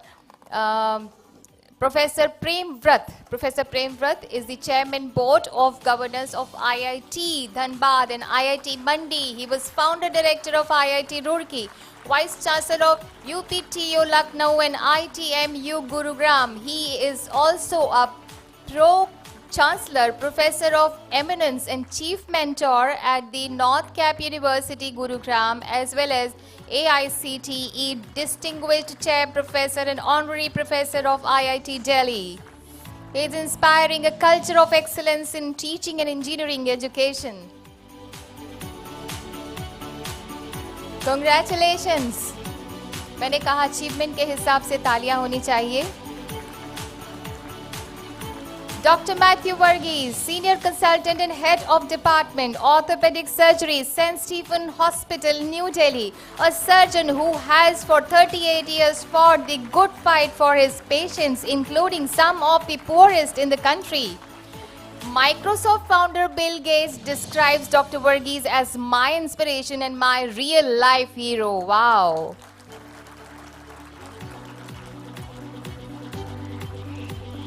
Dr. Narottam Puri. Dr. Puri has spent over 5 decades in healthcare as a teacher, clinical practitioner and healthcare administrator. Presently, he is Principal Advisor, Quality Council of India, Advisor Medical Operations and member and ex-chairman Fortis Medical Council. He has done stellar work in promoting and spreading best practices in healthcare quality in the country.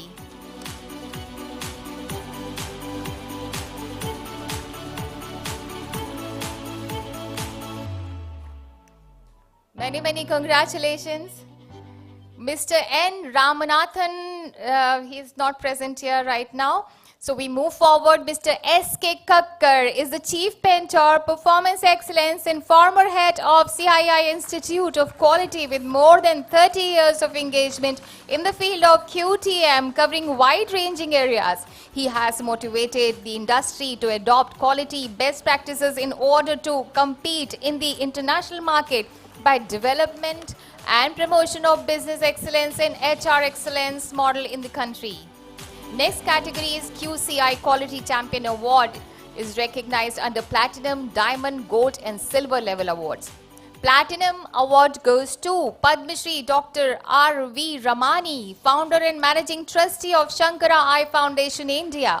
Shri Kanchi Kamakoti Medical Trust, the organization headquartered in Coimbatore with its 12 eye hospitals in the world's largest community eye care provider, having completed over 2.3 million eye surgeries free of cost.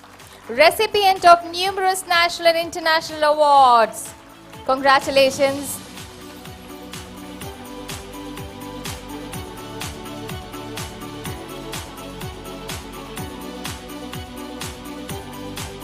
Diamond Level Award, Dr. Jeevan Prakash Gupta, Managing Director, Greenstat Hydrogen India Private Limited and Chairman, Environment Committee, PhD Chamber of Commerce. Dr. Gupta has made excellent contribution in the field of green energy and environmental protection.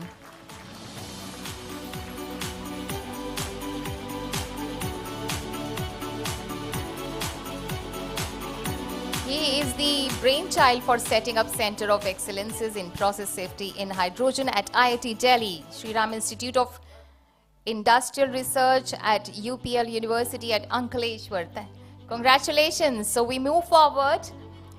And the next awardee is Dr. Raj Kumar, Director Vallabhbhai Patel Chest Institute, in recognition of his outstanding contribution in enhancing quality care in the field of pulmonary healthcare education and research. Dr. Rajkumar has contributed significantly to the research activities related to chest and allied diseases.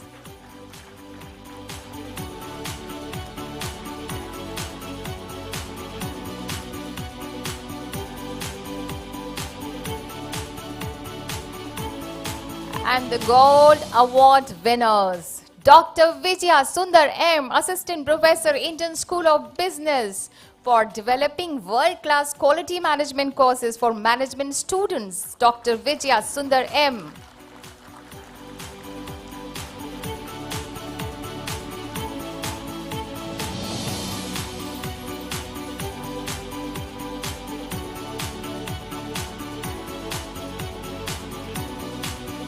Mr. Gaurav Loria, Senior Vice President and Group Chief, Quality Officer and Head Operations at Apollo Hospitals Group Pan India, for enhancing the quality of healthcare services and patient safety initiatives.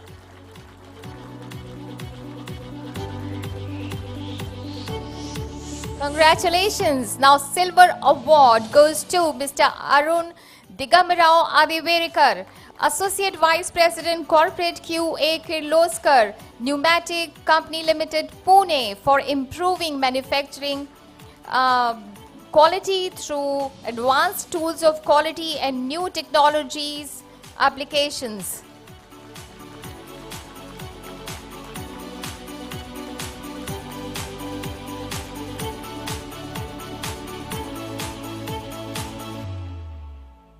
Congratulations. Dr. Sucheta Banerjee Kurundkar, Head Training Clinical Development Services Agency, Translational Health Science and Technology Institute, Department of Biotechnology, Ministry of Science and Technology, Government of India, for leading world's first professional certification scheme for good clinical practice as per ISO 17024 and world's largest comprehensive national nutrition survey. Now, Dr. Deepak Kumar, Chief Quality Officer, Delhi International Airport Limited, for his enhancing quality culture in the field of service quality, especially for the primary school education and airport services.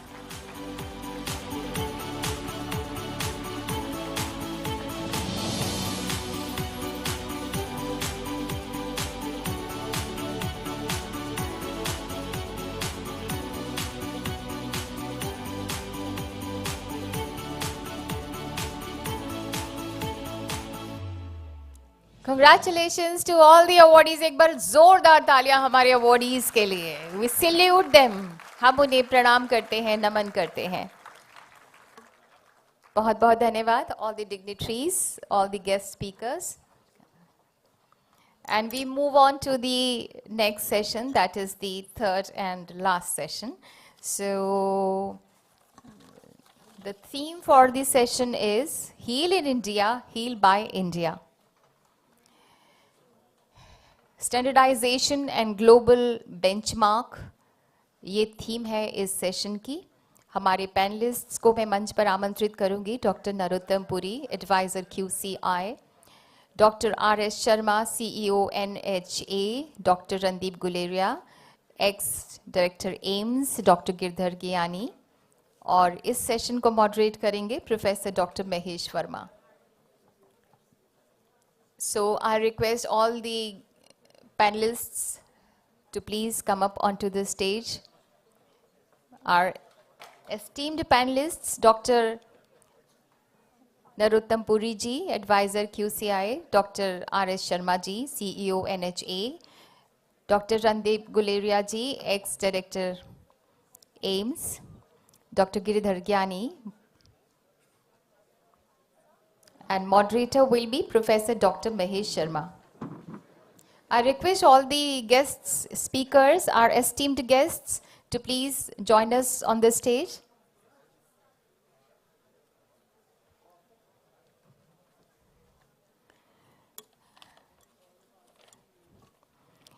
आज ये मंच चमक रहा है क्योंकि हमारे बहुत ही चमकदार यहाँ पर डिग्निटरीज हैं. डॉक्टर नरोत्तम पुरी जी को दुनिया जानती है, doctor RS Sharma ji, CEO, doctor Randeep Guleria जी, ये सभी जाने माने दिग्गज लोग हैं. तो मैं ये मंच जो है वो मैं महेश शर्मा जी के सुपुर्द कर रही हूँ, और इसके बाद जो अवार्ड सेरेमनी है उसके अवार्डीज फिर से राइट हैंड साइड पर बैठ जाएं. Thank you so much.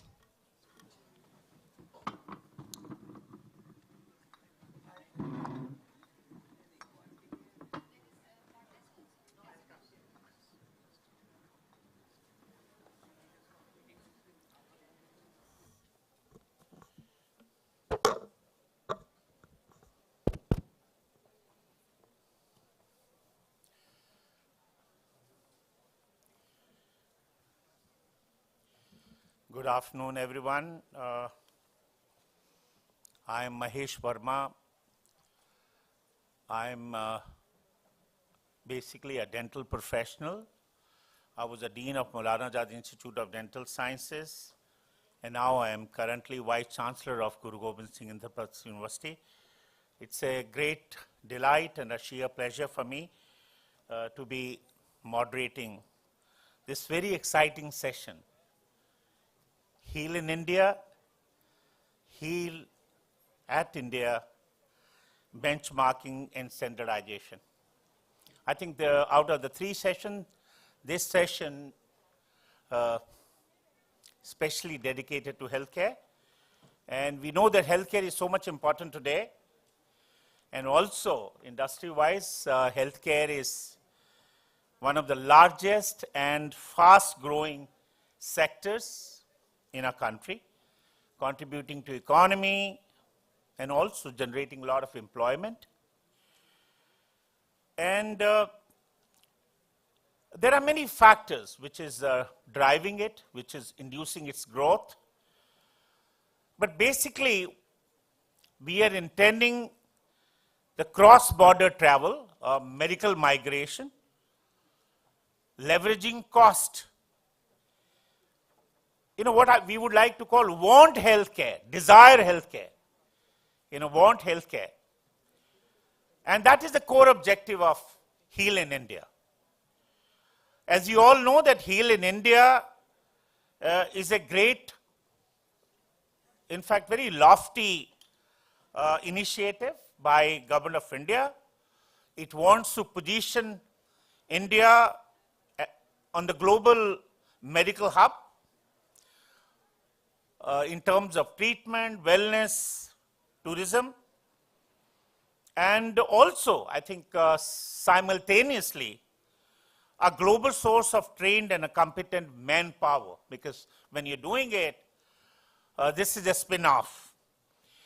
We know that India has done very well as far as pharmaceuticals is concerned. So from pharmacy of the world, what we are intending is medical hub of the world.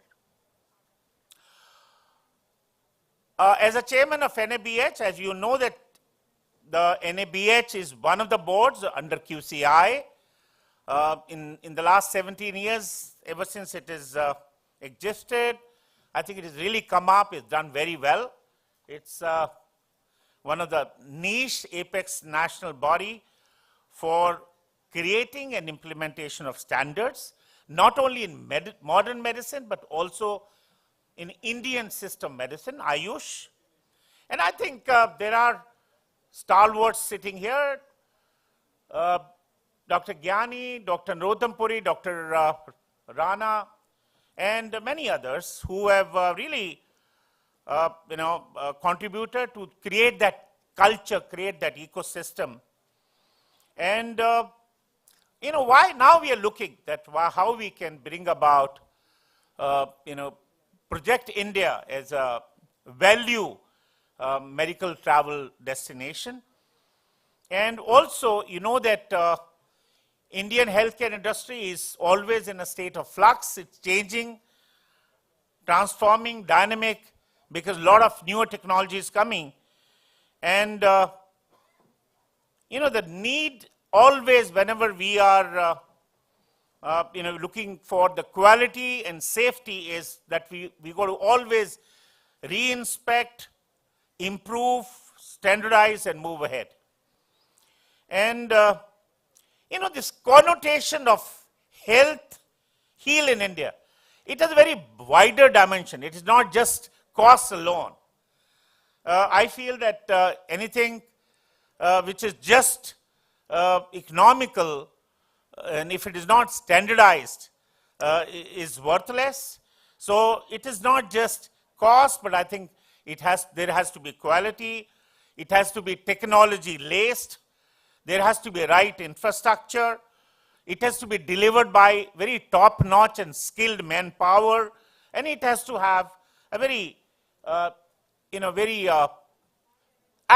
easy access. And not only that, all the other ambient facilities which are related to this industry, that also must be standardized. I don't want to take much time because we have a very high-profile panel here. I think some of them were just recognized, or they were given awards. So we will explore that what can be done, that how healthcare from the perspective of standardization and how we can contribute to the medical value chain through this very novel Heal in India initiative. So, but I was just thinking on another dimension that, of course, we are looking for, in the morning, if you remember, during inauguration, there are 4 or 5 things which said that leads to quality or benchmarking. One is creating customers. Customers, quality, monitoring it continuously, and measurement. I think there were 4 parameters which was told by Mr. Amitabh Kant in the morning. And I think one way of this medical value travel is creating customers. And that also strengthens industry. But, not at the expense of our own citizens. I was thinking that, yes, we want people from the rest of the world to come to India, but at the same time, we also we are committed that we have to provide health for all to the last person standing in the row in the remotest village. So I would like to rephrase it: heal in India, heal by India, and also heal for India, because it's not just targeting patients from abroad, but simultaneously how we can bring about a synergy between this activity, this mission, and whatever is being done here.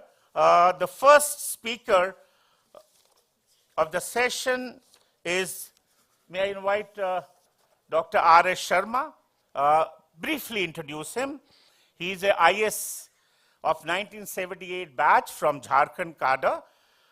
Currently, he is a CEO of NHA, National Health Authority, and which is implementing Ayushman Bharat Digital Mission and ABPMJ, Pradhan Mantri Jan Arogya Yojana. And you all know that he was the one who gave us Aadhaar. He built CoWIN during COVID times, and he believes in technology, and I think it is NHA who has created this portal. So without much ado, let me invite him and ask him how NHA can help us create that ecosystem for Heal in India and Heal at India. Can it also bring about synergy for all the ABDM other programs which is happening in our country right now? Over to Dr. R.S. Sharma, please. Thank you.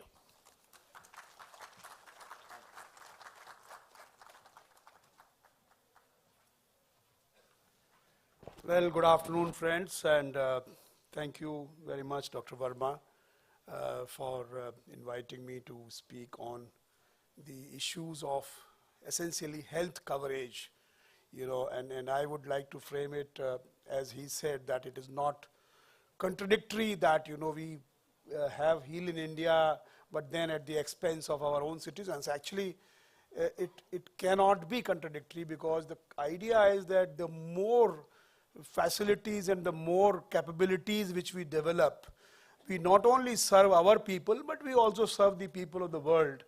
And at the same time, I think there is always an opportunity to cross-subsidize these kinds of, things in a way which will increase the health facility. Because ultimately, the whole idea is that whatever, way you deal with this issue, there has to be a demand. Demand is already there. There has to be a supply side also. And that supply side will increase. Obviously, one is the supply side by the government, which is basically government hospitals, and there's a program of our Prime Minister, which is basically Ayushman Bharat Infrastructure Development Program, which seeks to establish medical colleges, which seeks to establish newer hospitals. That is one part. But I think a large part of that demand has got to be satisfied by the private sector. So essential idea is that the private sector will come forward only when it sees business into the whole process, and that business will come both from the domestic as also from the international kind of customers. So I think we should see in a very, very holistic way this whole issue of, how we can cater not only to our own people but to the world. Now the Heal in India, as you know, Heal in India and Heal by India, both these projects or both these sort of ideas were given by our Honorable Health Minister. And I think we have developed this whole portal. And the basic purpose behind, let me deal with the Heal in India part. The Heal India part in a way, comes out from the Ayushman Bharat Digital Mission. And that, let me just explain as to how these two are connected. In Ayushman Bharat Digital Mission, the vision of our Prime Minister is to leverage technology for delivering health services in an affordable, quality and accessible manner. Now, how does digital increase affordability? Obviously, when you use digital means of communications, this certainly reduces cost, because now you can communicate without moving, so you can do teleconsultation without going to the doctor, and that saves you the whole cost of transportation. Similarly, there are tools available which can do diagnosis at very smaller kind of costs. So essential idea is that once you use technology, it reduces the cost, it increases the accessibility, because now people in remote areas also can connect with the doctors at the highly specialized center. So that's another part. It obviously becomes a much more transparent process. Fortunately, India has developed those tools which are required to create digital transactions. India has developed what is called digital identity, where you can authenticate and you can prove that you are who you claim to be. And similar is the case with the providers. So that's one part. India has developed a very, very robust payment system, which is the unified payment interface. And there we did about 7 billion transactions last month. So imagine more than 2 crore transactions are happening every day on the UPI platform, and very small value transactions. Similarly, on top of Aadhaar, we developed what is called the electronic KYC, the electronic authentication, the digital signatures on demand, and digital locker, and all kinds of stuff. So basically, using these tools, we have created an architecture which actually provides completely interoperable and scalable solution to the entire health problems. So to the entire gamut of issues which can be dealt with by this technology architecture. We have a number of building blocks. These building blocks are personal health records. So you can create personal health record, you can keep those records in a digital locker or wherever you want to create. That's one part. We have interoperable teleconsultation solution, which means that 2 people can have different solutions. Similar to 2 people can possess different mobile phones, different companies, whether it is one can be an Idea, Vodafone, another can be Airtel, and still they can talk. Similarly, the interoperable telecommunication systems teleconsultation systems can talk to each other. Now we have certain general utilities, general registries, and these registries are health facilities registry, which actually provides as to what are the facilities which are offering what kind of services. So essentially, once you have a very, very authenticated list of health facilities, then anybody can see that these are the genuine health facilities and they are recognized by the state government, authenticated by the state government.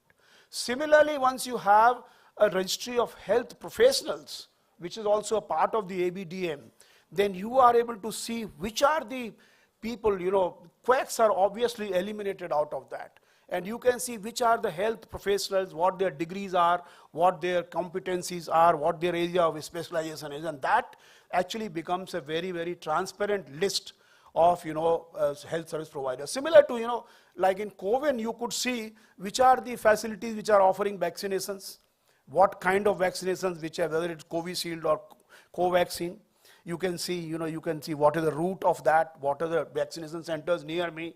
You could actually see them, you can book them, you can go and have yourself vaccinated, and immediately after vaccination, you can get a certificate delivered on your mobile. So this is how the health professional registry will actually provide, and this professional registry will not only be visible to our people in the country, it will also be visible to others outside the country. And that actually Heal in India will, in that way, it is an extension of the health professional registry, health facilities registry, and finally the drug registry. Drug registry may not be actually applicable to Heal in India part, but nevertheless, drug registry is very, very important for our people to know which are the generic drugs, what are their relative prices, what are the compositions, what are the molecules, and stuff like that. So I think 3 registries, which is basically HPR, we call Health Professional Registry, HFR, Health Facility Registry, and the Drug Registry, they taken together create those verified list of professionals, facilities, and drugs, which actually will be very, very useful in this context of searching. So essentially, this whole effort provides transparency. And transparency always gives rise to confidence. And therefore, this whole exercise of Heal in India is actually meant at ensuring that the world not only looks at our, sort of facilities and our cost, etc. And of course, cost of treatments also is another very, very important factor. The quality, the cost is extremely important. We are not saying that we must compromise quality for cost. We should never do that. And I think we are so proud to have a very robust medical education system in this country, a very good, professionals which are actually manning the system and doing excellent work. You must have seen in COVID, our doctors really did such phenomenal work. Dr. Guleria is here, Dr. Verma, you are all here, you are all stalwarts of the profession. So all of you guys really deserve huge amount of respect and award and recognition from this country. So I think you people have done great work, and I think that work needs to be reflected in terms of the quality which is there, the commitment, and the kind of professionalism which is already proven of our system, and that this effort is in that direction. Similarly, we also think that the programs which we are running, the programs of Ayushman Bharat PMJY, as you know, Ayushman Bharat, the comprehensive holistic health program of our Prime Minister has 4, parts. One is the infrastructure part, one is the health and wellness center, which is basically a primary health care. Another is the Ayushman Bharat PMJY, which basically provides protection to 40% of Indians at the bottom of the pyramid. And the last one is Ayushman Bharat Digital Mission, which actually seeks to leverage technology to deliver health services. So the third one, which is basically ABPMJY, is again a program which actually provides to 10 crore household, which translates to about 54 crore individuals in this country. It provides health assurance to them at 5 lakh rupees per family per year. It's a very significant intervention to ensure that the health catastrophe in anybody's family does not push him back to the poverty levels. So that's the broad objective of this program. And for your kind information, we have done 4 crore treatments. 4 crore people have benefited in the last 4 years of this program. It's happening at the rate of, we are now doing 1 million approximately hospitalizations per month. That's the rate, 12 lakhs, in fact, 1.2 million. So this is running very well. And what we can do is that many of the people who are in the middle class, missing middle class, or people who are, let's say, our people who are NRIs there, we could provide similar health packages at very, very affordable cost to them. So essentially, we could converge these schemes, Ayushman Bharat PMJY, and actually benefit many of those category of people who are our citizens, our people who are living outside. And if they have any health issues, people feel that coming to India, getting your treatment done and going back turns out to be cheaper than what you can avail in those countries. So I think that's another potential of extending these PMJY scheme. In fact, we are already extended in some sense. We have already converged the CGHS, for example, CGHS for retired government employees like me. We are the beneficiaries of the CGHS, and that actually is now started working on the NHA platform. A couple of, maybe about a month back, the transgender communities came on the NHA platform for actually specific treatments for their community besides the normal treatment for PMJY. So slowly and slowly more groups are coming onto this platform. And what we think that strategically we will be in a much better position to demand better rates from the private hospitals. And we are using 28,000 hospitals, empaneled hospitals, and we are giving fairly good rates to the hospitals. So I think this is another experiment which this country is doing, and basically ensuring health security to a large number of people. So we feel that the Heal in India, Heal by India, and the existing 4 pillars of Ayushman Bharat, they are all in some sense related and connected. And each one, there is a huge synergy between all these efforts. And we will be conscious. I completely agree with Dr. Mahesh Verma that we need to have synergy. I mean, we should not lose that track. We should not do one thing at the cost of another. We should ensure that we are working in the direction where we are able to benefit our own people besides benefiting the world. Obviously, charity begins at home. So I think that we should remember. But what I want to share with you, friends, is that we are very, very consciously moving towards the universal health coverage in this country, using all the tools available under the sun to ensure that we are able to provide quality, affordable, and accessible health services to our people. Thank you very much.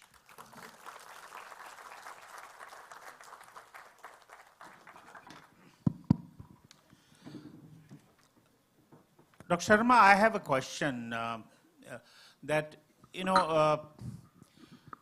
when this happens, there could be mushrooming of the medical value travel facilitators, agents, or some organizations who are promising economical treatments, in different parts of the country. So how are we going to check?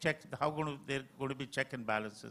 Thank you, Dr. Verma. I think it's a very relevant and very important question which I did not cover and did not answer, because the whole structure of how Heal in India is being, developed is essentially, it's not some kind of mushrooming growth and unregulated growth and stuff like that. It has to be, like any industry, there has to be a certain amount of, authentication of all the players involved in the game.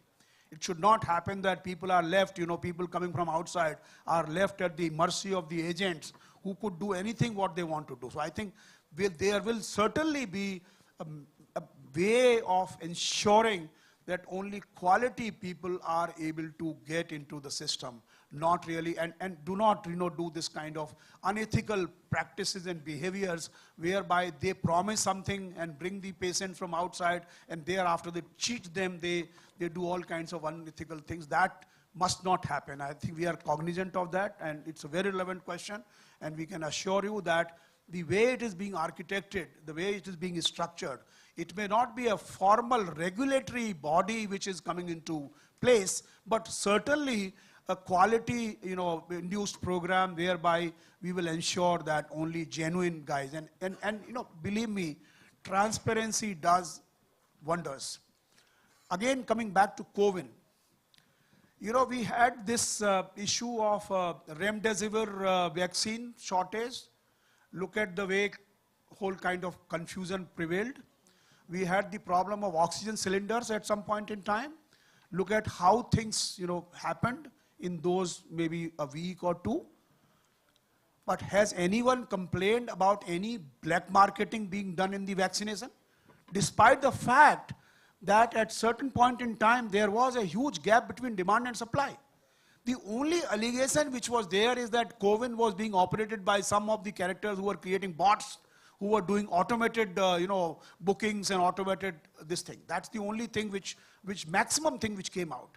but nobody was able to cheat others only because the BIP was also looking at the same screen as to where the facilities are available, and even a servant in my house was also looking at the same mobile, saying that, oh, this is the facility, मेरे पास में ये अस्पताल में फलानी vaccine लग रही है, और दूसरे बात उसको पता चलता था कि next time में वैक्सीन आपकी ड्यू हो गई, your second dose is due, please go and get it done. Then a booster came, then booster also became. So essentially, I think transparency, once it happens, transparency breeds confidence in the system. And that will happen, and that we should be very careful that we do not expand the system too fast. We should be cognizant of this fact that we should do it in a way that, after all, this is not एक काठ की हड़िया बार-बार नहीं चढ़ती, जब बोलते हैं ना लोग, ये ऐसा नहीं है कि एक बार हमने कुछ किल कर लिया और उसके बाद खत्म हो गया. We have to be a long-term player in this game. Thank you, sir. Thank you for clarifying that. So we have a limited time, and we go over to the next panelist now. The next panelist is Dr. Randeep Guleria. You just saw him. He was recognized. Briefly introduce him. He is DM Pulmonary Medicine, and as already stated, first DM in the country. He is Padma Shri, B.C. Roy Awardee, eminent medical person, Lal Bahadur Shastri National Awardee, Doctor of Science, honoris causa. He's Himachal Gaurav Puruskar, Swasth Bharat Samman, and National Excellence Award, and many awards. But what is best about him?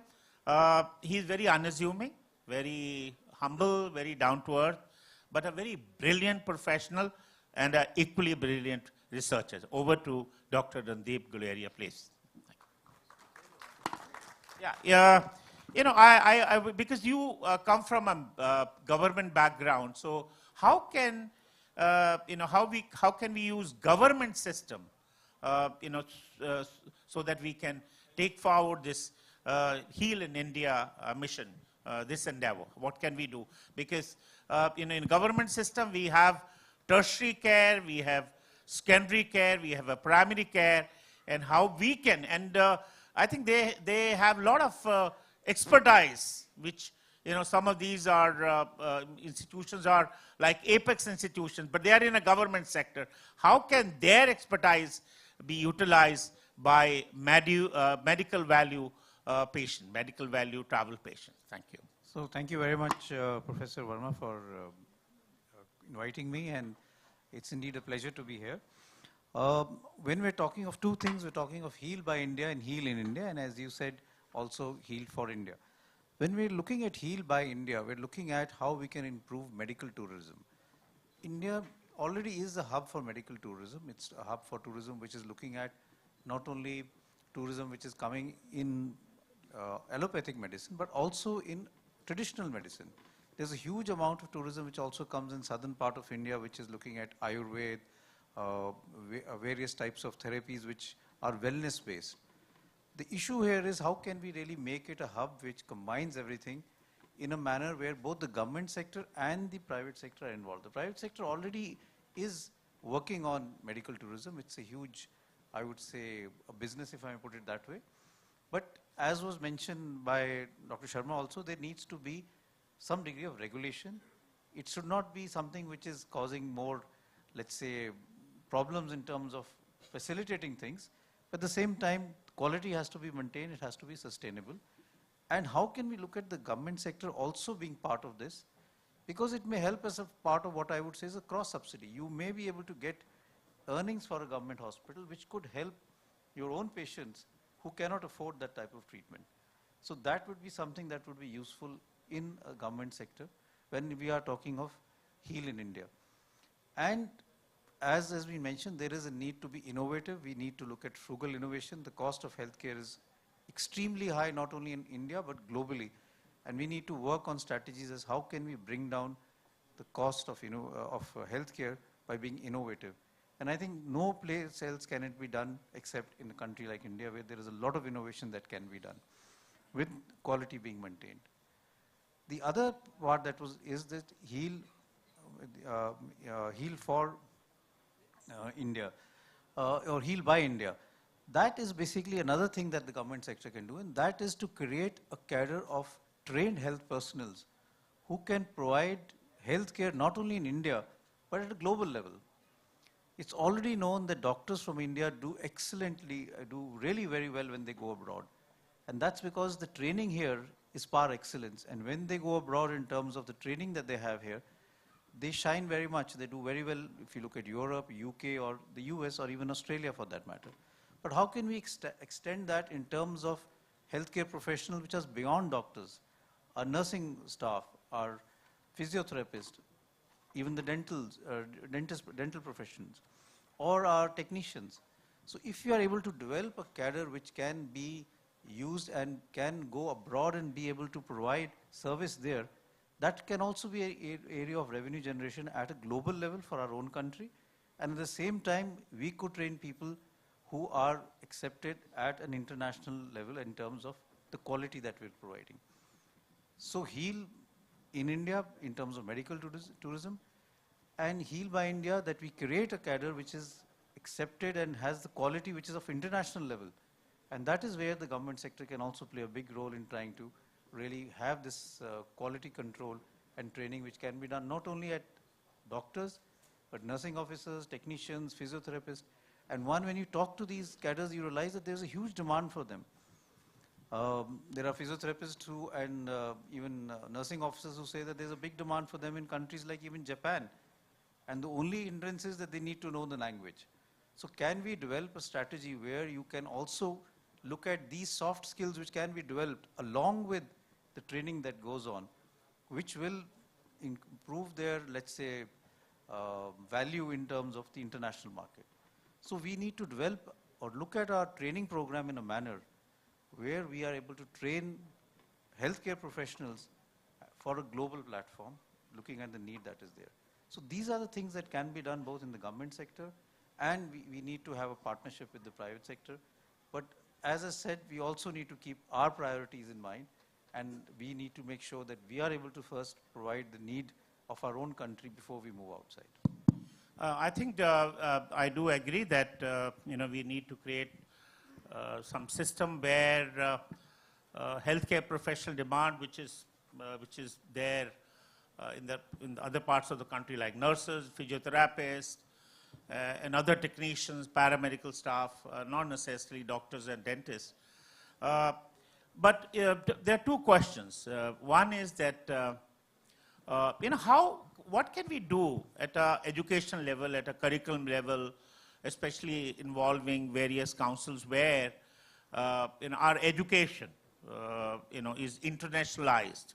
I mean, of course, there is a system that you study in a particular country, you go abroad, and then you again have to go through a system there. But that is one, because if it is to happen, and you said that government has to create a system that this is one direction to take it up. And I think during WTO, I think a lot of, I have attended meetings where there was a lot of discussion happening that how we can equate the degrees, but it never happened. That is one. And secondly, because when we treat these international patients, there could be a medical legal issues, there could be unethical issues, there could be, what about their indemnity coverage, what about their post-op complications, what do you envisage, how do you envisage that we will be able to, take care of that? Thank you. So I think this is the most important area, that when we move forward in terms of HEAL in India, how do we look at multiple things which look at the medical legal aspects, the quality aspects, and that is something that I think is being worked on in terms of making a platform where all of these things are looked at and there is this assurance that is given. Because when you're looking at treating people from outside, patients from outside, it's at a different value. You could have patients coming from Africa, you could have patients coming from Europe, you could have patients coming from Southeast Asia.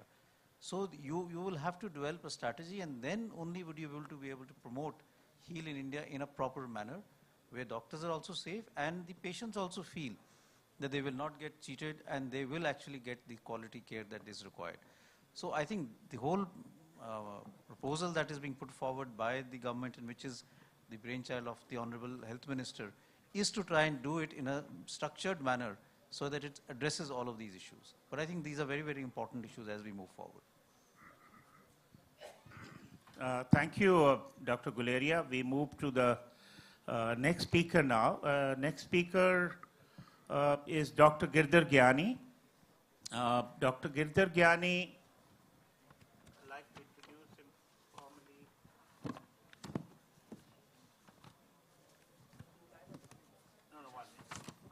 Yeah, Dr. Girdhar Gyani, currently he's the DG of Association of Healthcare Providers of India, which is a body which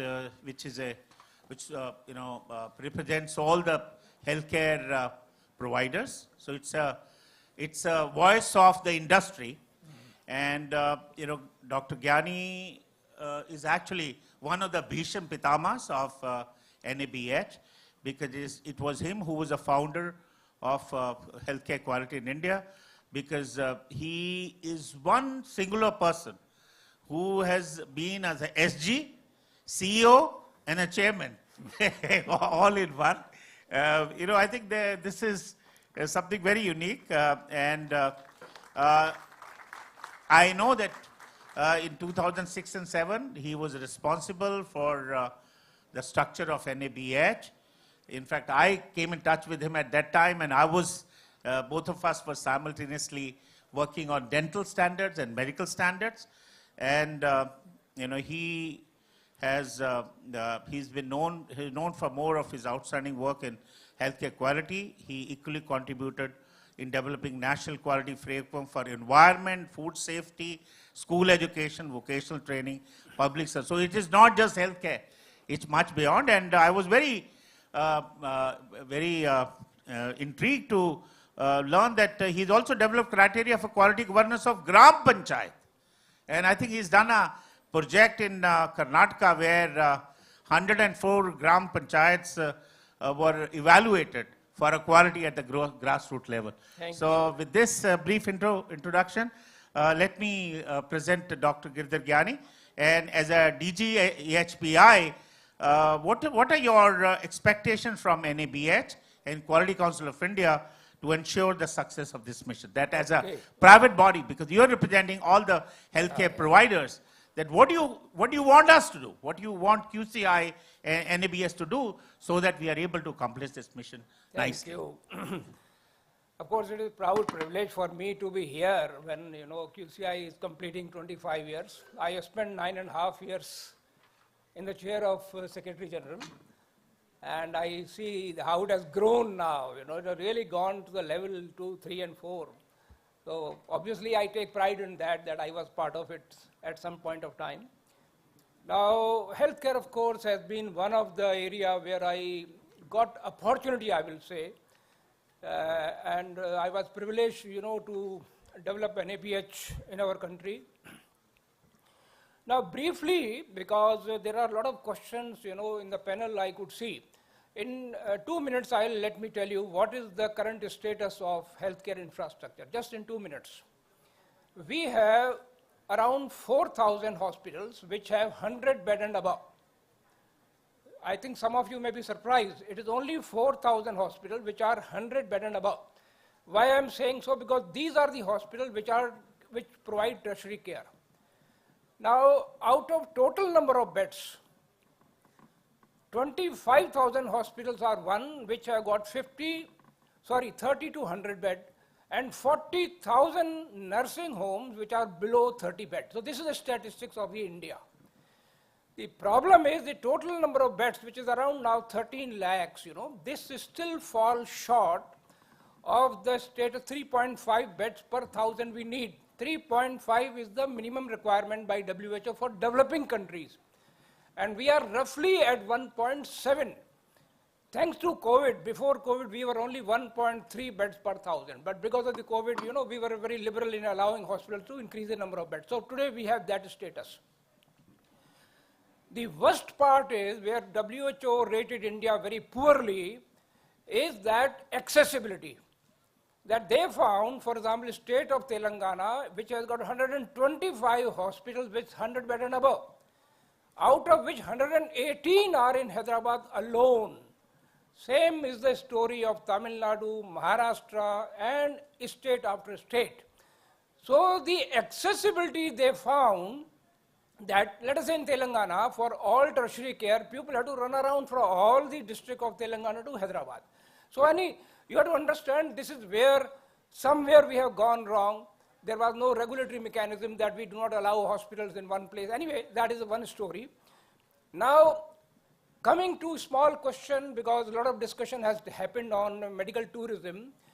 In 2009, there was a serious discussion with the Ministry of Commerce and Quality Council of India, because we found at that point of time, there were around 500 hospitals which were state of art from any global standard. The idea was that how do we promote them for medical tourism? But there was equal discussion from other side that when we are not able to meet the demands of our own citizens, why are we promoting the medical tourism? But I think we discussed very in length, that this medical tourism, the people are not coming here for secondary care. They are not coming even for tertiary care. They are coming for quaternary care. Now, there we have the space. For example, liver transplant, kidney, now heart we are doing, lungs we are doing. There we have the capacity, and why not we earn the name for the country as well as the foreign exchange? So that discussion went on, but somehow we were not able to give boost. So I will just give in 2 minutes what we need to do. Simple point is that people from other country want to know, initially we thought if the hospital is accredited, it will attract the medical tourism. But no, they wanted to see beyond. Beyond accreditation, the logistic part, empowerment of the staff, soft skilling. When team of Indian hospital went to, for example, Thailand, one single hospital was doing the medical tourist total equal to what India was doing in 2009. One single hospital. And that single hospital, if you visit even today, it has got 19 counters with the, with the interpreter of different languages. So anyway, they had that infrastructure.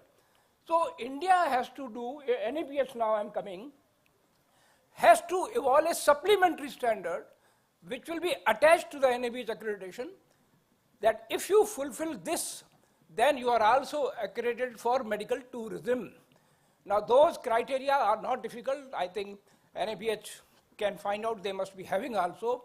So this is one thing they are looking, number one. Number two, some brands of hospital have successfully done in projecting themselves. I don't want to name it here. What we need to project is India as a brand, India Health brand, and that has to be done through our embassies overseas. Similarly, the overseas embassies in India, that concerted effort unfortunately has not gone. Otherwise, as I mentioned to you, 500 hospitals at that point of time. Today, I think it must have gone to 700 because we have got 3,000 hospitals already accredited. Out of them, 700 will not be difficult to find out. So we have enough potential to earn the name as well as the foreign exchange, and that is what NABH can do for us. Second question I think you wanted to know from NABH was, I was the member of the Academic Council in Medical Council of India when Dr. Talwar was the board of directors. He inducted me into the Academic Council only for the single reason that somebody told him that you should not be evaluating the hospitals in the medical colleges. You should only evaluate the teaching block. Rest you leave up to NABH. And then myself, Dr. Pavan is sitting here, we developed the criteria for Medical Council of India that you offload this activity to NABH. They will do much better job than inspectors of the Medical Council of India, and your workload will be reduced. This would have, and we also suggested, by the way, that time 2 modules, one was on the patient safety and one was on the communication. After lapse of so many years now, communication model has been introduced, but still patient safety, which curriculum is available in WHO, has to be introduced so that our budding doctors, they come prepared with the background on patient safety. So this thing Again, I will say NABH has to re-initiate this dialogue with now the National Medical Council, that whenever they are impaneling the medical college, medical colleges, the hospital part should be left to the NABH. So if NABH can do these two things, one for the medical tourism and one for the medical education, I think that will be great contribution from the NABH. Thank you.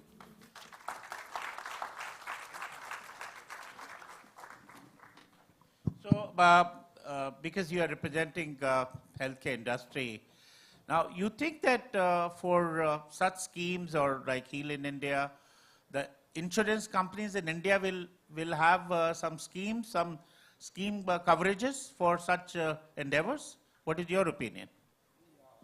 You see, the insurance scheme, insurance company at this point of time already are struggling with, the procedure of pricing of the rates.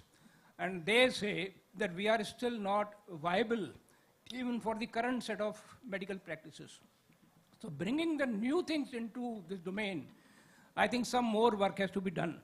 I will only mention one thing because we have a lot of respect for Sharma ji sitting here. Let me tell you, the two programs which NHA is handling, they are going to be the game changer of the country. Both Ayushman Bharat and the National Digital Health Mission.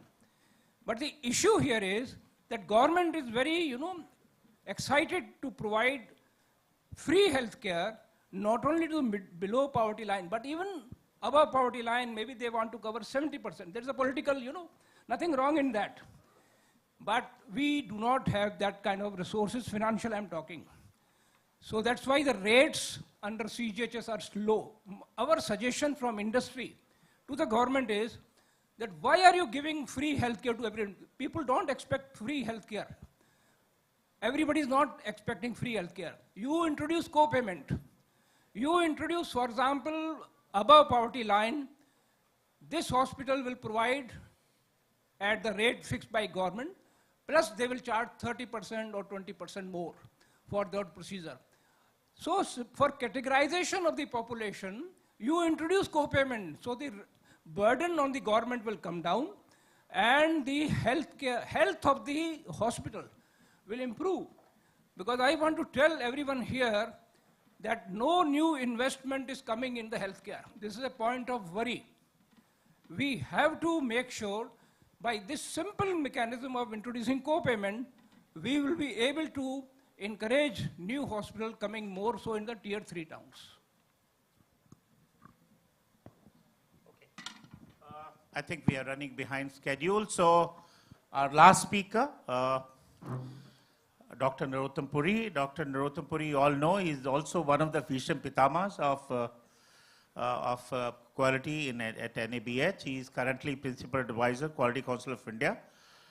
He's also Advisor, Fortis Healthcare, Advisor, FICCI, Honorary Professor, Indian Medical Association, and co-founder, Center for Design and Innovation. He's been a senior colleague at Maulana Azad Medical College. He was Professor of ENT at Maulana Azad and LNJP Hospital. And he has spent 5 decades in healthcare as a teacher, clinical practitioner, and healthcare administrator. Sir, everything converges to accreditation. So, we ask that how can accreditation and standardization benchmarking can help achieve the mission of Heal in India and Heal at Health. You are the right person to bring about these points. Over to you, sir. Thank you. Thank you, Professor Verma.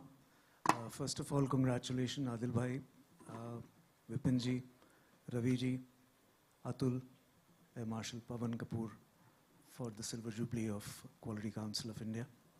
I'm feeling pretty inundated being in the company of such stalwarts here. My contribution is very scant compared to what has been talked about by Dr. Gyani in the field of quality. I'll just start with a small story. Since the breakfast session got over, the lunch session got over, and most of the non-diabetics have left, so mine is probably only the dessert that is left to be served to you. So I'm grateful for the presence of those who have stayed behind. From the perspective of quality when you talk on healthcare. Healthcare has always transformed very slowly.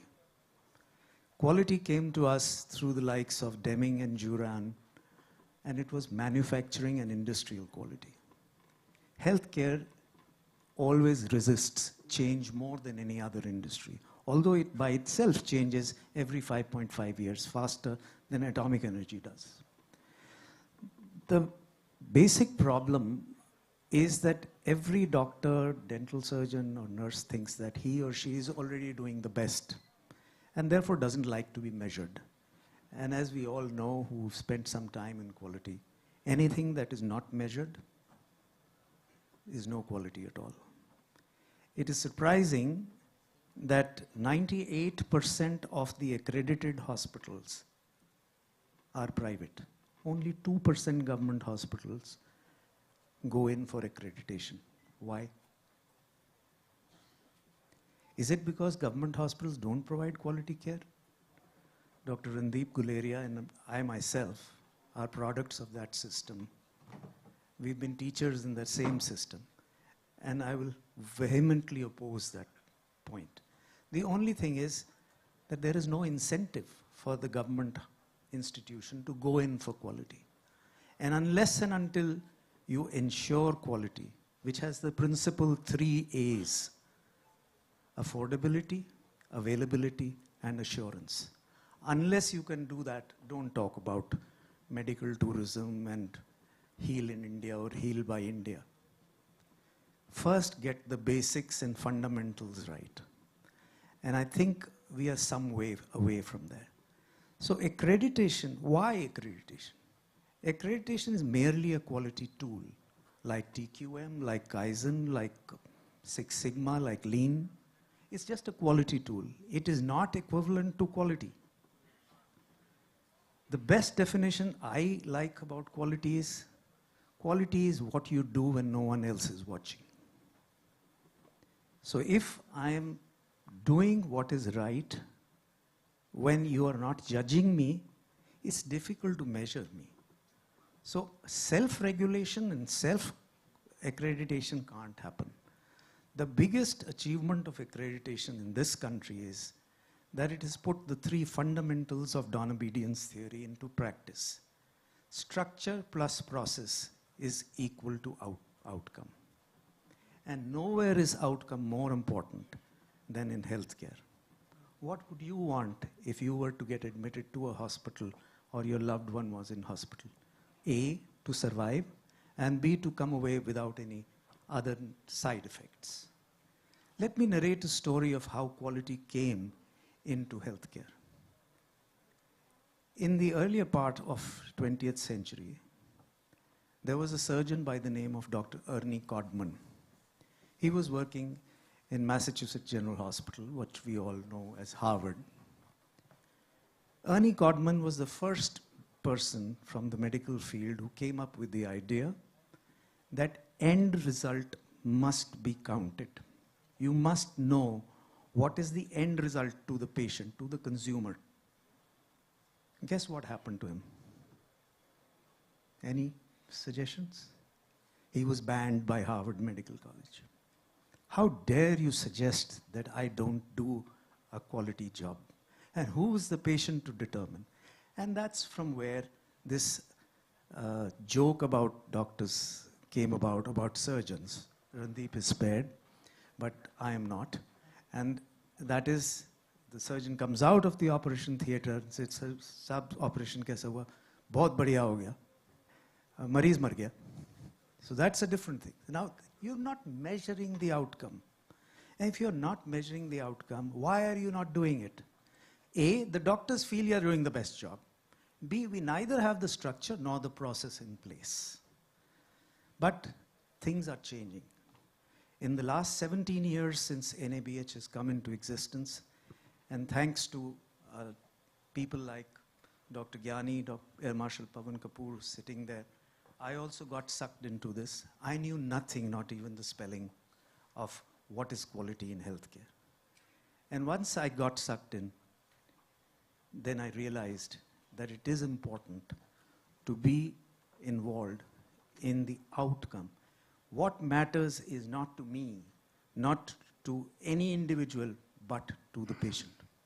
And when we all give the best that we can, and by the way, NABH is already involved with medical tourism standards, not just from the perspective of medical tourism for hospitals, but also from the point of view of the people who bring in the medical tourism, that is the facilitators. So there are standards already there. The problem with Heal India, Feel by India, Professor Verma, was really fundamentally this, that it fell in no man's land. For several years through FICCI, I've been involved, and as institutions that I served after I left the government service, that is Max and Fortis, well, we've been doing medical tourism for the last 15, 20 years in a structured way. But the problem was that earlier it fell in the domain of Ministry of Commerce and Tourism. Health Ministry wanted to have nothing to do with medical tourism. Now, after the Prime Minister's nudge, and you mentioned about the nudge theory in the session that Adil Bhai you conducted, now it has been shifted to Health Ministry. Now there is an additional secretary looking at medical tourism as such personally. And it's very welcome news because it tells the world that we are good. Professor Rao is sitting here, the former chairman. I mean, he's a Padma Bhushan awardee himself. And he will tell you how much of patients that he sees in his critical care at Gangaram Hospital. They're already there. And why are they coming? Because our institutions are good. Our institutions are good in both public sector and private sector. The thing is that we've created in our mind a kind of a divide between public and private. To me, we are in this river like a boat. And this boat won't row itself to the shore unless until both the oars are functioning and they are functioning properly. So my humble suggestion to NABH is continue to do the good work that you've done. Atul and team, that you are all sitting here, what you managed to do in the 2 years when COVID was there, you continued to provide all the accreditation services in all the 23 disciplines that you provided, and so hats off to you. And thank you very much for listening to some of the non-sugar-coated pills. Thank you.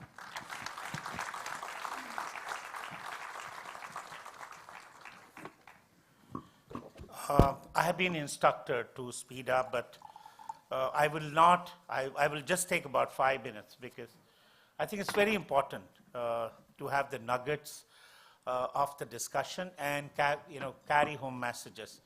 So our first panelist was Dr. R.S. Sharma, and he said that it cannot be contradictory to the other national health programs, Heal in India. It serves others well, and he said it's an opportunity to cross-subsidize. He said supply side shall increase infrastructure. So it's going to indirectly, in fact, strengthen setting up of newer hospitals. It will strengthen private sector. It will bring business from international sector, and it's a holistic approach. Appreciate that, Dr. Sharma. He said Heal in India are connected with ABDM. It is making the healthcare affordable, accessible, and he said digital shall reduce cost because, example, telemedicine, increase accessibility, shall connect and make it transparent. India already has a robust mechanism, and he gave an example of UPI platforms. And he said there are gamut of solutions built through building blocks, and the portal shall display authentic health facilities, shall make it transparent, visible internationally. Heal in India is only extension of health registry. He gave example of 3 registries, HBR, HFR, and drug registry, and this shall provide transparency leading to confidence building. Cost and quality is important. 10 crore health assurance has already, it's covering under AB PMJ, and 4 crore patients have already availed it. Similarly, health package to international patients can be extended under this scheme. So it is converging, everything is converging when it comes to Heal in India. He said strategically it will strengthen health security, Heal in India, Heal at India, and all the 4 pillars shall bring synergy and ultimately bring about universal health coverage. After that, we had Dr. Randeep Guleria. He said, Heal in India, India is already a hub for medical tourism. He said, we are serving for traditional medicine, Ayurveda, yoga. How we can integrate it, that is the question. He said, needs regulation, sustainable, government establishments needs cross-subsidy. We need to be innovative. India is the right place because India is full of innovations. He said, Heal by India creates cadre. We need to create cadre. That is the role of a government, expertise training, which are accepted internationally. Government can help a lot. All healthcare performers, nurses, physios, dentists, I think there's a big demand. So create strategy for training and value in terms of international market. When it comes to medical legal aspect, he said we need to create a separate platform for that. Then we had Dr. Girdhar Gyani. He said only 4,000 hospitals are over 100 beds and just about 40,000 nursing homes which are below 30 bedded in the country. And the need is 3.5 beds per 1,000. WHO, we only have 1.7. So WHO has rated India very poor in terms of accessibility. Why? Because there are certain hospitals, cities which are clustered with bigger hospitals. It happened due to lack of regulation. So we don't want that to happen when it comes to HII. And he said, old concept, don't promote medical tourism at our own expense. That was an old thought. But here, patients are not coming for primary care, they're coming for quaternary care. What should be done? He gave 2-3 advices. One said international patient wants to know beyond accreditation. It's not just accreditation. What are the other supplementary standards? He said India brand needs to be promoted through embassies. We have enough potential. And he also said patient safety curriculum to be introduced through the National Medical Commission and initiate dialogue, which was advice to the NABH. And then finally we had Dr. Narottam Puri. He said healthcare healthcare transformation happens very slowly and healthcare resists change. And he said why? Because doctors think they're already doing their best. And only 2% governments go for accreditation. Why? Because there are no incentives. 3 A's are very important: availability, affordability, and assurance. And why accreditation? Why do we need it? Because it's only a quality tool, not equivalent to quality. It's just a tool. Quality is what you do when nobody is watching what you're doing. Structure and process brings about outcome, and measuring outcome is more important in healthcare. Without measurement, it is of no quality. Heal in India fell in a no man's island, and he has advised NABH to continue doing a good work. So we are running behind schedule. I want to take this opportunity to thank all the panelists. Thank you for your time, for your suggestions and inputs, and also thank all the audience for staying very late. I think we are supposed to do a MOU with the NHA. I think this is the right platform to do that. So can we do that? Over to MC now, please. Thank you.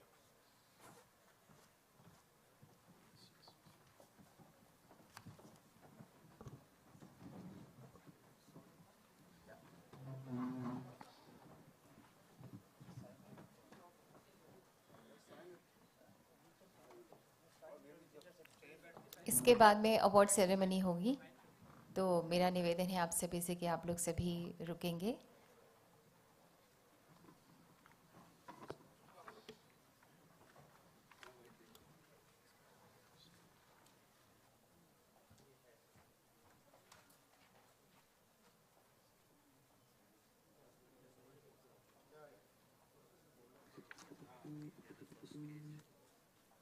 Fifth anniversary, एक memorable दिन जब MOU sign हो रहा है NHA के साथ में.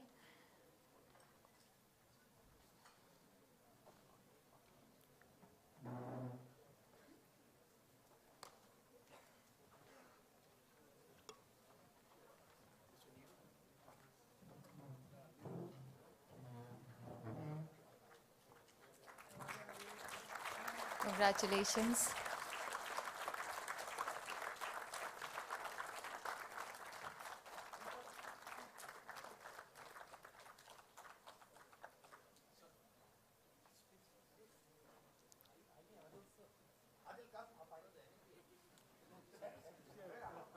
Adil, come.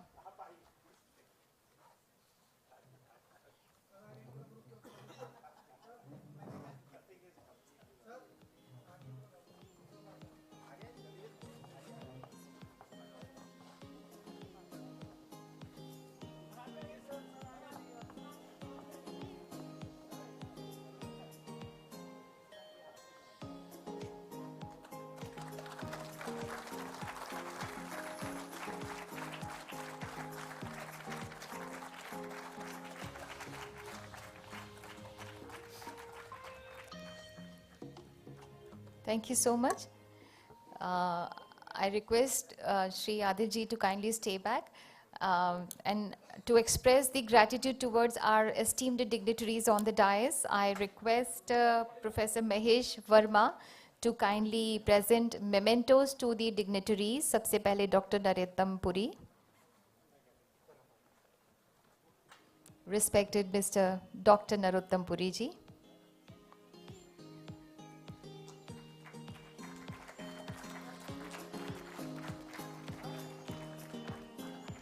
Dr. R.S. Sharma.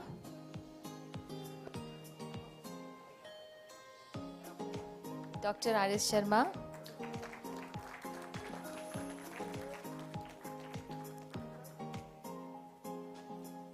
Dr. Randeep Guleria.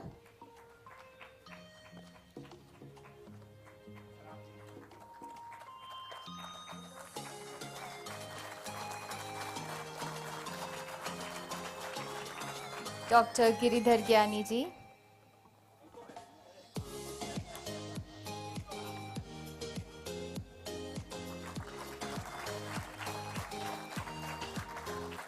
और अब हमारी गुजारिश है श्री आदिल जैनुल भाई आपसे कि कृपया डॉक्टर महेश वर्मा को मेमेंटो प्रदान करें.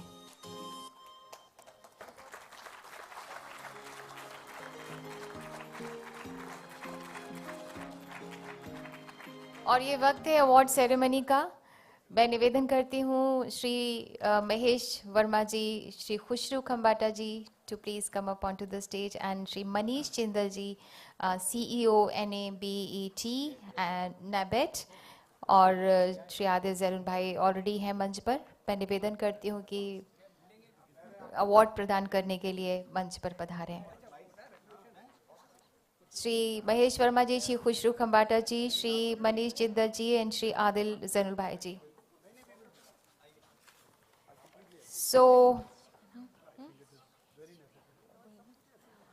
और आरपी सिंह जी भी उनसे भी निवेदन है मंच पर ही रहें अवार्ड के लिए. 14th Circle QCI Dear Shah Quality Awards Gold Silver Awardees. यहाँ से आएंगे अवार्डीज और यहाँ से जाके अपनी जगह पर. Accurate Gauging and Instruments Private Limited, Pune. High Accuracy 3 Coordinate Measuring Machine.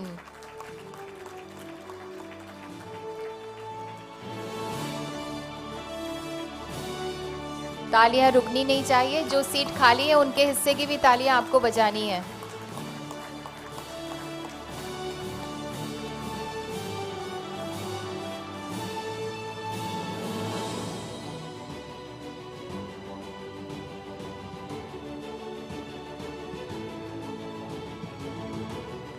Larsen Turbo Construction RBG, Jaipur, Rajasthan. Optimization. हम आगे बढ़ते हैं, वो आ नहीं पाए हैं. Dalmia cement Bharat limited, Bihar. Blended cement, a green solution.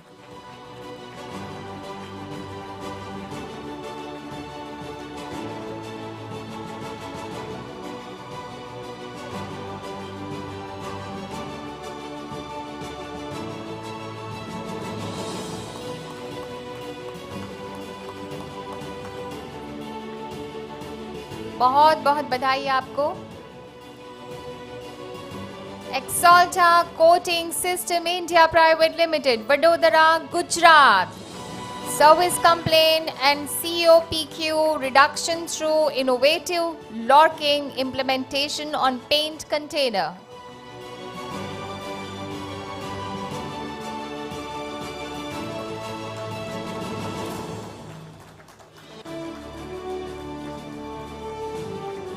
बहुत बहुत बधाई आपको भी.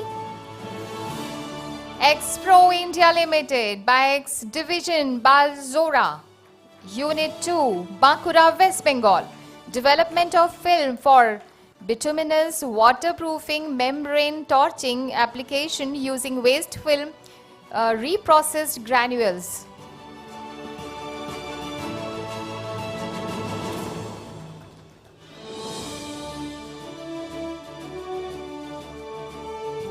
Wellspun India Limited, Kutch, Gujarat. Automation and productivity enhancement at external coating plant.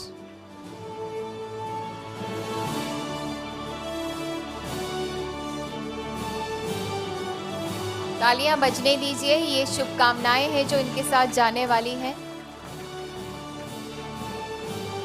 Bharat Electronics Limited, Bangalore, defect reduction in front panel assembly of ventilator. Quality के ध्वज को इन्होंने ऊंचा किया है. सभी हमारे अवॉर्डीज बधाई के हकदार हैं.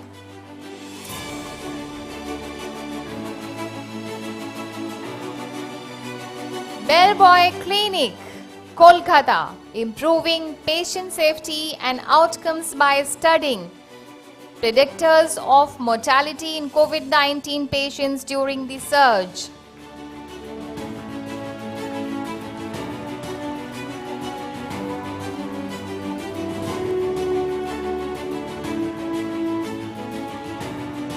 Sri Ramachandra Medical Center, Chennai, a safety culture approach to prevent process variables culture and clinical dilemmas resulted in anticipated and preventable DVTs in a quaternary care setting.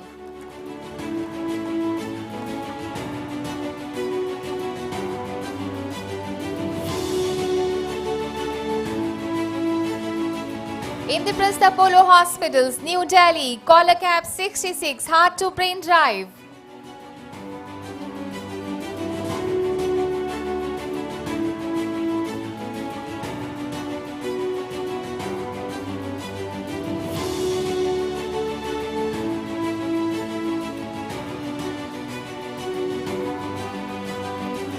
Manipal Hospital, optimization of oxygen use, Bangalore.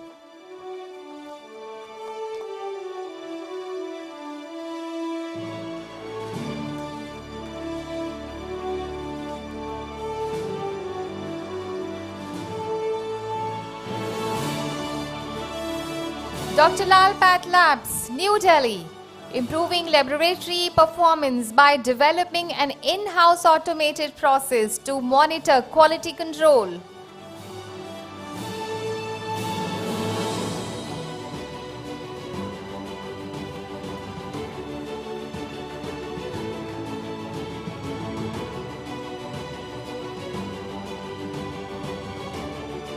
Fujifilm, Serical India Private Limited, Color Eco Solvent Digital Ink, Shirur, Pune.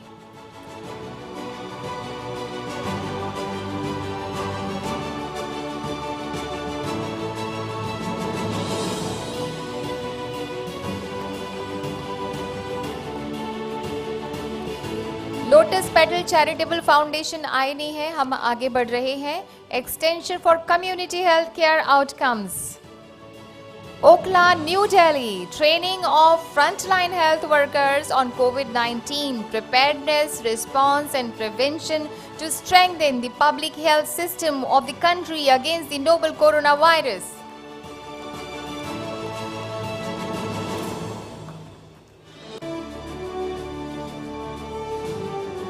Lupin Limited, cost optimization of API Lupin Limited, Dabasa, Gujarat.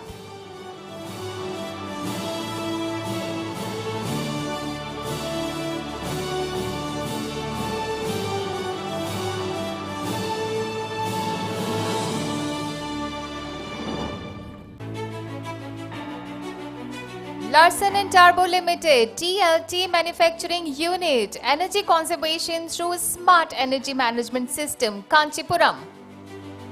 इन्हें मिल रहा है silver.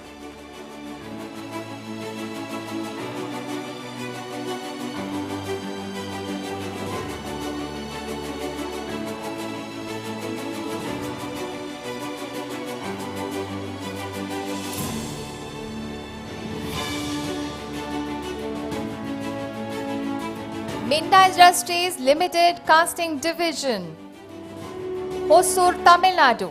Customer and rejection reduction in N49 CCR Edge. इन्हें भी silver award मिल रहा है.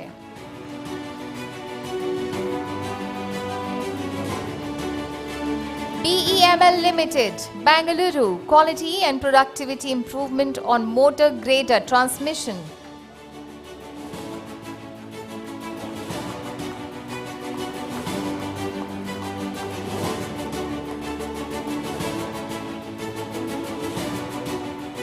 Bharat Petroleum Corporation Limited, Bolangir, Orissa. We move forward now. RA Software Technologies Private Limited, Noida, Uttar Pradesh, Product Quality Framework. इन्हें भी silver award मिल रहा है. तो ये गोल्ड और सिल्वर के अवार्ड है. Again the silver award goes to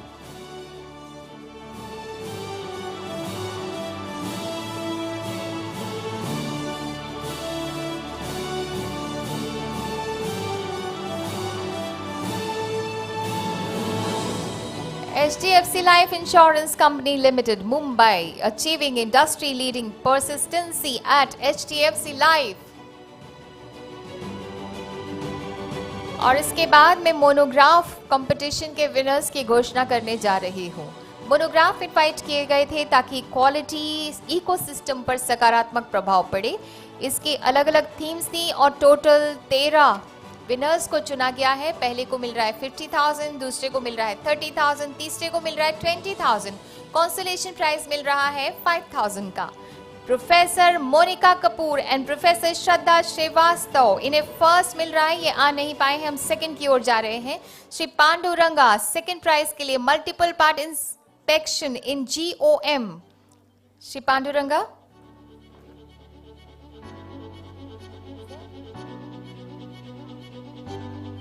या इज देयर. सेकंड प्राइज इन्हें मिला है. तालियां बजाते रहिए. ये शुभकामनाएं हैं जो इनके साथ जाने वाली हैं.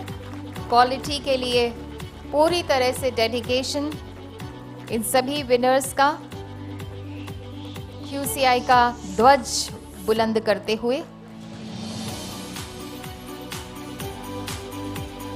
थर्ड अवार्ड मिला है miss Shruti Rastogi, Shri Gaurav Pratap Singh, Jadon, Principles of Good Pharmacopoeia Practices for Establishing Indian Pharmacopoeia Standards for COVID-19 Therapies.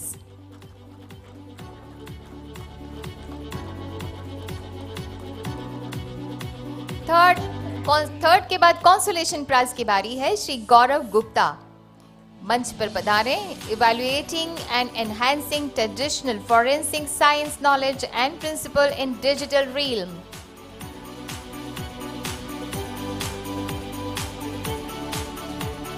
तालियों की बौछारें करते रहिए, इनकी हौसला अफजाई करते रहिए. कॉन्सोलेशन प्राइज के लिए जो आ नहीं पाए हैं वो हैं बाला सुब्रमण्यम. हम आगे बढ़ रहे हैं और अब कॉन्सोलेशन प्राइज की ही घोषणा. Shri Vamshi Krishna, quality assessment of therapeutic stem cell derived product एक्सोसम्स.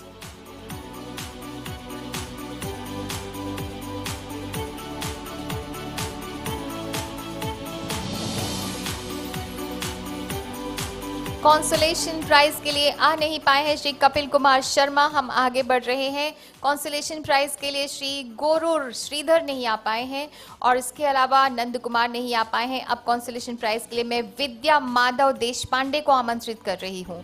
Compel to complete and improve consolation prize है.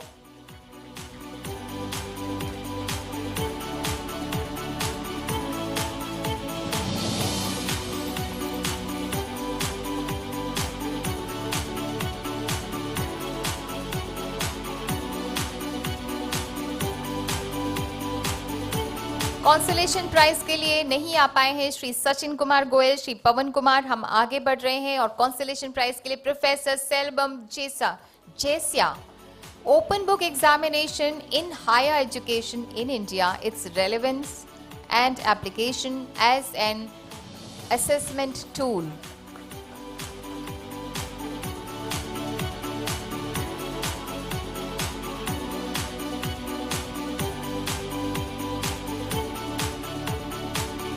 जोरदार तालियां सभी अवॉर्डीज के लिए। बहुत बहुत बधाई आपको और बहुत बहुत धन्यवाद हमारे माननीय सम्माननीय डिग्नेटरीज का ऑन द डायस पे। और इस तरह से every good thing finally comes to an end, but this is not the end, but this is the beginning of a new journey after 25 years. So now I invite आभार प्रकट करने के लिए कृपया अपना स्थान ग्रहण करें। अभी आभार प्रकट करने के लिए मैं श्री मनीष जिंदल जी जो कि CEO हैं नाबेड के, की प्लीज आभार प्रकट करें। Kindly propose vote of thanks. A very warm good evening after an exhaustive day. I feel you all are looking forward to leave the venue and rush for your places. But I have been bestowed with the responsibility and I have to fill it. It's a really difficult task from where to start and where to end.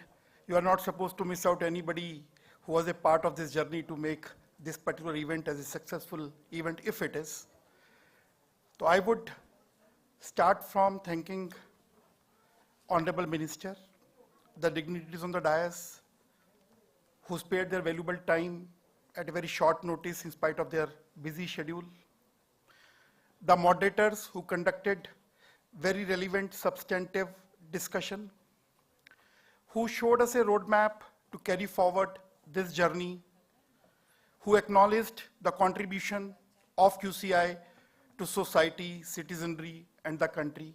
And we assured the House, under the dynamic leadership of Adil Zainul Bhai and Dr. R.P. Singh, we would continue to progress geometrically, exponentially, and what all targets Honorable Prime Minister has fixed, we would be catalyst, contributor to making those goals met prior to the deadlines. What so role QCI is supposed to play, we would be activated, proactive, and would do our best. So that is the commitment on behalf of QCI, because that was the crux of entire day's discussion. What is the role of QCI in future? What is their contribution going to be in making our journey from developing country to a developed country, from a 3 trillion economy to 30 trillion economy, and so on. Any event cannot be a successful event if you are not supported by top of your organization. So I am really thankful to Adil Zainul Bhai, Dr. R.P. Singh, to give me a very free hand in sequencing, ideation, implementing, execution, choosing my team, no restrictions of kind of spending. They gave me a target, the program has to be successful. It should match the stature of QCI. It should reflect the quality in what we do, what we aspire. I don't know whether I have come to or not, but if it is so, please have a round of applause.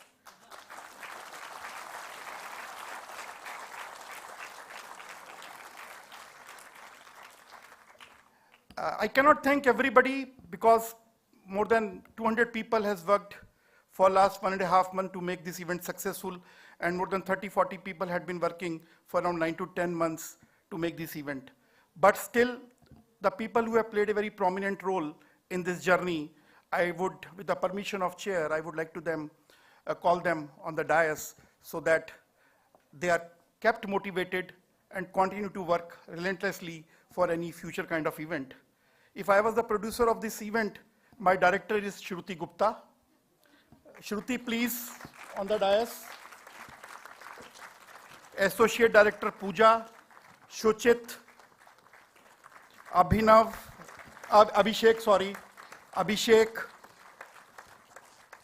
Mayank, Ankur, Sanjay ji,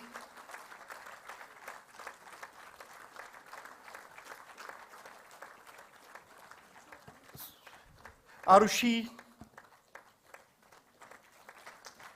and one of my very, who was the brainchild of each and every design, logo, backdrops. She is not today here due to her illness. Nidhi, a special thanks for her. So this is my core team, which made it happen.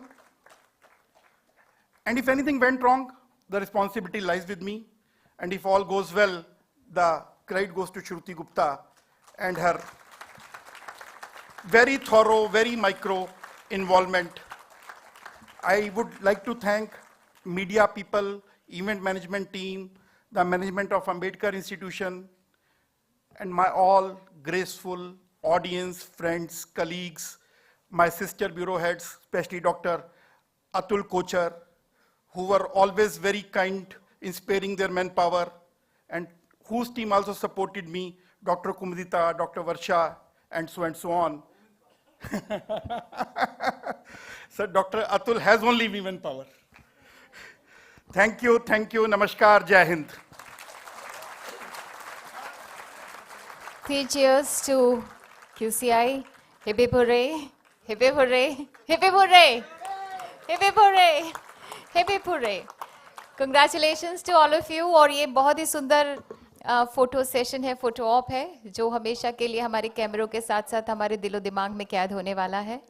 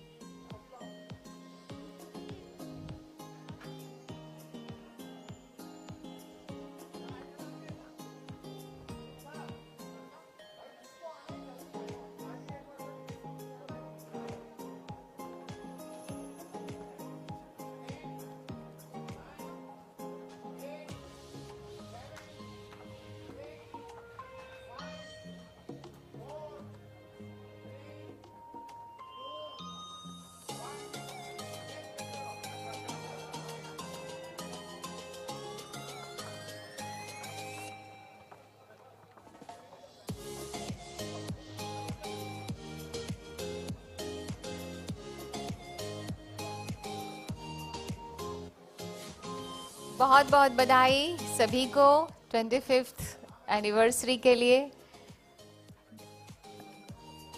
25 साल पूरे होने की बहुत बहुत बधाई. 25 साल बहुत youth होता है, आगे कुछ कर गुजरने का जज्बा भरा होता है. इन्हीं शुभकामनाओं के साथ कि हम आगे यूं ही तिरंगा आकाश की ऊंचाइयों तक छूता रहे, यही हम सबका जज्बा है.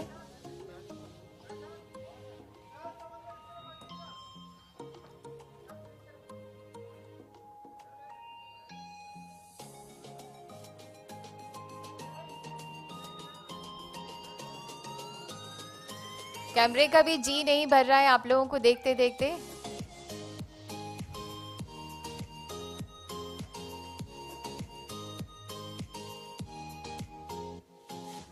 ये शक्ति है QCI की, जो एक साथ आप लोग देख रहे हैं मंच पर.